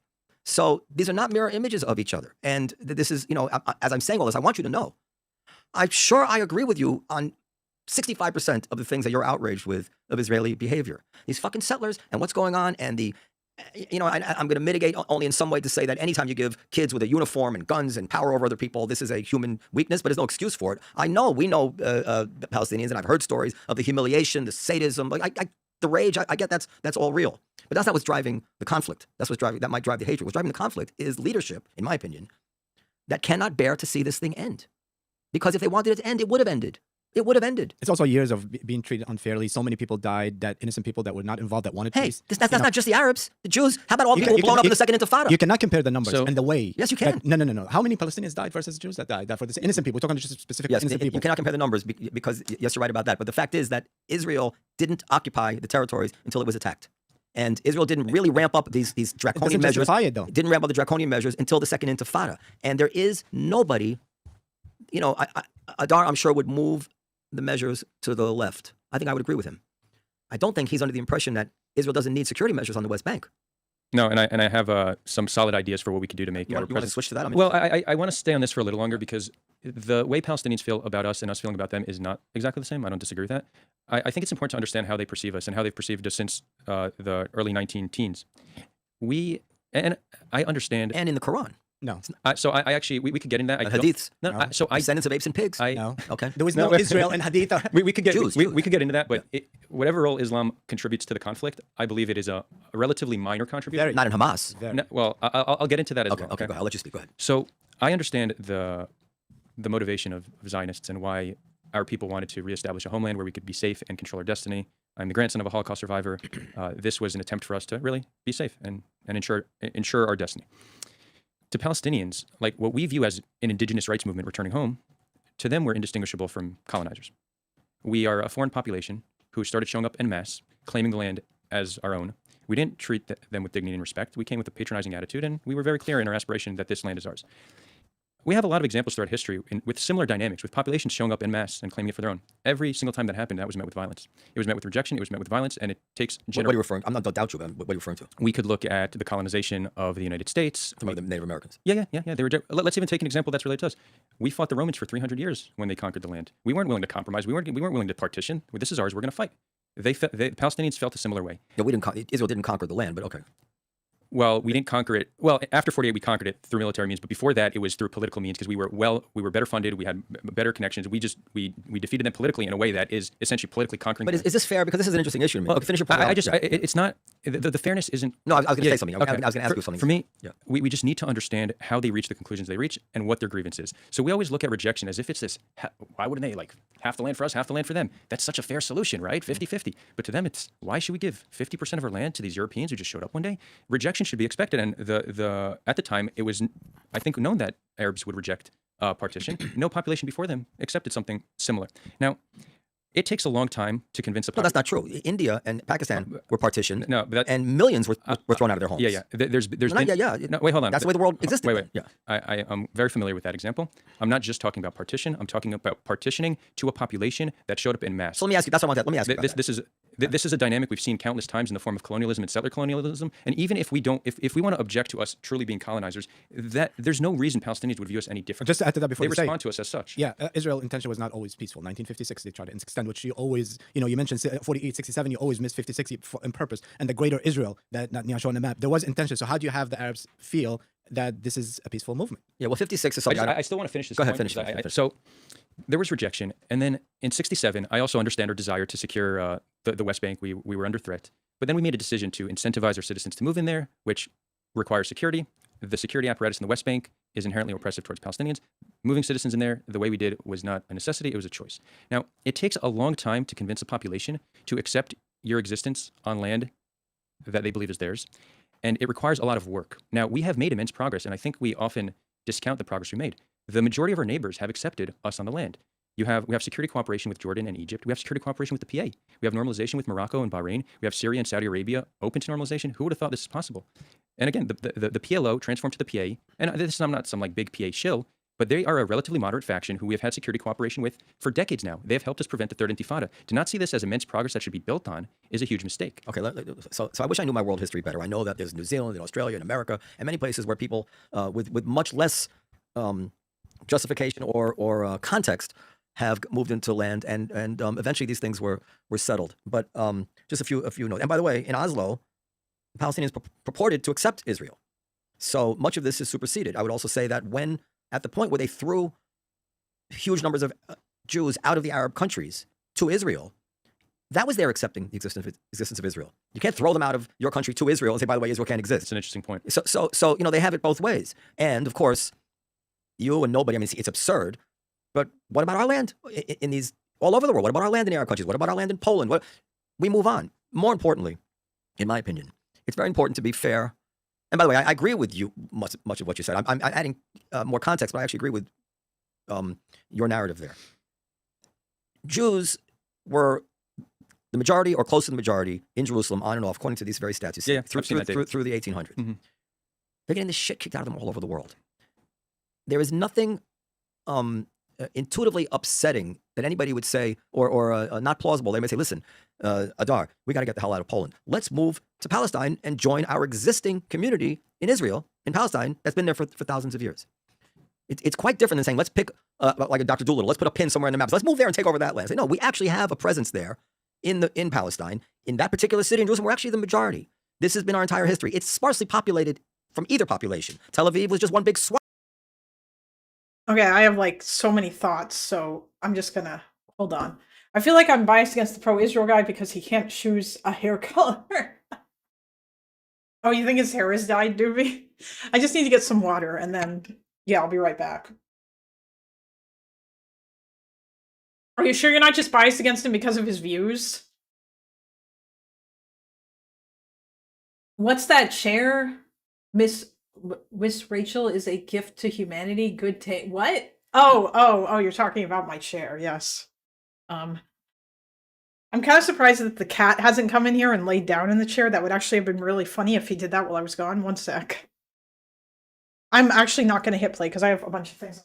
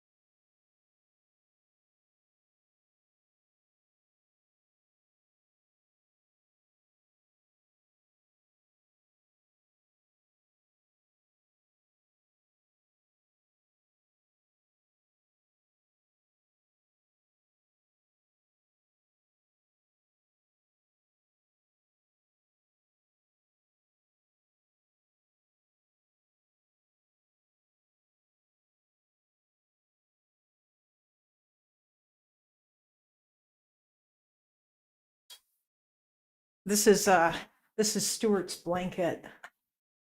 Doobie thinks he's Louis C.K. That's why. Apparently the comments were left by a Jew. Wait, what?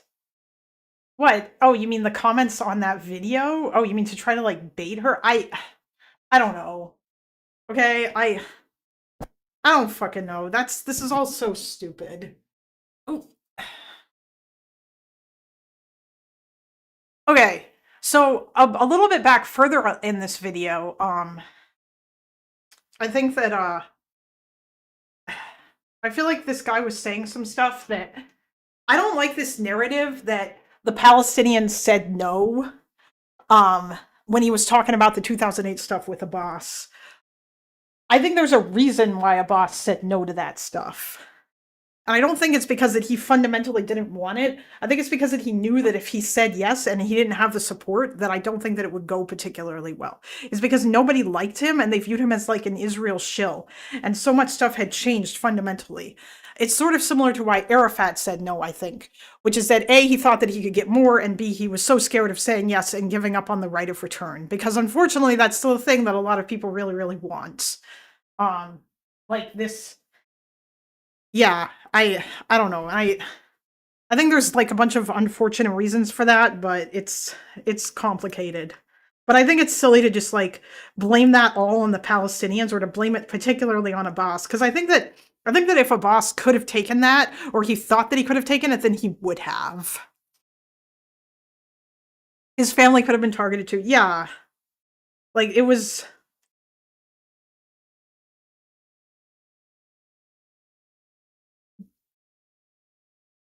He just was not very popular. I don't know what else they talked about. Oh yeah, all that stuff about the colonized peoples. I think that Adar is right about a lot of that stuff. Obviously, it makes perfect sense why the Palestinians would have felt that way. I think that's true. And I don't think that is obviously, in hindsight, it's easier for us to say they probably should have taken that partition plan, especially since the Israelis were counting on them not doing it so that they could expand. Oh yeah, and when he was talking about the 6-Day War, he kind of like left it out a little bit in the ways in which he just like. Obviously, Nasser definitely was like provoking Israel, but like Nasser didn't really want to go to war, but he was kind of like waving his dick around. and he was doing stuff that generally would be seen as a casus belli, because I'm pretty sure he closed the Straits of Tehran. But yeah, he left out the 67 part. Well, I think that I think that he left out the part where Israel did start the 1967 Six-Day War. And I think it's kind of silly to say that they didn't, because they did. They did a preemptive strike against Egypt because they felt that Egypt was going to attack them. Now, Jordan did attack them after Nasser lied to them. And Israel told them not to, and they did it anyway. And then they took over the West Bank.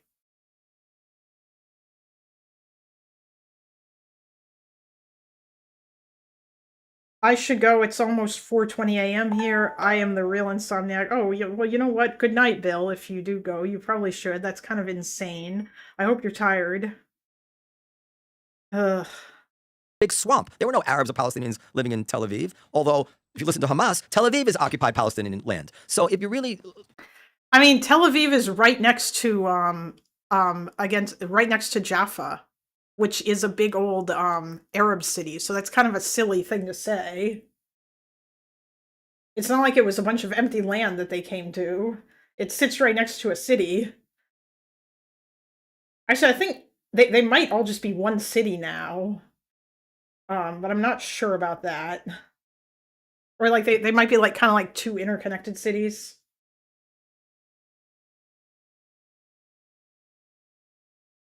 What? going to demand good faith from both sides. There is something to their narrative, but there's also much lacking to that narrative in terms of good faith of it. At the point where they're worried about land that they never lived. I can't believe Israel did 6-7, bro. Jesus Christ, stop. No. Tired, yes. Sleepy, no. And the Ambien isn't working anymore. Oh, geez, that sucks. I'm sorry. There can be only one. The closing of the straits is considered an act of war, and it constituted the beginning of a state of war. Although with colloquial definition of war, then yes, you could say otherwise. Okay, yeah, I mean, well, that is, like, I would say that was casus belli, yeah. Ever lived in, at the point where they're not willing to acknowledge it all, that actually, yeah, at that time of the world, it was not out of the ordinary to move somewhere else. It's an Ottoman thing. You come in, you buy land. You didn't create, again, I'm just repeating, it's very important. Didn't create our population there. We're joining our existing population there. We're going to grow it. So, you know, wait, so you can view it this way, that way, this nuance, that nuance, but in the end, they have to move on. You're missing. They are killing, Jews killing them. They are causing such suffering to their own people. I'll tell you one other thing. Benny Morris, I asked him, was there ever a time in Israeli history when an Israeli leader came to a crossroads, a fork in the road, and if he'd only gone that way instead of this way, there'd be peace? And at first he said, no, he can't think of one. Then he stopped. He says, no, one time. He said, after 67, Israel should have just unilaterally pulled out. It's along the lines of what you're saying. And he acknowledged, he says, it's asking a lot for them to have understood that. It was reasonable for them at the time to have thought, we'll hold on to this and we'll return it. And the quid pro quo will be peace, right? They'll agree to peace and we'll get back the land. But in retrospect, he said that's the one thing that was the one opportunity maybe for there to be peace. And by the way, just one thing I have said on this show a few times, people always stern with me about it to this day. And I'm always set straight, and then I find myself constantly. That seems to be the opinion that I often hear from, like, Insomniac. I think you have said that, or I've heard other Israelis say that Israel made a huge mistake in, like, occupying the West Bank at the time, like the entirety of it. And obviously they made obviously it was even worse when they decided that it would be a good idea to, settle the West Bank. Which, wasn't that Moshe Dayan? Wasn't that his thing? Wasn't he the one who wanted to do that shit?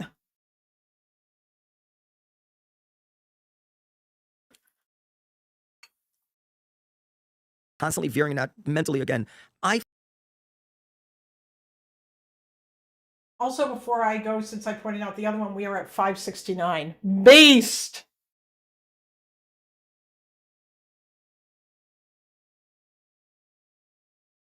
A lot of people will say World War II began in 1939, despite fighting, having started in 1937, for example. Oh, yeah, I know. That's because that's when everybody else got involved, right? But... Or like the Chinese invasion, but people just call that the Sino-Japanese War. Wasn't that 1936? Didn't that when that started? I can never remember. I always want to The Japanese invasion of Japan was 1937. 1931 would be the occupation of Manchuria, which while a war is a separate conflict from those that constituted the Second World War. Okay. Yeah. That's what I figured, because that was kind of separated from the rest of it. Huh. Many historians, everybody got involved in World War II in 1941, 1939, when fighting began in Europe, in 37, when it began in Asia. Yeah, that's true. But I mean, like, I guess that the Allied powers got involved in or like the France and I guess we date it to that, because that big old daddy Britain and France got involved in 1939.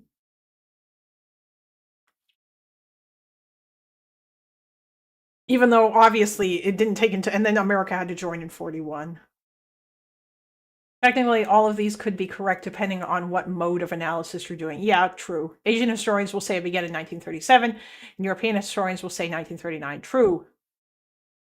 Always wonder, like, maybe it would still be better off to just unilaterally withdraw from everywhere. I understand the risks because of this irritant so I'm not in stark disagreement with you on certain ways, but I'm just not so forgiving of the Palestinian psychology. Let me just say that, yeah, when you said they all wanted to move to that place where the majority, also ignoring the part that it's the second holiest place in Islam after Mecca. And the first holiest place in Sure. Wait, But so there's a not historic. that it matters. Isn't it the third holiest for Muslims? There's Mecca, Medina, and then They count Mecca, Medina like one, yeah. But the other thing is, like, you also, you know, wily bunch. Mecca, Medina is like the same. But also the fact that, do they trust Israel? Again, the greater Israel. Netanyahu showing that map, you know, the 1956 war that you were about to answer and never answered. That was a European Suez Canal. Sure, but it was intentional. But you can't go over quickly. It shows the intention of Israel. Put a gun to the head of most Arabic people I know. They don't even know what happened in 56. It's not something that is on their minds because no one talks about it. It shows the intention. The thing is, like, the intention was the Europeans wanted they want to get the Suez Canal back. But also Israel was part of it. The extent Israel helped. The thing is, like, do you when you say, like, you don't trust Palestinians when you say peace, because if no, I trust them. I want to hear them say it. Okay, what was the map that Netanyahu showed that was Greater Israel? When he says Greater Israel, is he talking about Gaza and the West Bank? Because now I'm never fucking sure. Let me look that up real quick. Let them say it. But no, you said before, maybe in another conversation, that if the leader of Palestine or Arab made a deal, if he get assassinated or killed his son, somebody else was going to take over it again. So you don't trust him that way. They also don't trust Israel because the intention is always to expand. You know, and that's a fact. See, this is fantasy. Olmert ran on a promise to withdraw from the West Bank unilaterally in whatever the 2000. That is true. He did do that, and he won. But then he didn't do it because doing it unilaterally, I don't think anyone wanted him to do it. Not unilaterally, anyway. Also, like, doing anything unilaterally is probably a bad idea, because basically all you're doing is just, like, you're not. It doesn't really put the Palestinians in a good position.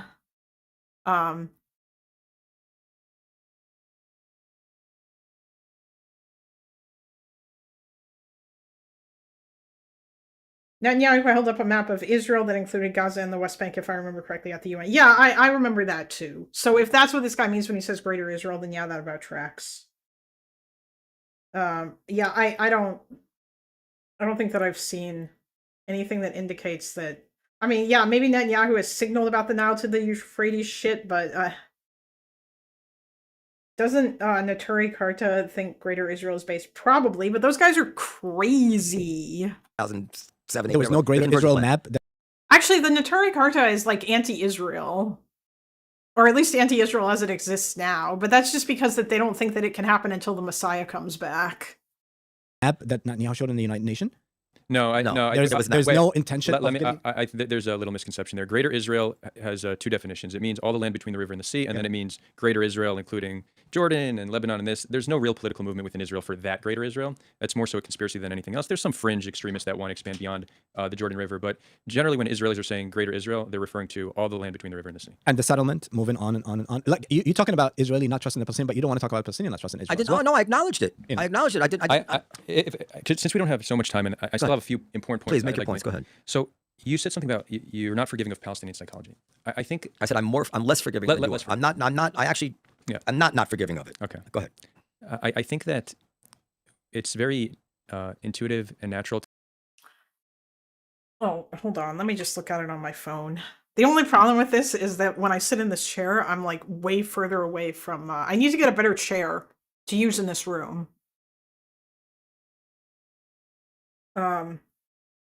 He gave an interview recently where he was shown a larger map of Greater Israel, and he said something like it's his spiritual goal or something. I don't remember the wording. I don't think Netanyahu is on the extreme end of the Greater Israel thing, though. Yeah, well, that's kind of what I figured. I don't think that he is either. Natural to see cultural problems we see and want that to change, but a culture has never changed because we wish it to change, right? Cultures and people are products of their environment.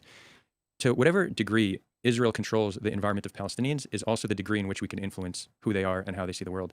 So currently, we impose on them an environment in the West Bank and Gaza that is a radicalizing environment. We have immense power to change the environment to be one. I do think this is true. I do think that there are things that Israel should do that can help the Palestinians not hate them as much, or at least get them on a road to do that. There's also things that the Palestinians can do as well, like changing their fucking education system.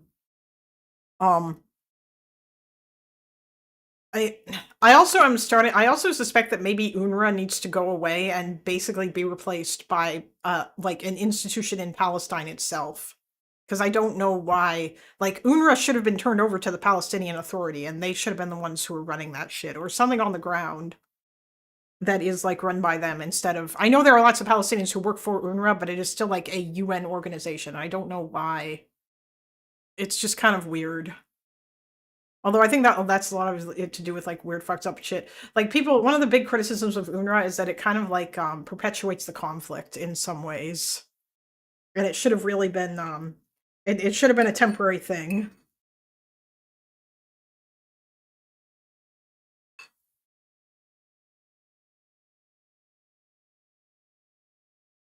They do. I would argue BDS is an obstacle to Israel and Palestine relations. I mean, yeah, although that's an America thing specifically, but you know.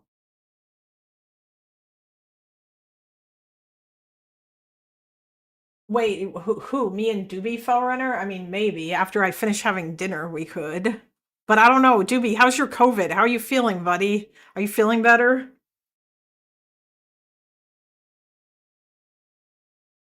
To be one that is de-radicalizing, one that creates where Palestinians are born in, and they grow up into adults who want to live side by side with their Jewish neighbors. Are you including in that description Gaza immediately after Israel withdrew and elected Hamas, or Hamas, elected and then took over? No, I mean, did we radicalize Gaza? We shouldn't expect change to happen overnight. But we have very clear data on this. Israeli Arabs, they're Palestinian. Most still identify as Palestinian.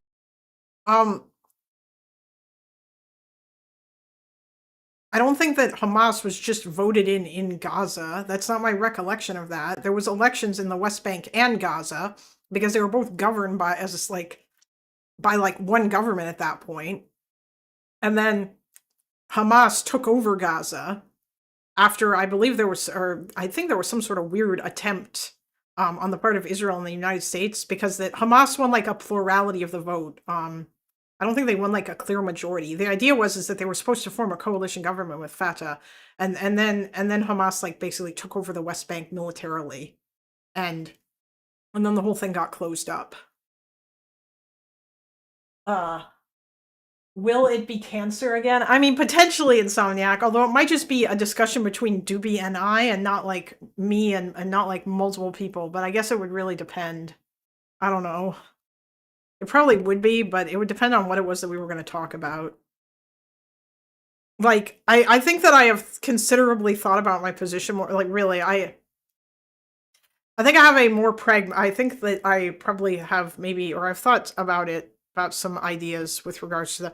I don't know. I don't think I'm moving Doobie on his I don't like ethno-states shit. And I don't think I'm convincing him that Israel's not an ethno-state. Although I don't know why all the other Arab countries don't get the same level of smoke, but whatever. Palestinian. They do not hate Israelis. They don't hate Jews because overwhelmingly they have positive experience with Jews. If you live in the West Bank, you've met only soldiers and settlers. You are going to grow up hating Jews. Regardless of what your education system says, your experience is going to lead you to the conclusion that we're bad people. So if we have issue with their culture... This is also true.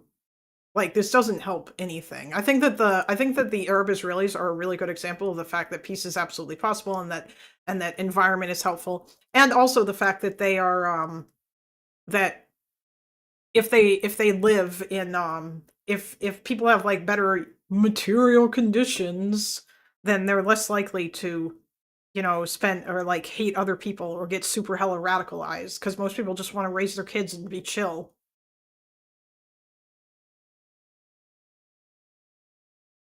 I'm good. It hit me hard for a couple of days, but the symptoms are mostly gone. I can't do VC for a couple of hours, so that's fine. I'm still watching this. I don't know if I'll still be live in a couple of hours, but potentially. When those Arab countries develop lobbies that start pushing to suppress criticism of them in the US, they'll get smoke. I mean, okay. By the way, I feel like you might I think that I think a lot of people fundamentally have a misunderstanding of BDS laws and like what they actually do, but we'll get to that later. Actually, you probably saw Connor talk about that too. And I was looking them up on Wikipedia to see what exactly they are. Although they might still be unconstitutional, but that's a different thing. Culture, and we control their environment to a large degree, well, then that is on us to create environmental change that is more hospitable to peace and coexistence. And there's a lot we can do. And I just want to, I don't know if we'll have time for everything. Go ahead. Yeah, so as long as Jews live in the West Bank, there will need to be security, at least for now. I don't think it's politically feasible to remove them, nor do I think it's humane. I think generally we shouldn't uproot people from their homes, even if they're currently living there illegally according to international law, and even if they're living there with... they should be uprooted. They knew the risk going in if they moved in illegally, but go ahead. Well, no, they don't think it's illegal, though. Most Israelis don't care for international law. The law of the land says it's fine. The I see. You know what I'm saying? So they don't think it's illegal. I just don't think... I see ways we could have peace without uprooting anybody. So I would prefer to explore the most humane, peaceful ways possible. If we need to uproot people, then I can get behind it, but I think that should be a last resort. So the security apparatus in the West Bank is a protector for Jews, but is seen as inherently oppressive for Palestinians. I think we should replace that security apparatus with a shared Israeli-Palestinian institution, a security force of Israelis and Palestinians that all people living in the West Bank view as a protector. This starts to create an environment where Palestinians see Jews as protectors and somebody they can rely on. That is going to change how they perceive us. So that's just one example. Okay, I don't. Sounds very reasonable, right? I feel. Okay, I think that makes sense if you wanted to talk about something like that, or like the Israelis training and helping the Palestinians with their security force or whatever, and the two of them I think there is already cooperation between the IDF and the PA to some degree, but they could certainly up that a considerable amount. I feel like you represent to me a certain kind of idealistic person. And by the way, from time to time, the idealistic dreamers turn out to be correct. Herzl? No, in America too. So I don't discount idealism. I like it. I can be prone to it myself. It needs to be rooted in pragmatism, though. But quite often, as they say, no plan survives contact with the enemy.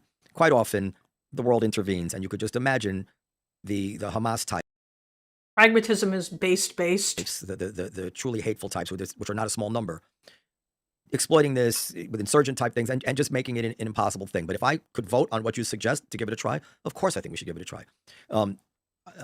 Part of my, I always worry about being bigoted in some way. And what is it? And some people who worry about being bigoted, of course, overcompensate.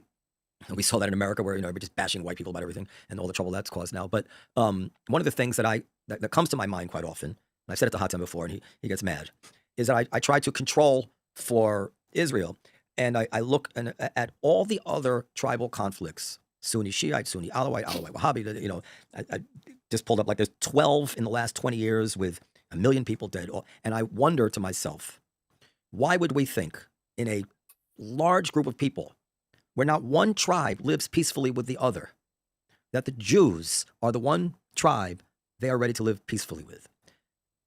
That gnaws at me. Yes, the Palestinian Arabs, the Israeli Arabs, I always want, Mustafa corrected me on saying it the wrong way, so I'm always, what's the proper way to refer to them? In Israel, they're referred to as Israeli Arabs, but they don't like that. Many of them would prefer to be considered Palestinian citizens of Israel. Okay, so I want to be respectful. The Palestinian citizens of Israel, they've grown up around Israelis. They are 20% of the doctors there. They have probably the most fulfilling lives of any Arabs, other than chic money Arabs in the Middle East. They can have children there, and you can say my child can be a doctor, a lawyer, or anything. So they may be the one example of kind of marinated in the perfect opposite environment that they'll tolerate Israel. They're not thrilled about it either, but they look over the West Bank and they're like, no, I mean, I think they probably would be more thrilled about it if they were made to feel more welcome and if they didn't have all that systemic discrimination shit. Although that's a whole other thing. Although I do think that these two problems could be dealt with at the same time. like there is like a level of connection. You could absolutely get rid of the systemic discrimination and or push programs to deal with that in Israel proper, and then also do stuff to deal with the unequal enforcement of rules in the West Bank, and like actually come down hard on shit. And I do think they should just dismantle all those outposts. Like, fuck all that shit. All that shit needs to, like, Yitzhar and all that other shit. All that shit should go. All of those people should be taken out and pushed back into, like, other settlements that are on the Green Line. Or something. Or they should just have to go to Israel.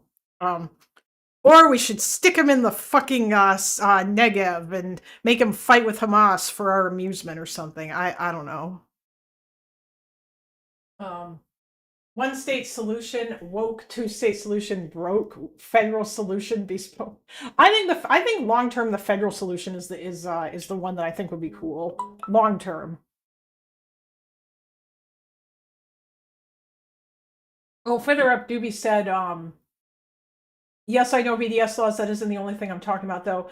So, Doobie, there is something that I'm curious to ask you about. You sound like a Republican pushing gun violence in Chicago to distract. Oh, you're talking to Fellrunner. I'm not going to get in the way of your combo.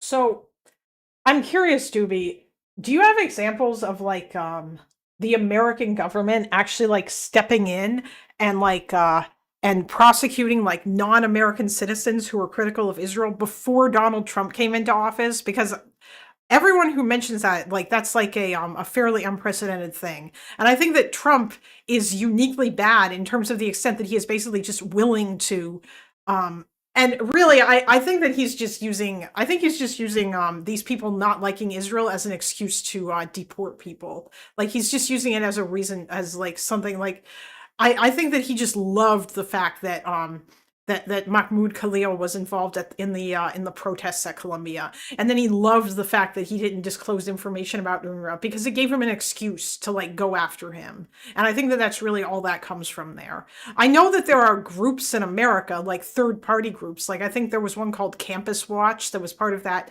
neoconservative think tank that went around looking for instances of, like, professors who were saying shit about Israel or whatever, and then lobby to get them fired. But I think that's a little bit different than the US government itself doing it.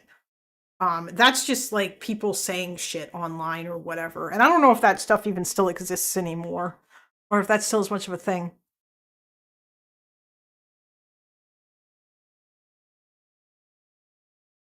You're blind to your own bias so much. I have no idea if you're talking about me or... Did Doobie bring up AIPAC yet? No, I don't know if Doobie cares as much about AIPAC. No, Doobie doesn't care as much about AIPAC. He says Doobie says that there are other groups that are bigger than AIPAC. Doobie does not, I don't think Doobie obsesses over AIPAC.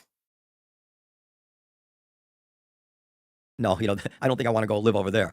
But other than that, I fear that the general psychology is just too tribal. And when you look at what Hamas, and the polls show now, Hamas would get reelected in Gaza and in the West Bank. And that's stunning to me. I don't think so. Yeah, well, the polls show it. The Shikaki, is that his name? The polls show whatever. The Palestinian pollster, the one that's considered reliable, he shows it. I always say the same thing. When you see, and I give that example over and over, when you see a hostage from coming out next to Hamas and kissing them and laughing and thanking them, they're scared. They're doing this not because they love Hamas. It's the exact same thing with the people that live there. They're scared of Hamas. So get rid of Hamas, don't finance them, and then you'll have peace. All right, let's let callers in. By the way, this is a very nice conversation. I like the idea. I think it would work. No, I always feel like all these ideas. I do think getting rid of Hamas would be pretty based. Melinda is a one-stater confirmed. I mean, like, I guess, like, I kind of am long-term. Although, I guess, like, I think that having some sort of, like, federation or confederation or whatever the hell you want to call it, like, some sort of EU-style thingy where basically the two states exist, or, like, they're, like, two autonomous countries that are within a federation of one country. I don't know. Some kind of weird shit like that. Like, I think that would be fine. Because then, like, basically anything that will enable the two people to kind of, like, mend all of their issues or whatever. I think that that's probably a more realistic thing than, like, just shoving them together, or even Doobie's solution, which we already argued about a whole bunch. The names of alleged anti-Semites to the State Department were funded and by Miriam Adelson. Yeah, I know, I'm aware of that, but like, the thing about that though is, what would she have been able to get away with that in a different administration that wasn't Trump? That's what I'm getting at here. Like, was she trying to do that shit under previous administrations? Because the problem there, I would argue, is Donald Trump wanting to do that, or is like basically being willing to go along with that. And Marco Rubio has legit talked about going after naturalized citizens. Yeah, I know he has. I'm not saying that's not a problem in this administration. It absolutely is. But I'm asking, was this a thing that was happening before this Trump administration? Because this Trump administration is, I think, like, not the norm in terms of like going after and deporting American citizens, or non-citizens because of their speech. I think that is a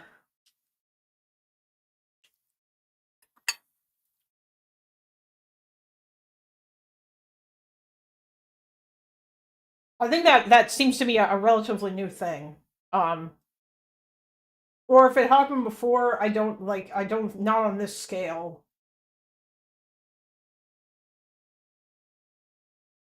Oh, she started on the second part of the comment. Sorry, hold on. At the local level, yes, I think Trump is definitely the most transparent about his willingness to just do whatever the pro-Israel lobby says. Sometimes, though, if I remember correctly, 2 of the orgs feeding the names of alleged anti-Semites to the State Department were founded and funded by Miriam Anderson. Like, oh, okay, yeah, I'm sorry, I just didn't see that. I might need to up the size of my text here, but yeah. I think, no, I mean, I'm curious to hear more about the local level stuff.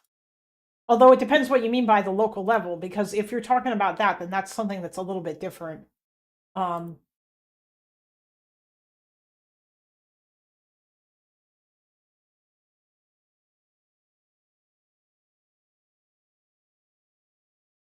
Oh, Doobie, if you check in the stream suggestions on my Discord, SRG really wants you to see this thing.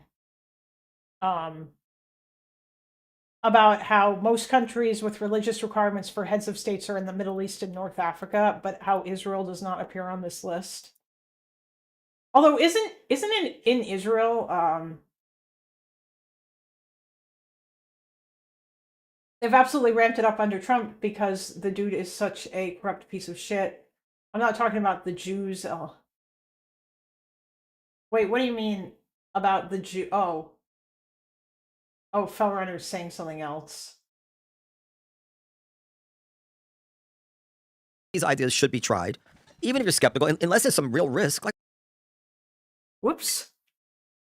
Of course, like the notion that nobody should consider the psychology of a person who's raised with the Israeli soldier is always this fucking brute. Like I mean, anybody who understands how black people in America came to see the police, this is worse. Like this is real. I don't right. like what, does that make me some sort of liberal to acknowledge what's obvious and true? No. I'll bring it in the next meeting. Yeah, and I just, before we take callers. Yeah. We have 3 people on the line, okay, just whenever you're ready. Let him say his last name. I want us as... Oh, nobody here is saying Israel that Israel's entirely secular. I mean, I think that I think I've heard Israelis tell me that Israel does not have like a separation of church and state or whatever, which was not my understanding, but I don't know. I don't know that I would say that based on what I know, Israel doesn't seem to be a theocracy, but it's probably not necessarily a totally secular state. I don't know, it's kind of weird.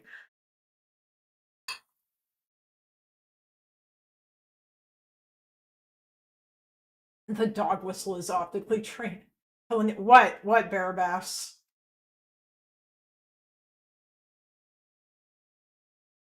Oh. Wait, is Abbas actually working on the necessary reforms for the peace plan? Last I heard, he was really pushing hard for reforms for the PA. Well, yeah, I think he is doing that right now. I've heard, I continuously hear conflicting shit about whether or not he ended pay for slay. That is something else that I will have to go and look into. But again, I already have so many things that I have to go and look into. And I'm trying to do research on Russia and Ukraine right now.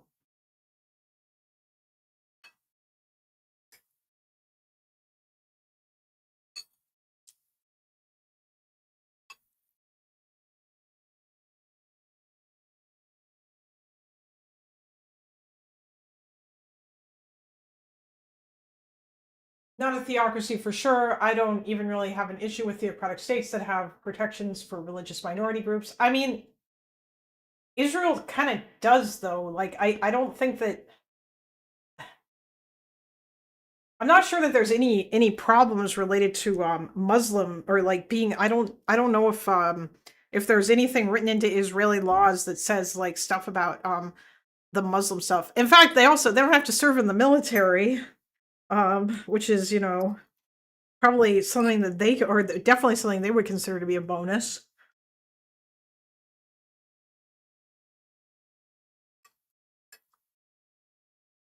I don't know though. I need to go look up that one basic law.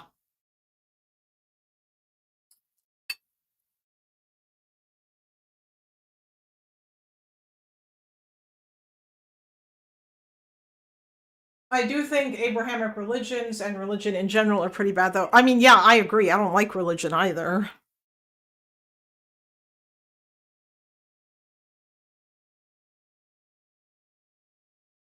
At least not ones expressed through the state. Yeah, I love secularism.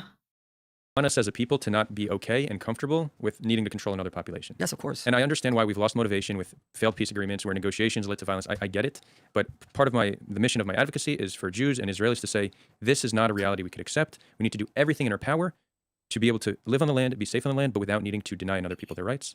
And I think, and so that's a message I want. And yes, and their obligation is to help us to make that feasible and sellable. And truly, and honestly, the people there. One friggin' cafe blown up or one school bus blown up, and it's all undone. But they will certainly do it. That's but the majority don't want it. They really want peace as well. They really do. I agree, but it has to be a critical mass. In other words, this is the problem. We're actually on the same side. My feeling is that yes, they'll do this, and then Hamas will blow up a school bus, and Israelis will say, "I mean, listen, I don't disagree with you, but my child is not the front line for this. Right. They have to meet us, 25% of the way. All right, calls. Go ahead, calls. Ari, you're here. Ari's been waiting for a while. Okay, Ari, come on. Yep. Hey, how you guys doing? I had a conversation with Adar a couple months back, so I hope he's doing well. But my question, and where I kind of went around in circles with him, is that I believe Adar kind of feels that I think he will openly say that it's a genocide, and with that carries specific intent to try to kill every person or kill a lot of people, even if they're innocent, and with a clear deliberation of that. And at the same time, he also advocates for a one-state solution. I didn't hear him say that today. I didn't hear him say that today. In our call, so maybe he's changed his mind, and he could maybe elaborate on it. But to me, it seems. Oh God, here we go. Completely unreasonable. If you're willing to commit genocide, you carry this real hatred of the other people, such to the point where you're willing to kill an innocent person or thousands of innocent people. All right, so there's that point that I would like let Adar answer. Okay, go ahead. Yeah, I mean, generally when I describe what's happening in Gaza, I use terms like morally indefensible, one of the worst atrocities of the 21st century, but I don't object to people calling it a genocide. Though somebody once told me, they said, I don't think it's a genocide. I think it's just an abundance of war crimes and crimes against humanity. I said, I have zero objection to that. I care little for debates on terminology. I want us to be able to describe reality as it is. I think what's happening there is horrific and morally indefensible. So that's. Do you think that the Israeli government deliberately killed thousands of people and targeted them? Meaning, when they evaluated an airstrike, was it that when they saw an innocent person, they were less likely to hit them, or they were more likely? Because that's really what we're talking about. I mean, that's where it really comes down to. I'm not talking about individual soldiers. I'm sure war crimes on an individual level. All right, let him answer. Let him answer. I think that the way we got to such horrific levels of civilian death and destruction is not a command from above saying kill those civilians, rather a reduction of protection for civilians. When you use, no, I'm sorry, you're avoiding it. No, he's not. He's not. And I would say so, but he's not. Hold on. When you use so much kinetic force on a densely populated city with reduction to civilians, you see the destruction we see. Now, I can see why the leadership would want to harm civilians. Yes, I can give you 3 reasons why Israel would want to harm civilians, though I don't think they.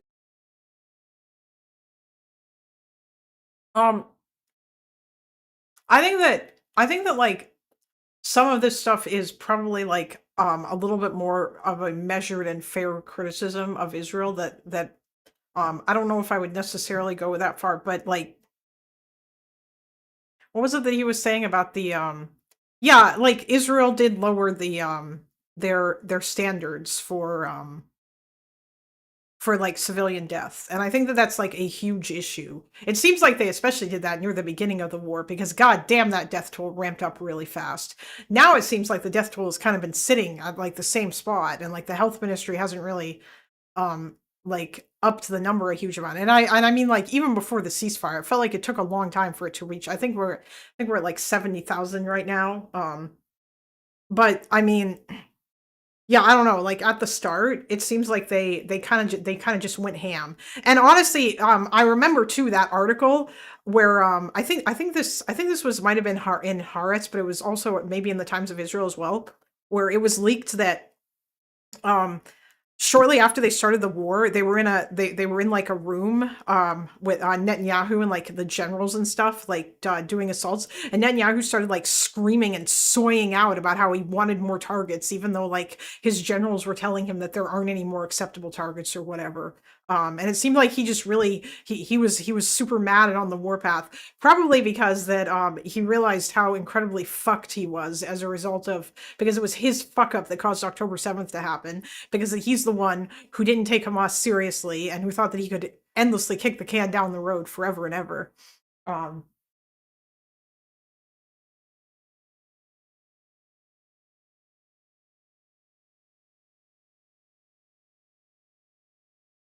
by the way, Doobie, I would argue that that I think that at least in I think I guess like I would ask you, Doobie, do you think that it's a problem that that there are several countries in the Middle East that basically refer to themselves as Arab republics, and like they mainly cater to like Arab citizens, you know? Like it's a pretty big deal that fairly recently Al-Jilani said that he was going to give citizenship to the Kurds.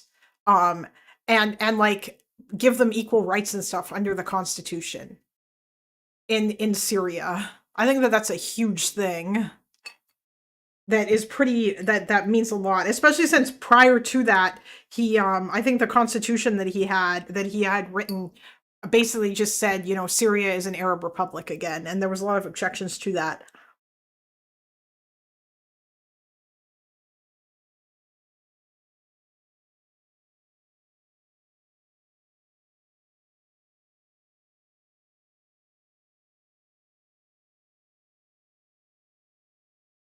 I mean, I guess we'll see if the number does go up, Doobie. I don't know. We will. I understand that yes, the health ministry's capacity has been like generally reduced, but yeah, yeah, I don't know like ethnic hierarchies. Okay, so but the reason why you have smoke for Israel is specifically because that they have an issue, is specifically because that they have like because the United because like of their lobbying, or not their lobbying, sorry, but the lobbying of American citizens on their behalf in like the United States. Um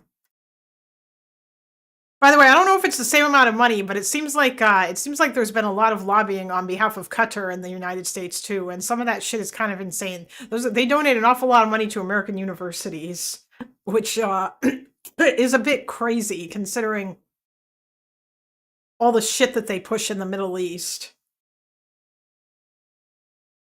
It was a policy from top down. I think it just happened in the form of reducing protection. So I agree with that. Okay, Ari, we're gonna Ari, we're gonna move on. Yeah. We got other callers. Do you want me to say If them? you have time at the end, I want to follow Put up. Ari on hold if you have time. Okay. Give us the bullet points really quick. Well, but I don't want to debate it. Okay, so after October 7th, I think we didn't quite know what to do, how to best respond, what the outcome will be. But there's many. If you look at what the best outcome Israel could have achieved, at least in Netanyahu's perspective, one is the total defeat of Hamas. The other is the displacement of Gazans out of Gaza. That would have been seen as a win in the eyes of the public. One of the single best ways to get Gazans to leave is to destroy Gaza, make Gaza unlivable, and make life in Gaza unbearable. So you could see a motivation to want to harm civilians if your goal is to clear. But where could they go? Well, I think we tried to send them into Sinai, right? There was a plan that was floated on October 8th to move them into Sinai, and we tried. I mean, but wait, hold on. I think it could have been. I don't think I got floated by Netanyahu. Well, Netanyahu openly talks about today. He still openly talks about removing Gazans from Gaza. Wait, that's still a plan. Yeah. So that's one. The second is simply to create a deterrent. Well, actually, let's focus on that last. No, I want to get another call. Okay. Second. By the way, this is true. Like all of this.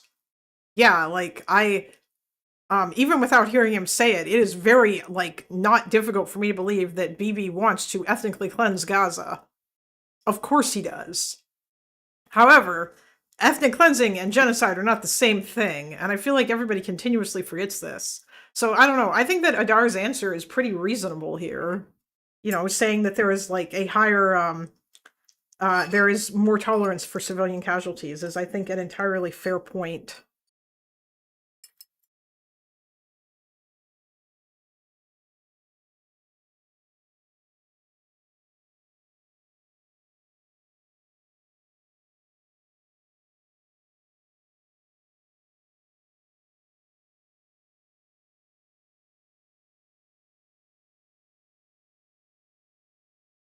pro-Israel love. I mean, like, Doobie, honestly, I think that in some ways, I do think that America, I don't think that it's necessarily a one-way street. I think that the United States, especially with the changing attitudes of Americans, and this has come in the past as well, but particularly now, I think that puts the US in a unique position to actually be able to potentially twist Israel's arm or use like a mix of incentives to get Israel to do certain things. And in the past, American presidents certainly did get Israel to come to the table or like pressure them in some ways. Like, I mean, Jimmy Carter got Menachem Begin to like, I think there was some arm twisting there in order to get him to agree to that peace agreement with Sadat. Because obviously Menachem Begin was like a huge hawk. And I don't think he trusted Egypt at all. But Sadat was like there and totally willing, and he really wanted to do it. So yeah, like, I think that America also has quite a bit of influence or power over Israel, or they can if they use it properly. And therefore, in some ways, if you're saying that you don't want to enable Israel doing, I know that you don't want to enable Israel being an ethno-state or whatever, I would argue that America shouldn't enable Israel to be able to do whatever it wants. And I think that as Americans' attitudes change, and as this whole notion of you can't become president if you're critical of Israel in the United States, which was definitely a big thing a while ago, and I don't know if that's still quite as much of a thing now, or that it certainly isn't going to be a thing for much longer because people's attitudes have changed. I think that it will put like the next Democratic president in a much better position to potentially be able to get Israel to like change certain things. The only problem is whether or not Israel will actually have a leader that's willing to be more pragmatic to go along with that. And hopefully they will. Hopefully Bibi is not going to be in there for much longer. Dear God, inshallah, may Bibi be voted out of office in October.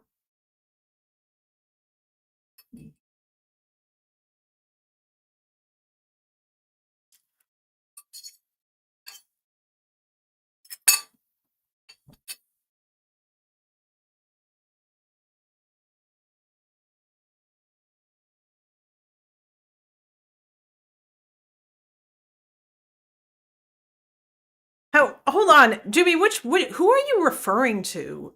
Have you actually found politicians that have said they have more loyalty to the U.S. than Israel? Those exact things. I know that there are politicians who have said incredibly cringe shit about how much they love and support Israel. But I don't know if I've ever heard anybody say they have more loyalty to Israel than the United States. Like actual elected politicians, I mean, like, you know, Congress people. That would be pretty ridiculous if that were the case. And yes, I know Ted Cruz said some ridiculously cringe shit in that interview with Tucker Carlson. But I'm curious I'm guessing that these people are Republicans and that they're fucking insane. I know that like Democratic politicians have also said some ridiculous shit about how much they support Israel, but I don't know if anyone said that. That's kind of nutty. It's the Christian Zionists, they're terrible. I mean, yeah, I agree. The Christian Zionists are terrible. I think the Christian Zionists are terrible for a bunch of different reasons. Like, people like Mike Huckabee enable the worst white aspects of, like, the crazy right-wing Israeli people. So not only are they bad because that they enable the most extreme elements in Israel and push towards wanting Israel to do whatever they want, but also they enable things that I don't think are good for Israel either, you know? Yeah, I can find the name for you. Yeah, I'm genuinely if it's just one person, then I don't know if that's as big of a deal. Or rather, I guess like I would say that I think that there are other things that have been said by American politicians that it might be a little bit more alarming than that. But if it's a lot of people, if it's a bunch of politicians, then yeah, I think that's not good. Or it's definitely worse than just one person saying it.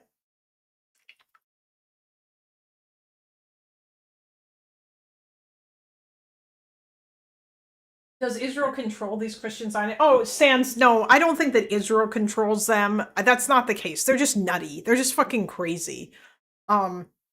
They might, like, obviously, I think that the right wing in Israel definitely likes those Christian Zionists a lot more probably than previous Israeli governments have. or like they agree with them more, you know? Like I think as Lonerbach says, Mike Huckabee is like a bigger Zionist than most Israelis are. Because that Mike Huckabee is an insane dude who thinks that Israel owns like Judea and Samaria, and he wants to change the name from West Bank to Judea and Samaria in US government documents. And yeah, he's crazy. Also, I don't like a lot of those other people for a lot of other reasons. Like, obviously, I fucking hate the religious right. Second would be defeating to defeat Hamas. If you inflict enough pain on civilians, you can speculate that will get the civilian population to turn on Hamas. It'll create internal rift amongst Hamas. So yeah, you could see a strategy to want to harm civilians in order to defeat Hamas. I dare say I think some of the people involved in holding up the aid were hoping to bring that about. I imagine so. And the third is a deterrent. If you can't defeat Hamas, if you can't ethnically cleanse Gazans, at the very least, punish them so severely that they would never want something like that to happen again. So, I mean, I see clear motivations to want to harm civilians. I see a severe reduction of protections, and I see the result. Yeah. What's interesting to me, and I don't want to debate it because, is that I read some interview with Gallant recently, who seemed to be speaking very bluntly and very critically of Netanyahu and Ben Gvir and all of that. And when questions of this sort were put to him, he's like, "What are you talking about? Of course not." You know. So well, isn't Hamas complicit? Yes, I agree, Epic. I know Ted Cruz was born in Canada, although he has a US citizen now, or US citizenship now. We do not claim him. He does not consider himself Canadian. You must respect other people's identities.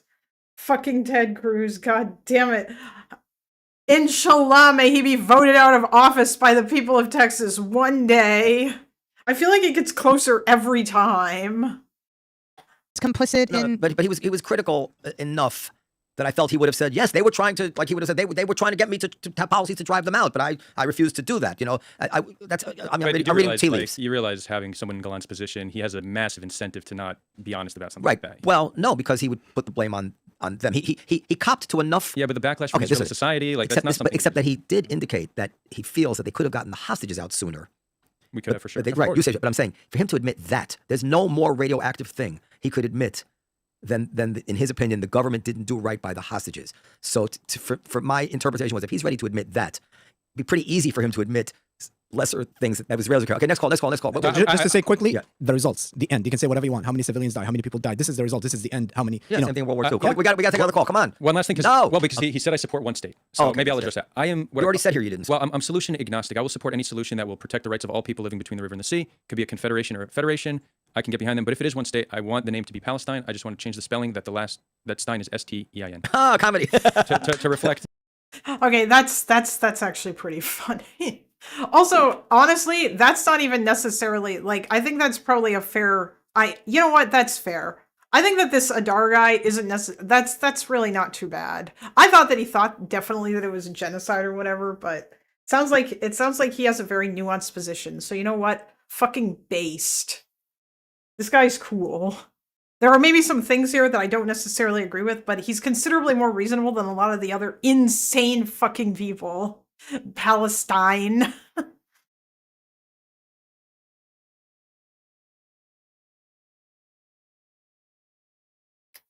The biggest portion of the pro-Israel lobby in the U.S. is Christian Zionists. I think Israel works closely and effectively controls AIPAC, QUFI, the ADL, and a ton of other smaller groups. Okay, I don't know if I agree with that. He tried to invent BE to talk, but BE just called him a Nazi. I mean, yeah, of course, Chase, because the BE thinks all Israelis are Nazis. Yeah, Doobie, I don't know if that's true, or rather that Israel, like, controls those groups. That's a little bit... But you know what? I'm just gonna let you guys argue with Doobie in my chat. Should I make another... Should I make a goal, or should I, like... I'm trying to think of things that I can do to incentivize you fuckers to give me money. Even though there's not really that many of you here, so I almost feel bad asking for it.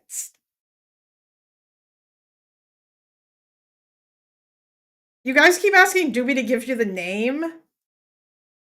And then...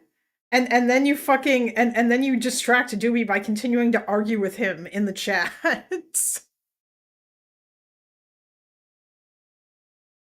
I say this because that I know what that's like. Because I'm like, okay, I need to go do this thing now, or I promised that I would look up this thing, and then fucking everybody else here is all like, and then like I get distracted by arguing with people. Doobie said he had a name for us. Voice call. Fellrunner, Doobie's not available to voice call right now. He said like a little while ago that he'd be available in a couple of hours. So yeah, he's not available right now to do it. When he is, then we'll do it. Just ask Doobie for money.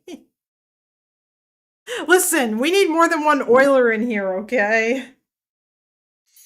Here is your stimulus. Praise the Here is your Ayatollah. stimulus, sister. Praise the Ayatollah. Based.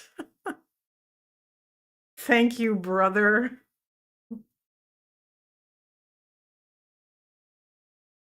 Why is it anti-Semitic to mention AIPAC? Doobie, I don't think it's anti-Semitic to mention AIPAC. I think that like people who focus on AIPAC, I think that like it's very easy when you start talking about the Israel lobby to get into the Zionist occupied government shit. And I think that's anti-Semitic, to basically make the claim that Jews control America or control America's foreign policy or whatever, even if you're just saying that Israel controls it. Oh, hey, Counterpoints just went live. Well, Fellrunner, I'm glad that you enjoyed today's stream. Say hello to Connor for me.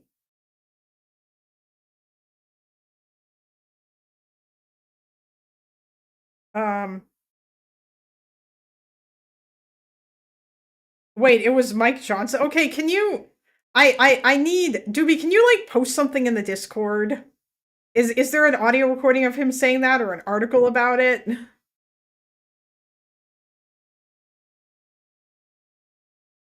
It could be more than one name. He said multiple sitting representatives. Yeah, I know. I just want to know, like, by the way, it is of no surprise to me if it was Mike Johnson. The idea of triggering the rapture by rebuilding the temple is behind the evangelical support for this. Yeah, I know. It's fucking dumb.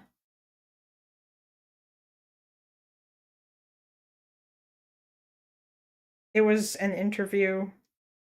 Mike Johnson is a known communist. There goes Epic. And there's another dude too, an older guy.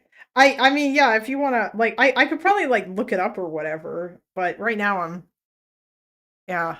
Listen, you can't possibly. That's very good. Even my mother, who is as left-wing anti-Zionist as they come, when pushed, had to admit that you cannot risk having Jews live in a majority Muslim state. That would be the end of the Jews. You just cannot. Nobody can contemplate that. Not in the current. Even if they get the votes? Even if what? If they get more votes to be in a government? And by the way, it didn't work. It doesn't work anywhere it's been tried. It didn't work in Yugoslavia. Didn't work in Lebanon. It didn't work in all sorts of places. Okay, next call. David, go ahead. Hi, good evening. Does the subject have to be specifically related to what you were discussing with the guest? It's okay to say yes. Yes or sex? Which you prefer? Okay, I'll go with yes. Okay. You can float another topic, and I'll veto it. Go ahead. Okay.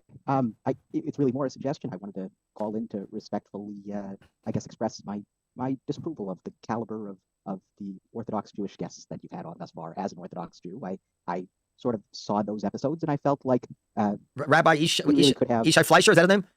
Yeah. Oh, Jesus Christ, he had fucking Yishai Fleischer on. Oh. Yeah, that one was. Yeah, but I didn't roll over for the guy. I argued with him tooth and nail. No. You had. I have no issue with anything that you said to these people at all. On the contrary, for example, with this last one where Ami, what was his last name? Kozak.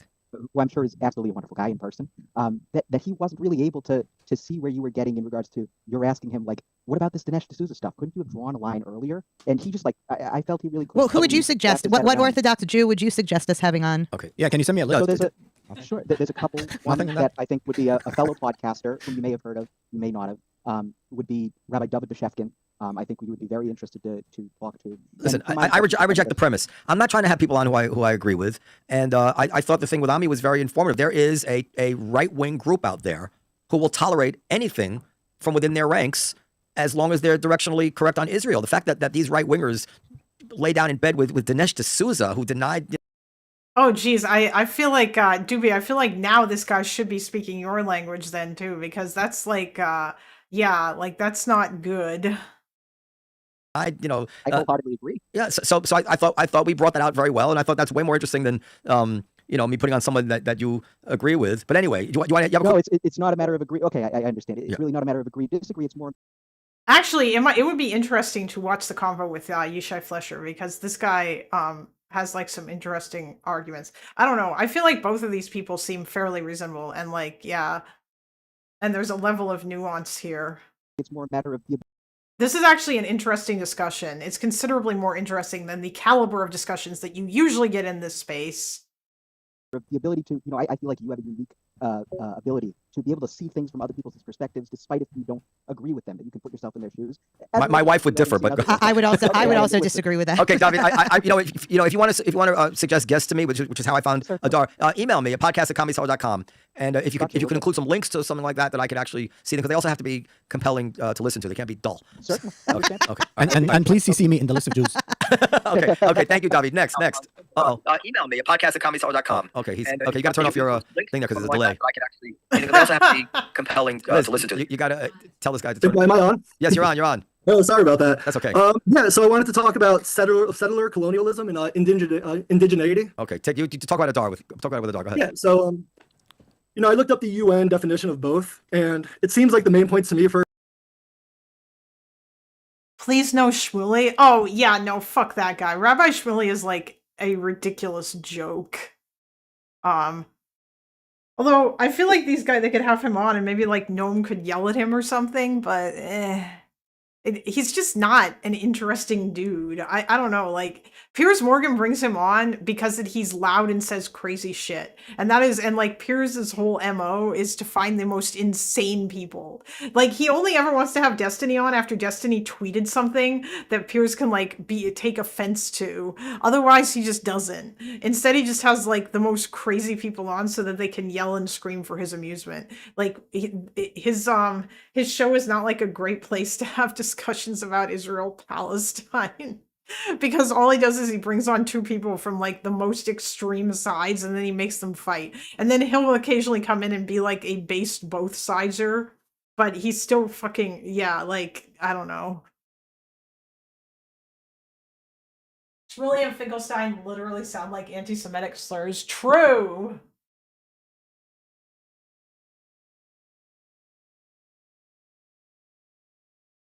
Me for indigeneity that would apply to Jews and not Palestinian Arabs is before colonization. It literally states that this group is here before colonization. And if, Arabs or Palestinians see themselves as Arabs from the Arab Peninsula, that would insinuate that they came after. Before you get into that, let me just ask you that. Let's say you're. Oh God, are we really gonna have this conversation? This is the most cancer. I hate this so much. Who cares who was there first? Let's say you're right about everything that you're going to say here. What does that lead you to in terms of real world consequences, policies, whatever it is? Let's say we're indigenous, they're not indigenous. So I'm not going to enact a policy. I think it's an interesting conversation. I think. He was talking about settler colonialism before. Yeah. Okay. Let him talk closer to the mic. I think the more interesting point. Wait. Let him get. You'll get 2 rounds. Let him answer this. So first of all, I think, as I said earlier, I don't care much for debate on terminology. I'm more interested in describing reality as accurately as possible, and we often just use the terms available to us to try to describe this reality. Palestinian Arabs do not consider themselves from the Arabian Peninsula, nor do DNA tests tell us that they're from the Arabian Peninsula. They are primarily Bronze Age Levantine DNA. True, thank you, buddy. By the way, we share some DNA with them, which I think is interesting and something worth noting. But when we... Are you calling my grandmother a whore? I mean, you brought it up. Now, when the term indigenous began to be used to describe people, it was to describe people who have been living on a land prior to an outside force coming to displace them. It was created to describe a situation. I got to call an executive decision here. I don't want to get into a discussion about indigeneity because I think you and I. It doesn't change anything. Listen, this is the problem with this whole friggin' debate is there's a situation on the ground now, and everybody has got to get practical and settle this now. My position is both Jews and Palestinians are indigenous to the land, and we need to learn how to share the land. Here. Okay. Based. Next. Fair enough. You mind if I try another quick question? Quick one. I forgot to show my videos. Go ahead. Quick one. Your guest mentioned before about the civilian to combat and death ratio being false. So I wanted to know just his understanding of civilian deaths and Hamas deaths. And that'll take a second. Yeah, I mean, look, this. So first of all, I've written somewhat about this and I've spoken about it exhaustively on live streams. If you want, DM me and I will. And I'll gladly share stuff with you. The most high level possible and it's a frustrating topic because on one side they're saying hundreds of thousands dead, on the other side they're making also outrageous claims about super low civilian to combat ratios. It's hard to know what to trust, but we actually have a very unique data set coming out of Gaza, and it's actually a list of names and ID numbers. Now, normally you could say, okay, how do we know we can trust these names and ID numbers? We certainly shouldn't trust Hamas. They have an incentive to lie. But few people know this, that Israel has full access to the Palestinian population registry, so they could cross-reference all these names and they could see that these names are legitimate. And it's for this reason why claims against the Ministry of Health list is not coming from Israel. Israel's not denying what the Ministry of Health is saying. You have these online activists who are making these very weak arguments, misleading arguments, and I think often intentionally misleading. But we have data. It's open for the public to scrutinize. No one has found fraud. Israel's not claiming fraud. So this is a very good basis to understanding the death toll. It's not a perfect list. There's a margin of error. There's people missing from that list, but it's a good basis. Okay. Thank you, sir. And DME will talk more. Okay. So let me tell you about this. Okay, can you cue up the Francesca, the Albanese video? Where am I looking? No, not that one. The other one. But I'm gonna tell you something first. So I've always been very cautious about this debate because you hit on it, because I feel in my soul that we really don't have good information, and I did not want to get out over my skis on some statistical thing. Like we're still finding out. You know, like Dariusina was talking about, it went from 150, 250, Dresden. Like we don't know. It's a war. We'll wait and see. I feel like Hamas's tactics could certainly produce horrible civilian casualty numbers even without Israeli malfeasance. And I think there could be Israeli malfeasance. I don't freaking know, but I will tell you this: I met and have spent time with Salo Eisenberg, who you know. I think that's probably true of both. There is Israeli malfeasance, particularly on the lower at the battalion level. It seems like there's a lot of evidence that bears that out with like crazy people like Yehuda Vosh, and there is also and the way that Hamas fights contributes to all of this too.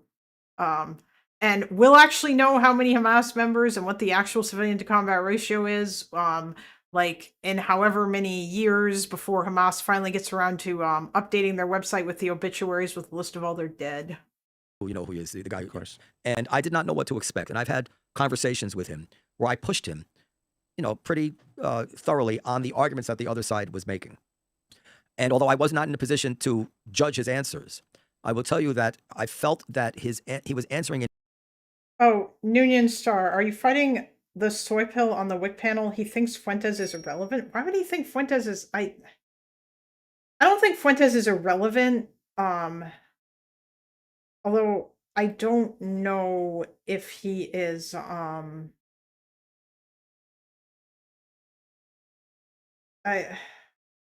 hearing stuff like Arabs are the real colonizers made me ignore Israeli arguments forever. I mean, it's such a stupid argument. It's so dumb. It also doesn't, you know what? Even if that's true, it doesn't fucking matter. Who cares? Who gives a fuck? It makes no difference.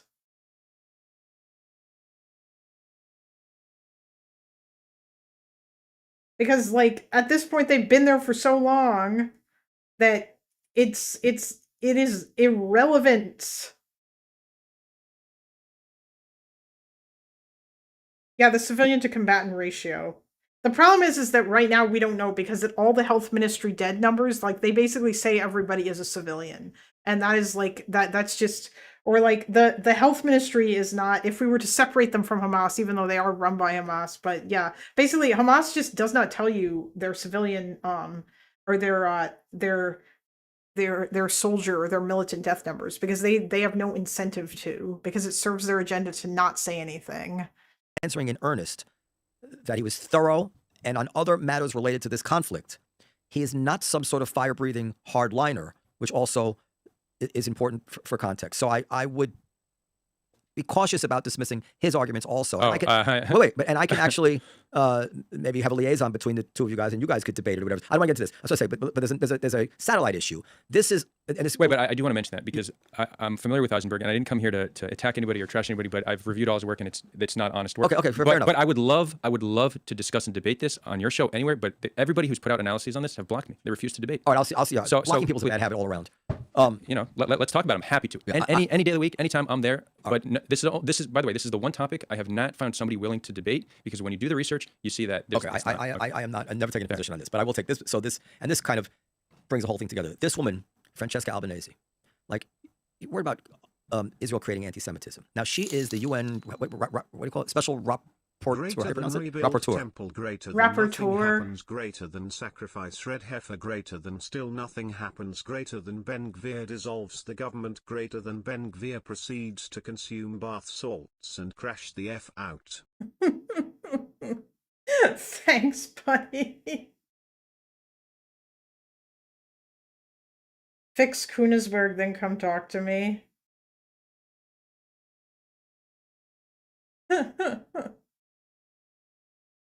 Thank you, Barabas, for the $10. That's really funny. I'll steelman the other side for a sec. The length of time Jewish Israelis have been there is also irrelevant. If it did matter, then any colonizer could occupy an area and park there for 80 years. Well, yeah, that's what I mean. No, I think it's irrelevant how long either group has been there, because that's not how I judge like whether or not somebody has a right to like stay in an area. I tend to judge it more based on like how many generations have passed, and are we basically going to be punishing people for the crimes of their ancestors if we deem that they need to leave or that they are unwelcome there. And because I think that's wrong. I don't agree with punishing people for shit that like their ancestors did. Which is why I'm against like any of the loons that you might find out there who say that like everybody who lives in North America needs to leave and go back to whatever countries their ancestors came from, or people who would call North Americans colonizers. Like people like, I'm not a colonizer, fuck you, I was born here, you know.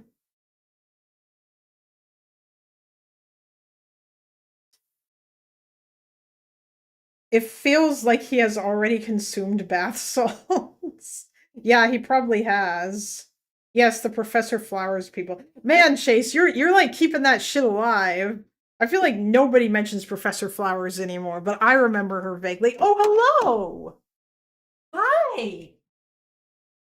Come on up here. Hello. Hello, baby. Aw. Hi. Hi, bud. Aw. You are such a loud boy.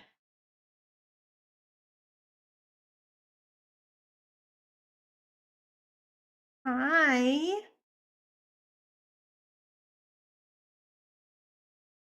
Aw. I don't know if you guys can see him or not. Or if you just see like his tail. He never I don't know if any of your guys' cats do this when they get in your lap, but he never like faces me. He's always like he's always like facing away from me, like with his butt pointed at me, which actually, as I understand, is apparently a sign of trust, but I think it's funny.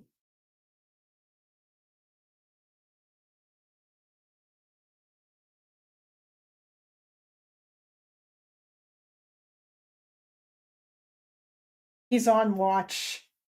Oh yeah, it's because yeah, that's right. He's protecting me. Wait, was Professor Flowers really the genesis of Vosh's downfall? Would we say that?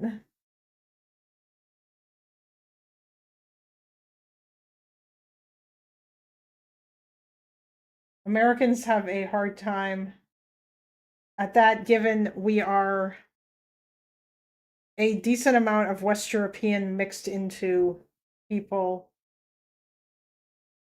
The Americans were the last continents to be habited by modern humans, so it's been attracting colonists for millennia. Oh yeah, there is also that too, right? Like, yeah, a lot of these types are people who want to feel kinship with native people despite not being native themselves. How are you doing? Know you from Destiny and Loner, very based orbiter. Hello, Simon. Thank you. I'm doing pretty well. We're just chilling out. I feel like I get more viewers during the day when all the Israelis are awake and everyone else isn't live, but yeah, we're having a good time here. Aw. I'm just chilling out with my soft cat friend. Professor Flowers is the cataclysm for the Fortress arc. Was she? I thought the cataclysm was fuck, what was her name? Cat Black leaking all that stuff that are leaking all those DMs with Vosh. Doobie, I miss when Vosh was reasonable. I feel like he's not reasonable anymore.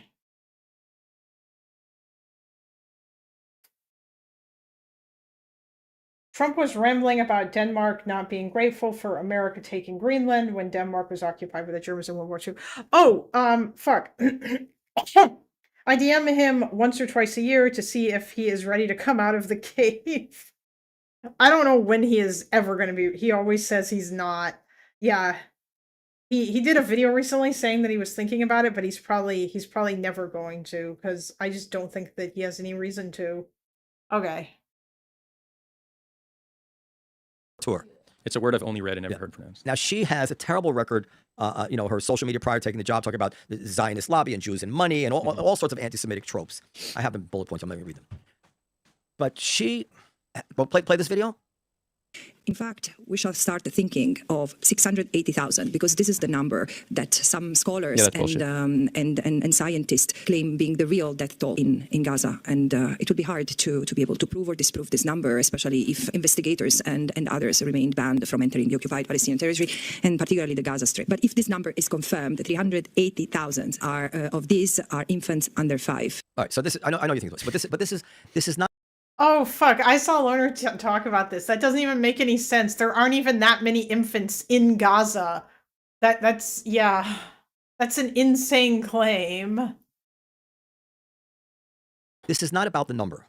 This is about a world where a woman like that, saying, but even you are rolling your eyes and laughing because it's so patently absurd. She represents the United Nations. This is how, forgive me the word, how anti-Semitic they are. This woman should never be in that position. They reappointed her, despite the fact that she's absurd. It's like appointing Candace Owens. This is the world that we're up against. And this is why I find it so upsetting to worry about the fact that we cause the anti-Semitism. You know, Karl Marx talked about the fact that we cause the anti-Semitism. Spinoza talked about the fact that we cause the anti-Semitism. German intellectuals talked about the fact that we were upsetting the German. Yeah, I still don't agree with that. And I think but I mean, I guess like having these two guys have that conversation is probably a little bit more interesting than I feel like they could actually maybe have a better conversation than just because that both of these people seem to have a much more nuanced understanding of this issue than the cartoonish understanding that you get in most conversations that people have, which is always incredibly annoying. Like so far this has been a really interesting conversation to listen to. With our customs and our otherness and whatever it is, there's always a Jew around at any time when things get hot. We're saying, maybe if we had just been a little bit less this way or that way, they wouldn't hate us like they do. And so there is this reminded me, there is a book. This is the other video, Stephen. There is a book that Jews turn to for wisdom. It's called The Godfather. And in The Godfather, it always reminds me of this scene where Johnny Fontaine is just unhappy with the way the world is treating him. And ironically, he's being persecuted by a Jew in this scene. And this is me. I'm Marlon Brando here. And unfortunately, you didn't turn out to be the Johnny Fontaine that I thought you were going to be, but I imagined you as Johnny Fontaine complaining about, the world doesn't treat us right, the world hates us. So go ahead, play this video. Oh. I don't know what to do. My voice is weak. It's weak. Anyway, if I had this part in the picture, it puts me right back up on top again. But this man out there, he won't give it to me. The head of the studio. Waltz, he won't give it to me, and he says there's no chance. No chance. A month ago, he bought the movie rights to this book, a bestseller. And the main character is a guy just like me. I wouldn't even have to act, just be myself. Oh, Godfather, I don't know what to do. That's the Jews. You can act like a man. What's the matter with you? Is this how you turn down a Hollywood Pinocchio that cries like a woman? What can I do? What is that nonsense? Ridiculous. All right. So, what can I do? They hate us. I feel like the answer here is to be tough, to muscularly fight with logic and reason and facts and not give an inch to these people. By the way, if none of y'all in chat, because I know we have a lot of children here, not like actual literal children, but we got a lot of Zoomers, have never seen The Godfather. You're missing out. The Godfather is a based movie and y'all should watch it. It's very, very good. People who are anti-Semites trying to make us feel like we have anything to do. And so is the second one. The Godfather and The Godfather Part 2 are both really good movies. thing to do with their defect, their bigotry. When we live in a world where this bitch, Albanese, can be hired by the United Nations and pontificate about 30. Bro! Huh. And then here comes Doobie saying The Godfather is overrated. Doobie, I don't know how old you are, but I don't know. I think it's really good. The Sopranos is also a really good TV show too. Tactical N-word deploy. Well, tactical B-word, but you know. Oh, you said tactical B-word, but really, oh, you're 37. You're younger than I am, but we're not that far apart, so you know what, fair.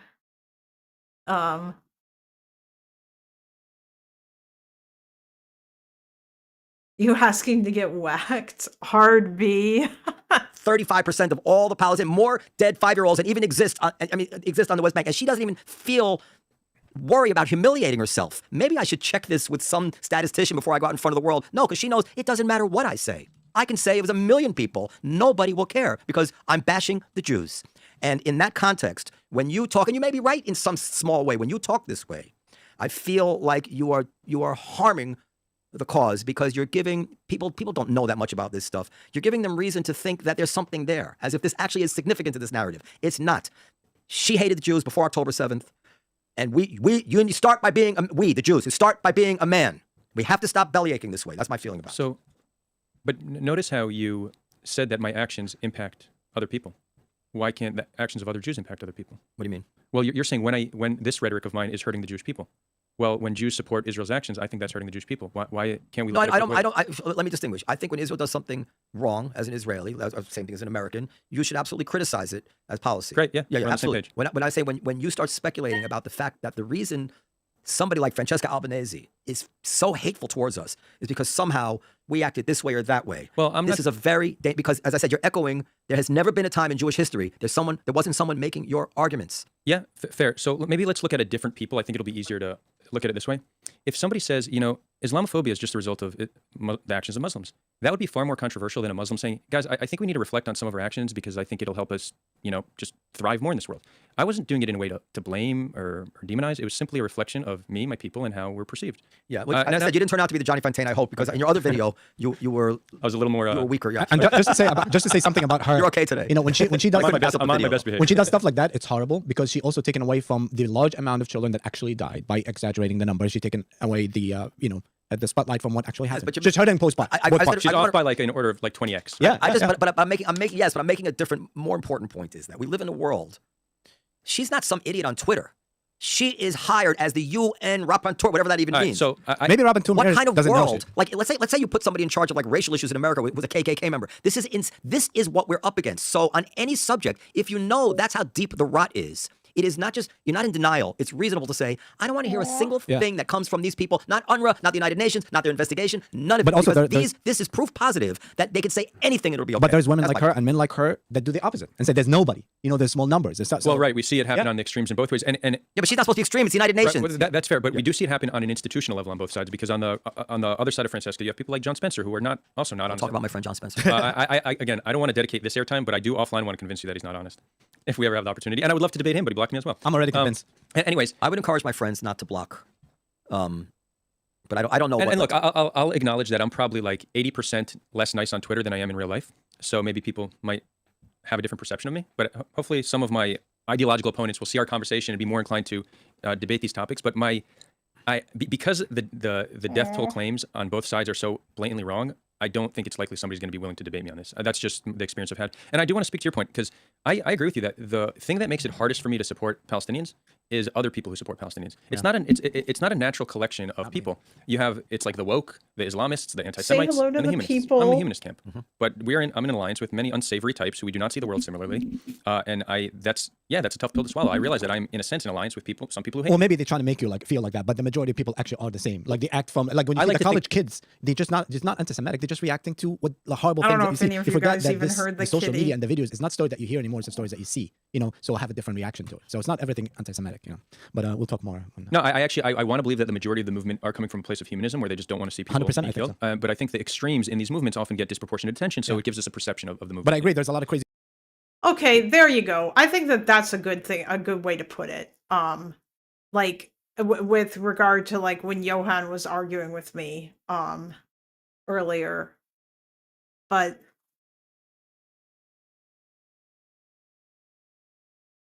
every ice streamer I like is live. This is ridiculous. I blame you, Kalinda. Yeah, I know, Foreigner. That's the problem, right? Well, Loaderbox isn't live right now, and I quite like him. I think he's my favorite.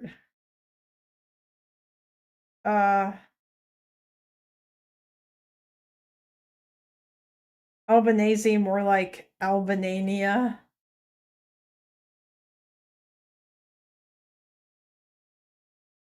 The Comedy Cellar helped produce Patrice O'Neill, for fuck's sake. I know who that is. Oh, right. Oh, it's that guy. I remember that guy. Oof. I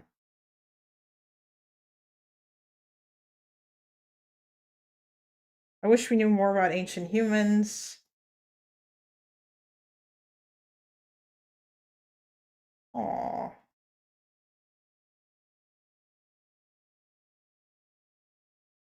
Just evaluate the claims.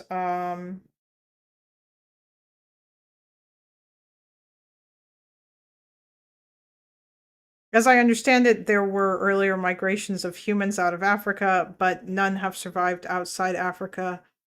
Outside Africa, the Toba supervolcano eruption. Wait, Encelo, what stupidity are you referring to? Sorry, I saw on Discord that the humanitarian aid lady is trying to unionize a bakery. Oh, you know. Listen, my fear is that a lot of those kids are just not going to grow out of their insane like levels of radicalism from college, just because that they'll be able to find like echo chambers or whatever, and that makes me sad. A lot of crazy people that that not helping the cause. They're people that come to me as like, oh, like I told you, people think they send me stuff that's so anti-Semitic, thinking that I'm agreeing with it. I'll be like, no, this is horrible. I see how horrible it's getting. But why do they think you agree with it? I don't know. Well, what I'm saying, because people are confused that if you're pro-Israel, that you mean you're anti-Semitic, which if you criticize Israel, you're anti-Semitic, which is a public thing. I mean, I shudder. I shudder to think what goes around in like the ultra-Orthodox community in terms of racist jokes and things like that. Yeah. But it would be shocking that anybody would send me something vile and hateful about Arabs, assuming that because I'm so pro-Israel that I'm okay with that kind of stuff. I wonder if there's a if it's not. No, because people are confusing anti-Semitic with hating of Israel or be pro-Palestinian. That's what I'm saying. Like, and again, I'm in your campaign. Like, I'm very hopeful. Because I grew up in the Middle East and I know so many people that do talks not in front of you. And they are they want. Let me ask you a question. And then we have any other calls, Liz? We have one more. Okay, we'll get about that. So let me ask you a question. Albanese means I don't trust anything from the UN is something I just consider stupidity. I've been like wrestling with a lot lately, and solo just because that and less so the UN. I think that like with regards to the UN, I don't think that they present information that is factually incorrect in their reports or whatever. It's just that sometimes, at least when it comes to Israel, their analysis is wrong, or like there's a weird bias that informs their analysis.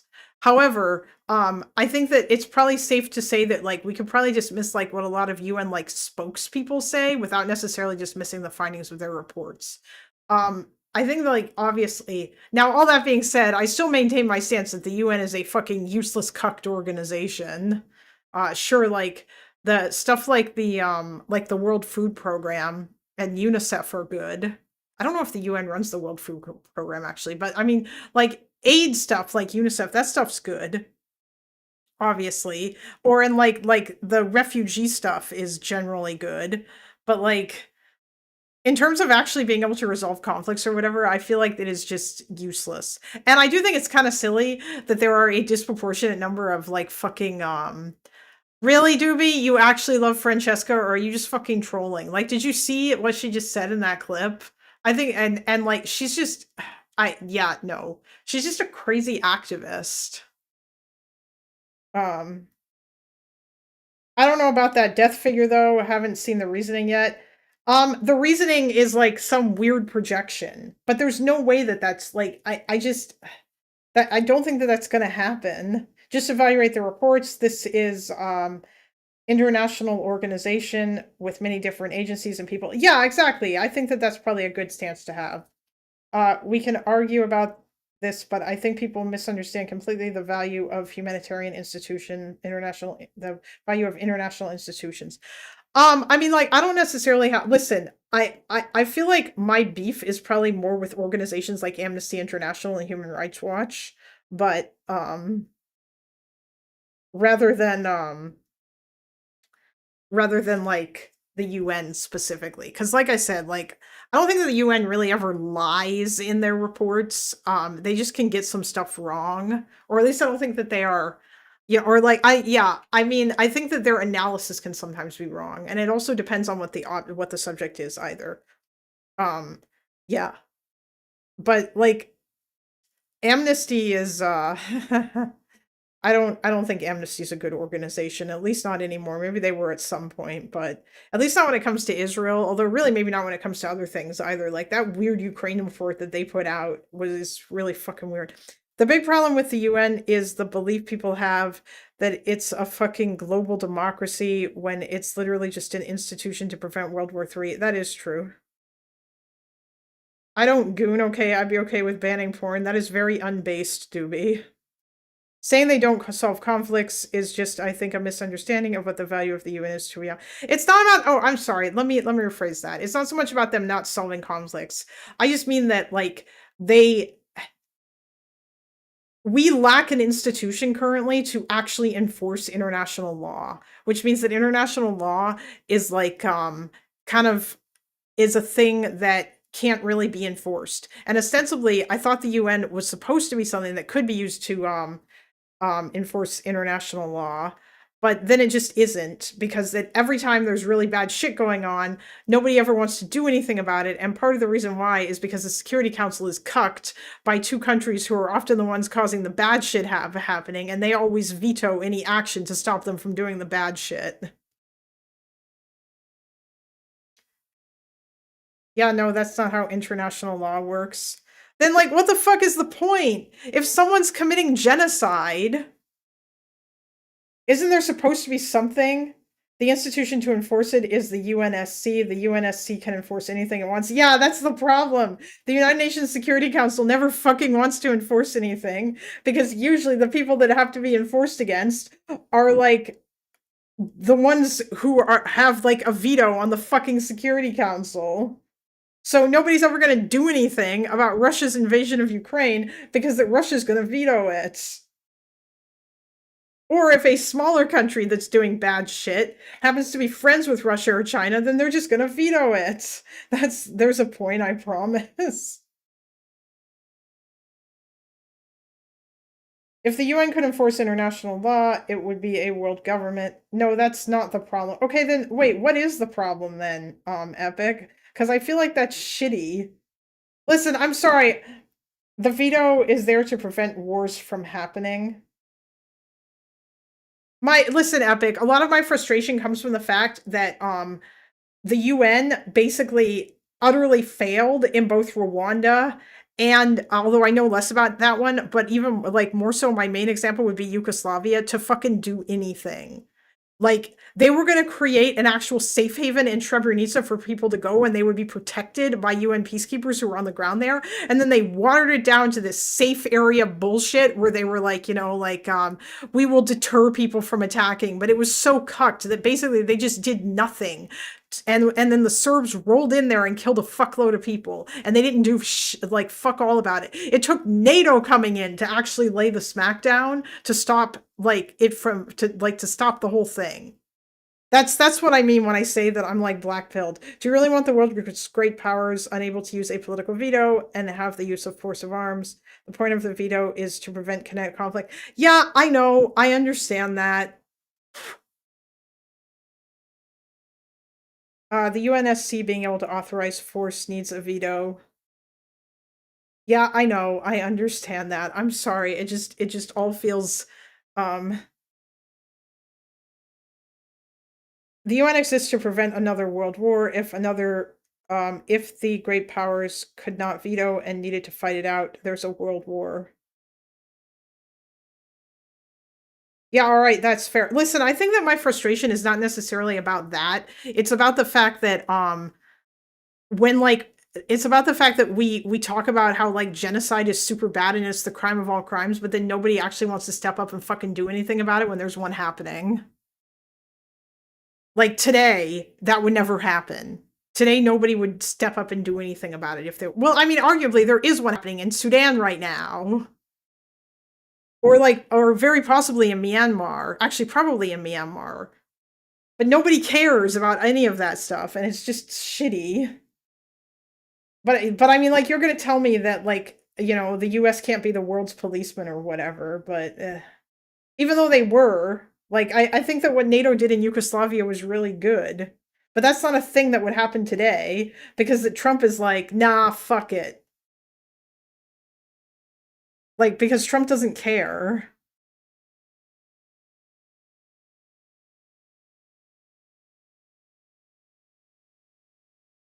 That's all I'm saying. I just think it's shitty. I just think it's shitty that nobody ever actually wants to do anything to stop, like, yeah.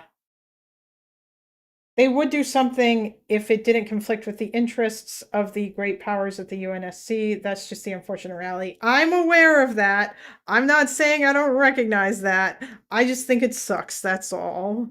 Because a bunch of this stuff just comes across as kind of like, yeah, I don't know.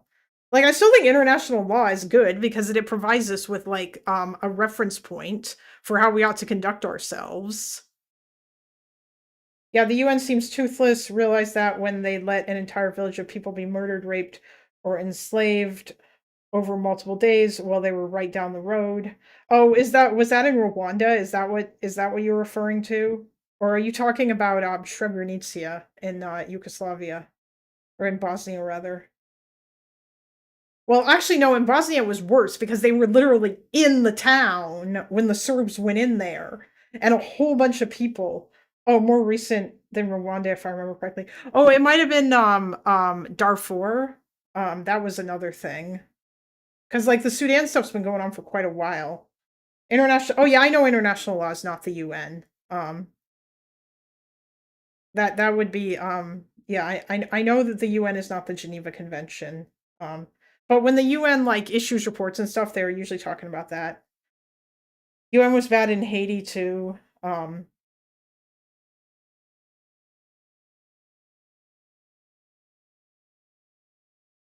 But yeah, I don't know.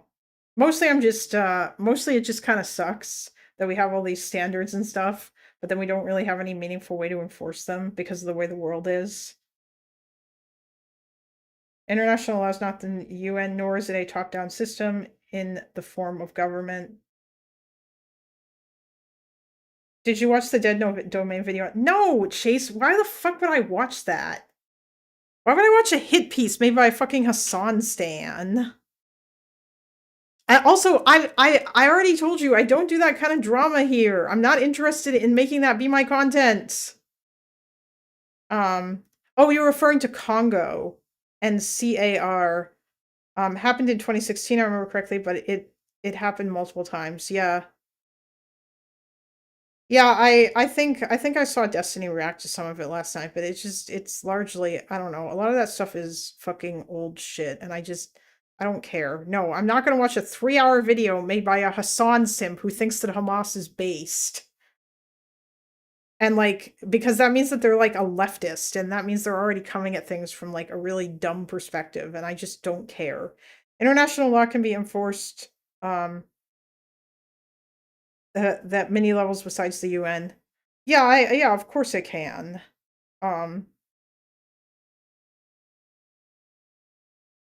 It's often the case that regional transnational institutions can play a huge role in upholding international law, both customary and otherwise. No, they do. There was a tweet that they made where they were saying that they think Hamas is, like, legitimate as a resistance organization or something. Like, yeah, they're just a tanky. But I just, like, I understand that doesn't have anything to do with their opposition to Destiny, but all I'm saying is I legitimately do not care enough to, like, spend time watching shit like that.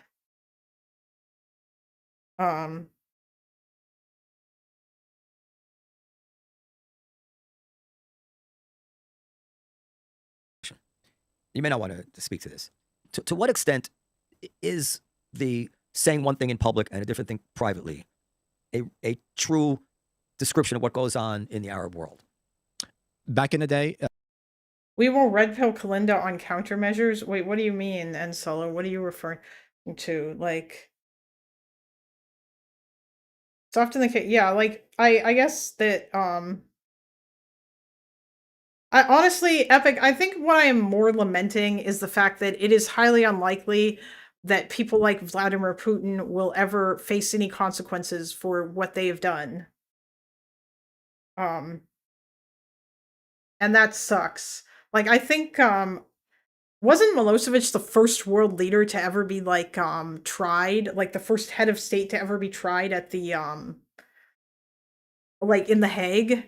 I don't know if there have been others since him, but I'll at you in Discord about that one. Okay.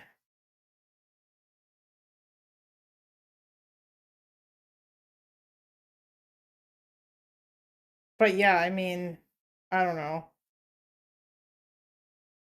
Or hell, like I can also say that it's also sad too that that Israelis who have committed war crimes will never pay any price for it. Although really in that case I feel like we would want to hope that Israel had like a robust system of actually punishing their war criminals. The US probably could do better to punish their war criminals, but at least they try to.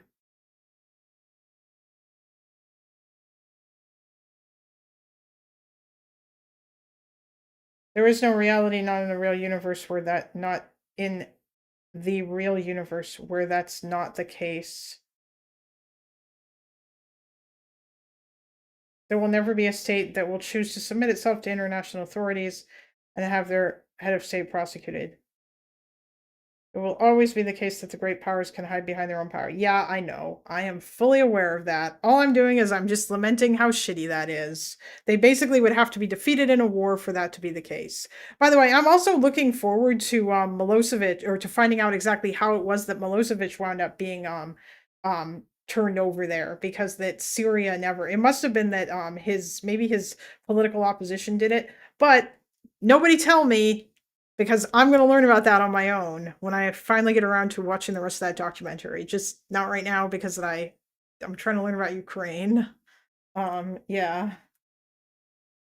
The purpose of international law is to constrain the worst aspects of national competition, not to achieve utopia.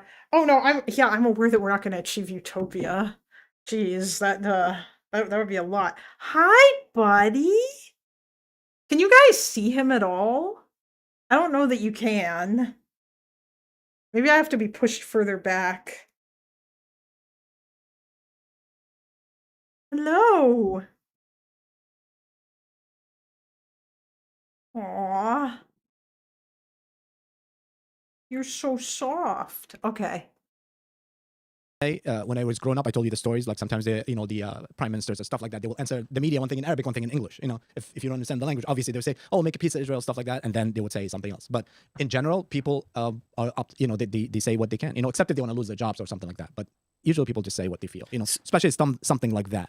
So if I went to the average home on the West Bank, not a Hamas home, average, you think in their conversations they're like him trying to figure out like how they could maneuver to make peace with Israel? Or are they more likely to have a conversation like, oh, it looks like Hamas, we almost did it this time? They will be worried more about Hamas listening to them saying that than any other thing. They will say like, just get rid of Hamas, get rid of Israel killing us. We just want to live. We're going to get water. We're going to, Palestinians are very successful people, and very, they come here very successful. Yeah. And, and how many in the IDF that Muslims and Palestinians, it's just like, we got to stop supporting the bad people.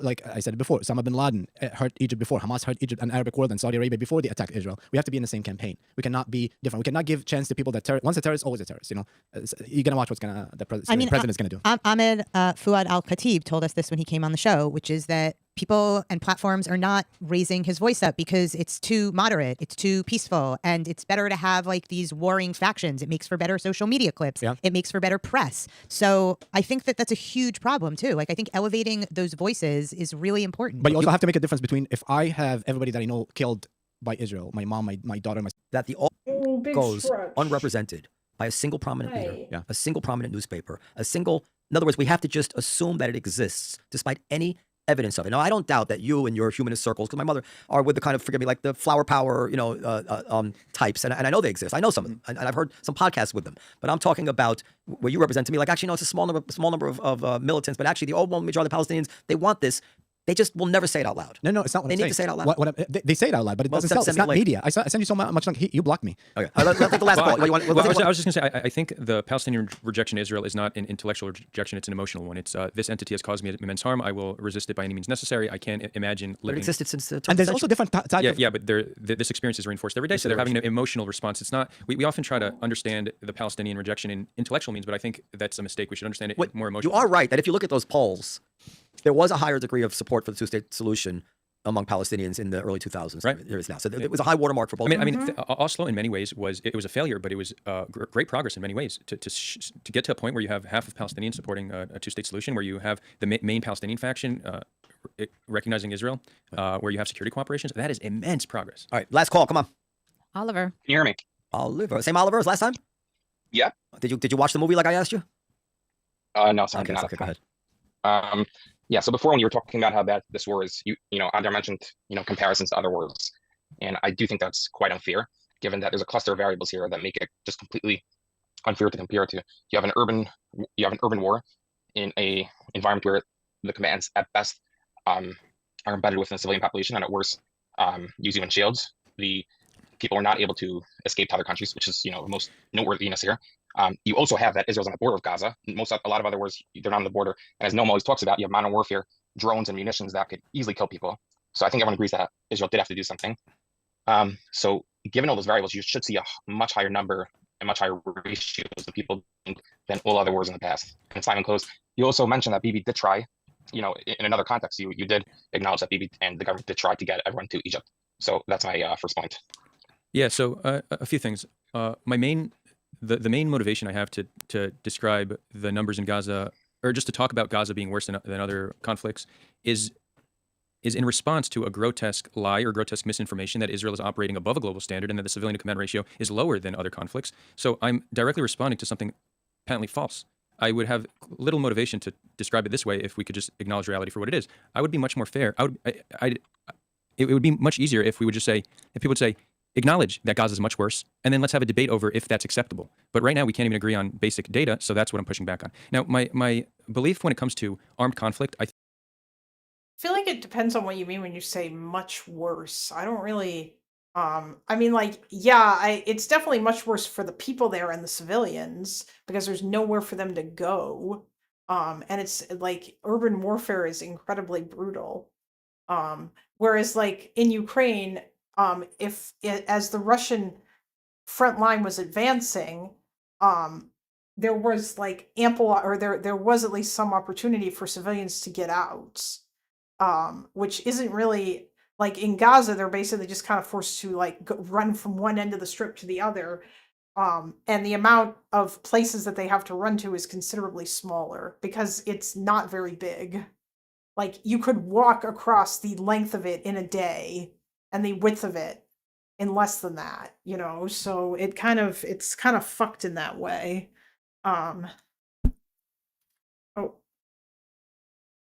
Mr. Baldman seems reasonable, but he has no clue what he's talking about right now.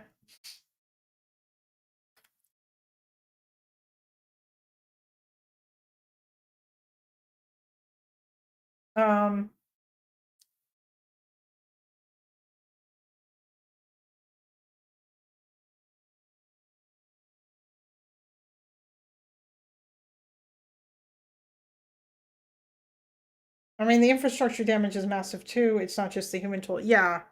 Although that's also the case in Ukraine. Like anytime they were fighting over a town or a city, it's just basically ruins. Which like if you watch 2000 Meters to Andreevka, you can see that in there. That is very much evident. It's all vibes on both sides. Not a single entity participating or observing is looking good in this war. Yeah, I think that's a fair thing to say.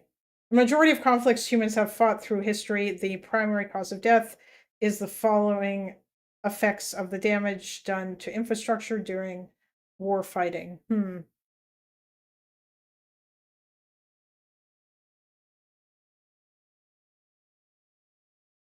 Oh, so Eva, you're saying that like he's wrong when he says that Gaza is like uniquely worse or whatever? Like, I mean, I feel like you could say that it's worse in some ways in terms of like for the civilians, but um I don't think that I think it's useless to compare it to stuff like Ukraine because they are two very different kinds of wars, and Ukraine is much more like of a conventional war than Gaza is. I think the global standard is not good enough. I think one of our greatest, and I know we won't have enough time to go deep into this, but maybe we'll do a round two because I do want to talk to you about this. I'm just not qualified to argue, but go ahead. Go ahead. No, well, but so I better have someone else. But go ahead. I mean, I think the way we currently view armed conflict is Gaza is not uniquely bad for urban conflict zones. Interesting. I'm assuming that you're going to point to something like I'm trying to think of other examples. Well, I mean, Fallujah was probably a particularly bad urban warfare. The population density makes it very, very ugly. Yeah.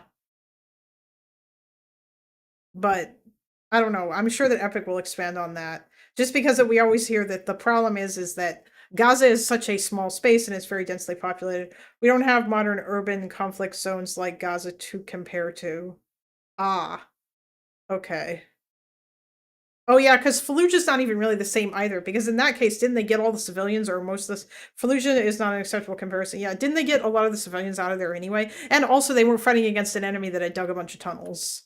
So, or at least I don't think that, yeah. Yeah, Mariupol is an example, Sans, but that, in that case, by the time that, like, I don't even know if that's necessarily even the same example. Although maybe a little bit, because I believe Russia encircled the city before they started moving into it. And, but a lot of the civilians got out. So, at Fallujah, the civilian population was evacuated in advance. Yeah, that was, yeah. The enemy force was also not embedded within any existing civilian population. Yeah, and I don't think they had any tunnels or any of that shit. And in Mariupol, yeah, I think that the Russians encircled, but like there was obviously people did leave, and then at one point there was a humanitarian corridor that allowed like allowed a bunch of more civilians to leave as well. Wasn't pre-war density similar to New York City? Maybe.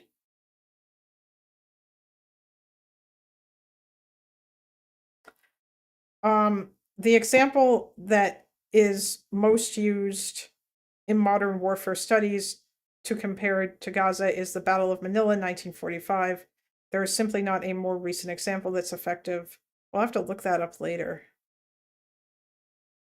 conflict is one of the single greatest moral inconsistencies we have. We have understood that humans deserve an inalienable right to life, that human life is worth protecting. We even have immense debate within society of if it's okay to kill a murderer, capital punishment. That's a debate. So we recognize that killing civilians is wrong. And then when it comes to war, we kind of become cold and callous. And we have this category called collateral damage, which is a group of people who lost their inalienable right to life. Now, I understand that there's going to be conflict where civilians will be killed, but I believe we need to do everything in our power to reduce civilian harm. If you don't do everything in your power to reduce civilian harm, then you're complicit in murder, in my opinion. And I think this is necessary moral progress.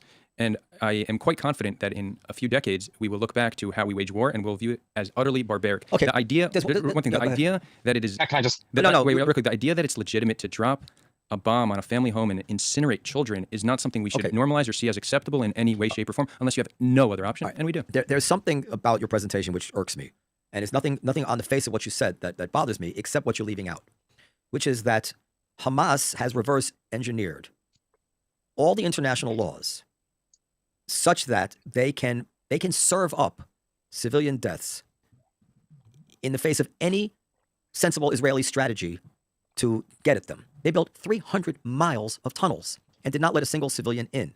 So this is the conundrum here, is that yes, of course, they should be protecting innocent lives to the full extent that's possible.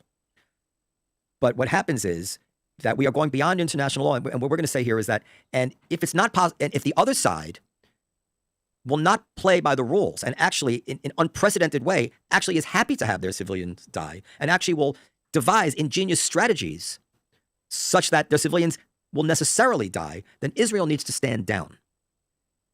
I'm presenting the problem. We can get into specifics. But I do believe that Hamas is capable of confounding any moral Israeli strategy to get at them. and will do so. And at that point, you have to decide. Mr. Baldman needs to stop talking before I have a stroke. Oh yeah, Epic. The problem with this people is they have the mindset that would literally lead to more civilians starving by a conflict being prolonged. Oh yeah, I see what you're saying. Yeah, you have an issue with yeah, I think he thinks wars can be fought like an FPS shooter game. Yeah, no, I mean, I think that that's obviously very silly. I don't imagine that, like, the nature of, the war never changes. I think that's true. Like, we might come up with more advanced weaponry or whatever, but unless we literally come up with some sort of crazy AI targeting system that like, some kind of, like, orbital death laser that can literally, like, hone in on single targets and vaporize them, then it's just not, yeah, it's not going to change. So unless we come up with stuff that at this point is kind of crazy and isn't likely going to be a thing in the near future, then I don't, yeah, that's kind of just the way that war is right now. And it is incredibly brutal. I do think that what Noam is saying about Hamas here is true, though, that Hamas does go out of their way. Also, Epic, I would say that you told me before to be careful about using the Hamas bomb shelter argument. I think that the reason why, and obviously at the time I wasn't really, like, I did kind of think about this, and you are right that it wouldn't be fair for me to use that argument in Yugoslavia, for example, where they didn't have bomb shelters either, in like Sarajevo when the Serbs started shelling them. But I guess, like, with Hamas, I bring that up because that I think that because I think that it's important to their overall goal of being basically okay with or even wanting to maximize civilian casualties in Gaza because it's good for their PR. And I mean, like, they've spoken about how their civilians are martyrs and all this stuff, and they've even said that they do not feel like they are not obligated to protect the civilians as well too, which is, I think that was something that came out not too far into the war in Gaza, which is why, like, civilians don't get to go in the tunnels and all this other insane shit. So yeah, I guess, like, it's the motivation behind why there aren't bomb shelters. I don't think it's because that they couldn't make them. I think it's because that they just didn't want to, and I think that says something about them. Whereas in Yugoslavia, I imagine there's a reasonable explanation for why there were no bomb shelters, probably because that, they weren't really expecting that was going to be a thing. Also, I would assume that in Sarajevo there were places that people went to shelter, but yeah. Oh, yeah, yes, Chase Dillon is talking to Connor. That moral obligation often gets people to roll their eyes who haven't put much thought into the ethics of armed conflict, but it exists to save civilians. A war fought to a violent and quick conclusion will, in all cases, net less civilian casualties than a prolonged conflict that turns into a slog. One of the biggest issues U.S. war planners had with Israel was that they took too long to achieve their objectives. Yeah, that's fair. The bomb shelter thing, in my opinion, the reason it's a bad argument is there are clear examples of Hamas literally doing everything they can to maximize civilians' deaths, and it's better to stick to those examples because there is no obligation under international law to build bomb shelters, and most countries didn't do it. So it's a weak argument, in my opinion. Oh yeah, I mean, that is true about the no obligation. Although, wait, isn't there an obligation under international law to protect your civilians, though? Like, to protect your civilian population? In the same way as there's also an obligation on the part of the enemy to not attack civilians. With obviously with the caveat of there being a bunch of exceptions to that, but like basically to not intentionally target civilians. I thought that under international law, Hamas is also obligated. That's why, like, them co-locating in civilian areas is a war crime. Is that not the case? I know that there's no law that says you must build bomb shelter. I just feel like them not letting people, actually, maybe, like, instead the example, a better like thing is, like, why didn't they let people into the tunnels, which I think is probably or the co-location, and why do they co-locate in civilian areas? The obligation to protect your civilians is not understood by anyone to mean you have to build bomb shelters. Oh yeah, of course not. I'm not necessarily saying that it is, but We didn't build bomb shelters in the U.S. We don't build bomb shelters in the U.S. Even if we were being bombed, we would rather invest that money in a stronger Air Force.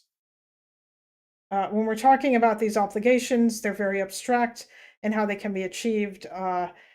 Different nations have different decision-making processes. All right, you know what? I accept. That's fair. I mean, I guess maybe the question one would ask is, like, what has Hamas done to protect their civilians? Because it feels like they've done basically nothing. Like, I can't think of anything, really, that they have done to lessen civilian casualties. You know, like they tell civilians that they should stay when Israel tells them to leave, and then like they hang out and co-locate in civilian areas and fire rockets from civilian. Yeah, so and civilians aren't allowed into the tunnels and so on and so forth. Hello.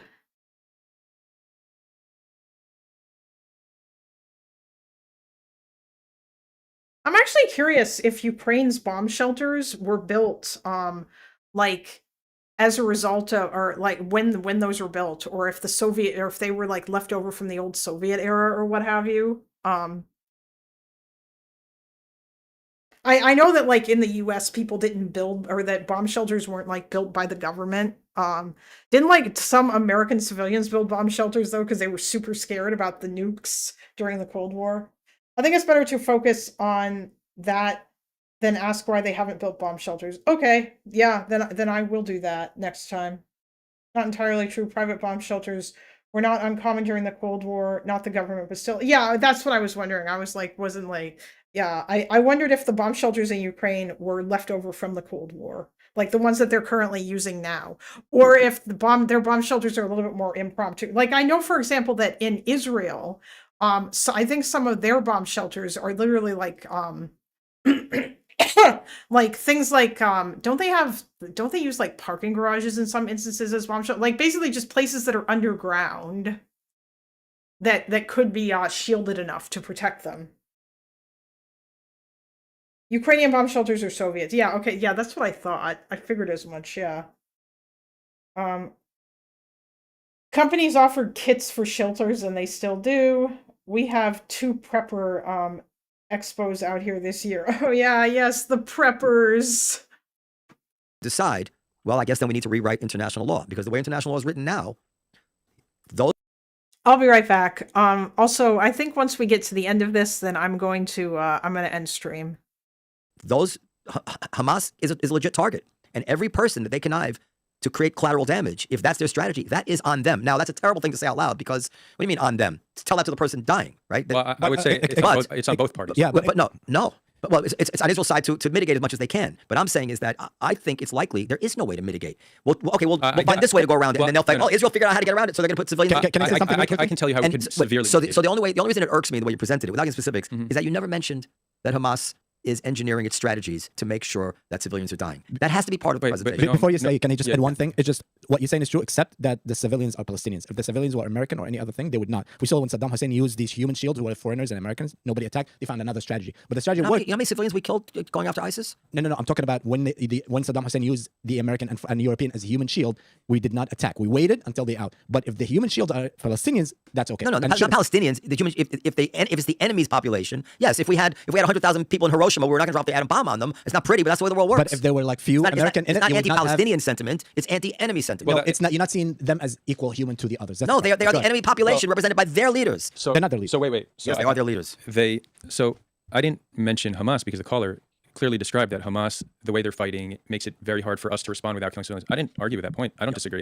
I think Israel engaged in the mass murder of Gazan civilians, and Hamas is complicit in murder. I have zero love for them, but I think there's many issues in life where you could view culpability as more than one person being responsible, and that's what we have here. But in the end, there has to be a legitimate way for Israel to get at Hamas. I think that the idea of using so much kinetic force on a densely populated city when Hamas has where to hide and civilians don't is a horrific strategy. If we wanted to engage in that way, we should have properly evacuated Gaza, meaning removing Gazans from Gaza. That could look like working more with the international community and finding a country to take them in, or it could mean moving them into the Negev and Area A. You know what the world would have said about that. Wait. Whatever the world would have said would have been minor compared to what they're saying now. There wouldn't have been daily videos of dead children, but there were right-wing Israelis who agree with you on this. Oh, hey, it's the argument that we've had 10,000 times in Loan Accord with all the Israelis about stuff that they could have done to evacuate, like at least women and children from Gaza, which I don't necessarily disagree with, although I don't know how politically feasible it would have been in Israel. I'm proposing this. I think Javier Retigor said yeah, this. he did mention that, and I appreciate, with all the disagreements I have with him, he's one of the Jewish intellectuals who I disagree with, but still respect. And I think that's a good He solution. has a moral compass. This man. Yeah. Now, I'm not talking about what's the best for Israeli PR. I'm talking about how do you save 20,000 children's lives. Fair enough. Now, I do think it would have been better for PR, but it also would have been much more humane. Imagine a situation where after October 7th, you say nothing goes in, no food, no water, no electricity. Civilians, come on out. Hamas, if you want to surrender, also you can surrender. We don't need to on day one start destroying high-rise buildings. And I want to arouse emotion here. Like the idea of shredding the flesh of so many children is not something we should accept as normal or okay. So imagine you don't let anything in. You're actually starving Hamas. This is the only way to starve them. And you let all civilians out. You give them a good quality of life. It doesn't even need to be fully run by Israel because they don't trust Israel. It could be done by the international community. And it's a process, a 6-month process. Start the negotiating to get the hostages out. You don't need to destroy the city. You don't need to start destroying buildings on the same day. It's an approach to war that is normalized, unfortunately, but we need to evolve past this because it's utter barbarism. I'm not going to debate with you. Hands up. I have a dinner plan, so I got to go. Go ahead. Go ahead. Yeah, so just to follow up on that, first of all, they did work. They tried everything with the international community to get the Gazan refugees to other countries. And your only standard for saying it's mass murder. I mean, getting them to other countries is the issue because there's the worry that Israel won't let them come back. And, or rather, I'm sorry, I shouldn't say this government won't let them come back, which is definitely a problem. And I think that is probably a fair thing to say, given that Netanyahu has constantly expressed, well, not constantly, but has frequently expressed wishes to basically do an ethnic cleansing. So I don't imagine that he would ever let them come back if they left. Whereas if they went into the Negev, then they would obviously get to come back because that's Israeli territory. But yeah, Mr. Baldman has no idea of the operational implications of what he's describing. Oh no, yeah, Epic, I'm sure that he does not. I mean, I believe that he served in the IDF, but I mean, he was probably just an infantryman. Cue people attacking infantry people or something. I don't know. Or just because you served in the military doesn't mean that you fucking know anything about like how. Or you might have some understanding of some aspects of how war is conducted, but it doesn't mean that you understand it at the higher levels, is I think probably a fair point to make. Yeah. Is to give a completely unrealistic idea of putting 1 million or 2 million Gazans in Israel South, which understandably, I'm not even just talking about from an empathy point of view, but from like a realistic, pragmatic point of view, no Israeli would want that for their security after October 7th. So then I just have to go back. He was a 4-star general in the IDF, obviously. Enlisted men don't really need to know much more than how to hold a rifle. Non-commissioned officers are tactical experts. Officers are taught strategy-based. Wait, are you an officer, Epic? You don't have to tell me if I'm asking way too many questions. You could just say no comment. Have to go back to where's your moral basis for using words like mass murder. So, can I just make my second point? Because I'm going to I have to go to dinner. Hurry up. What's more important? Go ahead. Dinner. I'm just kidding. Just don't say anything that's going to make Adar feel like he has to answer you. Go ahead. Okay, the second point is that you want to call out Spencer and Eisenberg, but you have been saying for 2 years that after the war, we're going to find tens of thousands of people under the rubble. We're months past that. And I think they said at most 10,000. So you're a sophist. They found 10,000 under the rubble? No, you're misrepresenting my position. No, we do have the tweets for this, and I could send them after the show. Okay, that's it. Okay, that's it. He's going to answer you, and because he's the guest, he gets the last word. You will see in all the analyses I put out that I always put a range at what the plausible death toll is because I acknowledge that we don't know how many are missing. It would be unfair if I wouldn't put an upper limit to the death toll of tens of thousands buried under rubble because we simply cannot know. But I put a lower limit, which accounts for maybe just a few thousand under rubble. This is consistent with all my analyses. Now, I consider I use the term mass murder, and I'm using harsh language to describe what I consider to be harsh and indefensible actions. I think that we could have done mass evacuations out of Gaza. And if the claim you're making that it's not politically feasible to do that, you're essentially saying it's not politically feasible to save tens of thousands of civilian lives. Well, if that's the case, then the right thing to do is for the international community to intervene. Because I get it. If a population... All pilots in the U.S. Air Force are required to be officers. Oh, okay, cool. Based.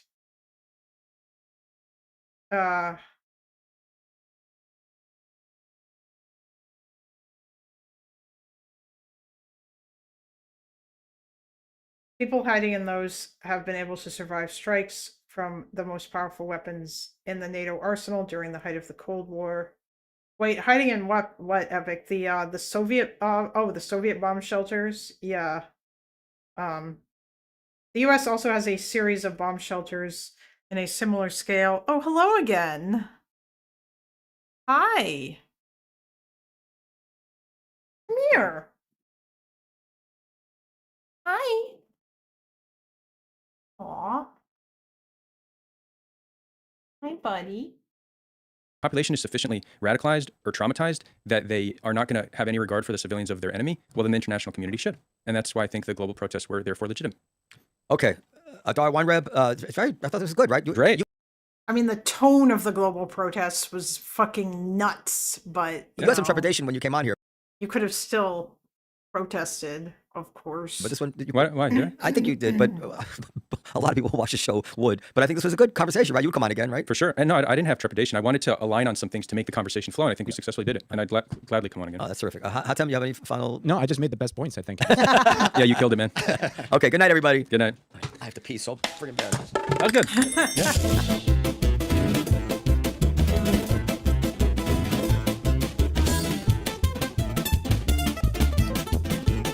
Yeah. Gotta love that music.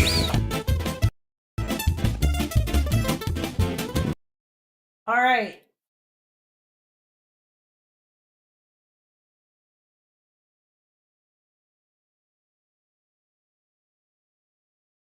We are almost at 6 hours. So that's awesome. But I think that's gonna be it for the night. Hello.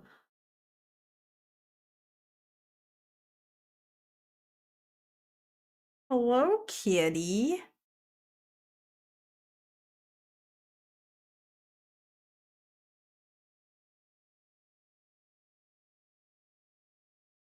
Canadian and stream suggestions. I am gonna talk about Mark Carney. Maybe I'll do that next stream. Yeah, I don't know.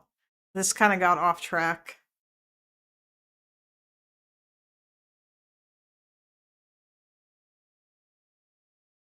Oh, Jesus.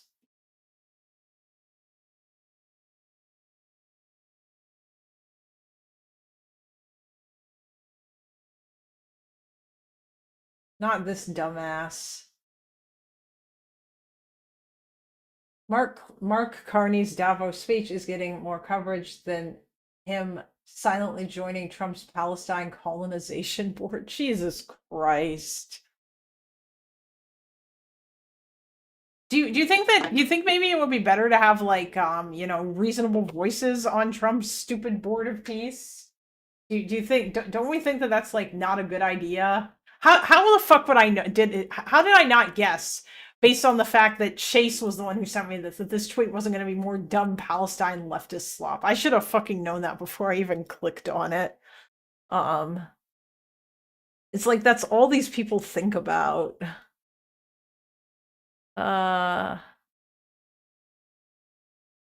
Oh, wait, before I go, hold on. Where was it? Evic,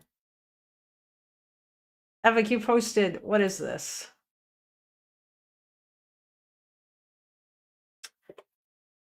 Based upon a very productive meeting I have had with the Secretary General of NATO, Mark Rutte, we have formed the framework of a future deal with respect to Greenland and, in fact, the entire Arctic region. This solution, if consummated, will be a great one for the United States of America and all NATO nations. Based upon this understanding, I will not be imposing the tariffs that were scheduled to go into effect February 1st. Additional discussions are being held concerning the Golden Dome as it pertains to Greenland. Further information will be made available as discussions progress. Vice President J.D. Vance, Secretary of State Marco Rubio, Special Envoy Steve Witkoff, and various others, as needed, will be responsible for the negotiations. They will report directly to me. Thank you for your attention to this matter. President Donald J. Trump, President... Jesus. This is what you were saying, Epic, that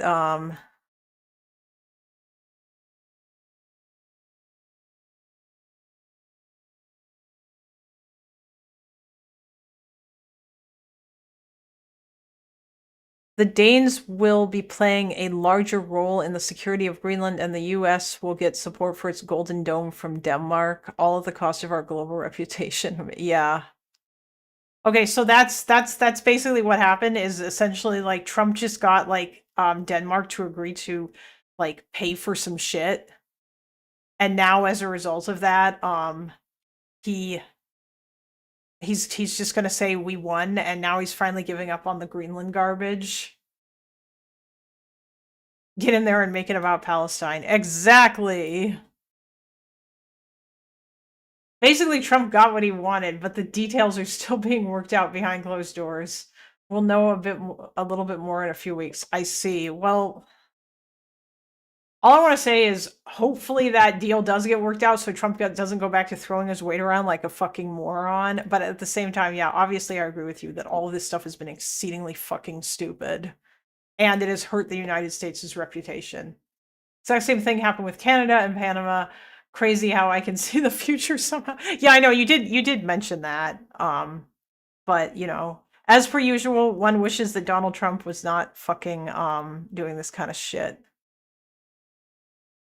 Although that sounds incredibly arrogant, I have just had some phenomenally stupid conversations on Discord.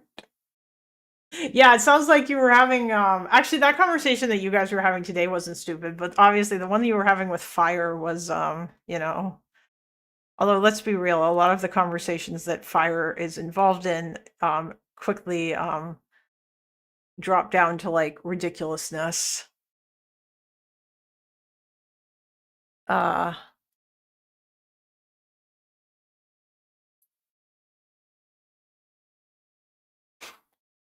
Okay.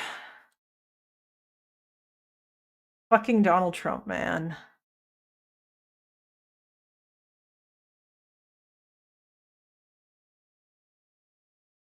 I hate him. Hello, sir.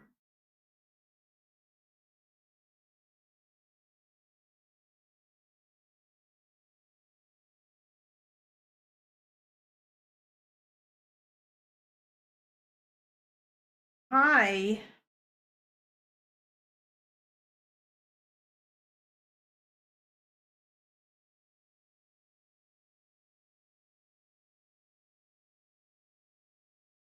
He's so cute. All right, guys.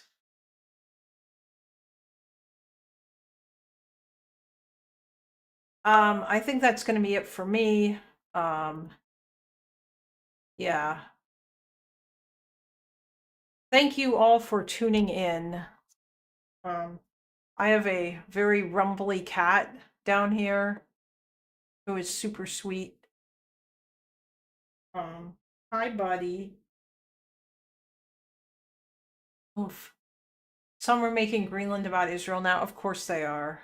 I mean, well, you already saw fucking Lance do that. W stream. Yeah, thank you. And thank you for the money. I guess like for me, my next stop is to network more so that I can get more viewers. I think that's really what I need to do. Network and collab more. So you know, I'm gonna probably be doing some research with regard to that. I don't know if I'm gonna stream tomorrow or not. We'll see. We'll see what time would be good.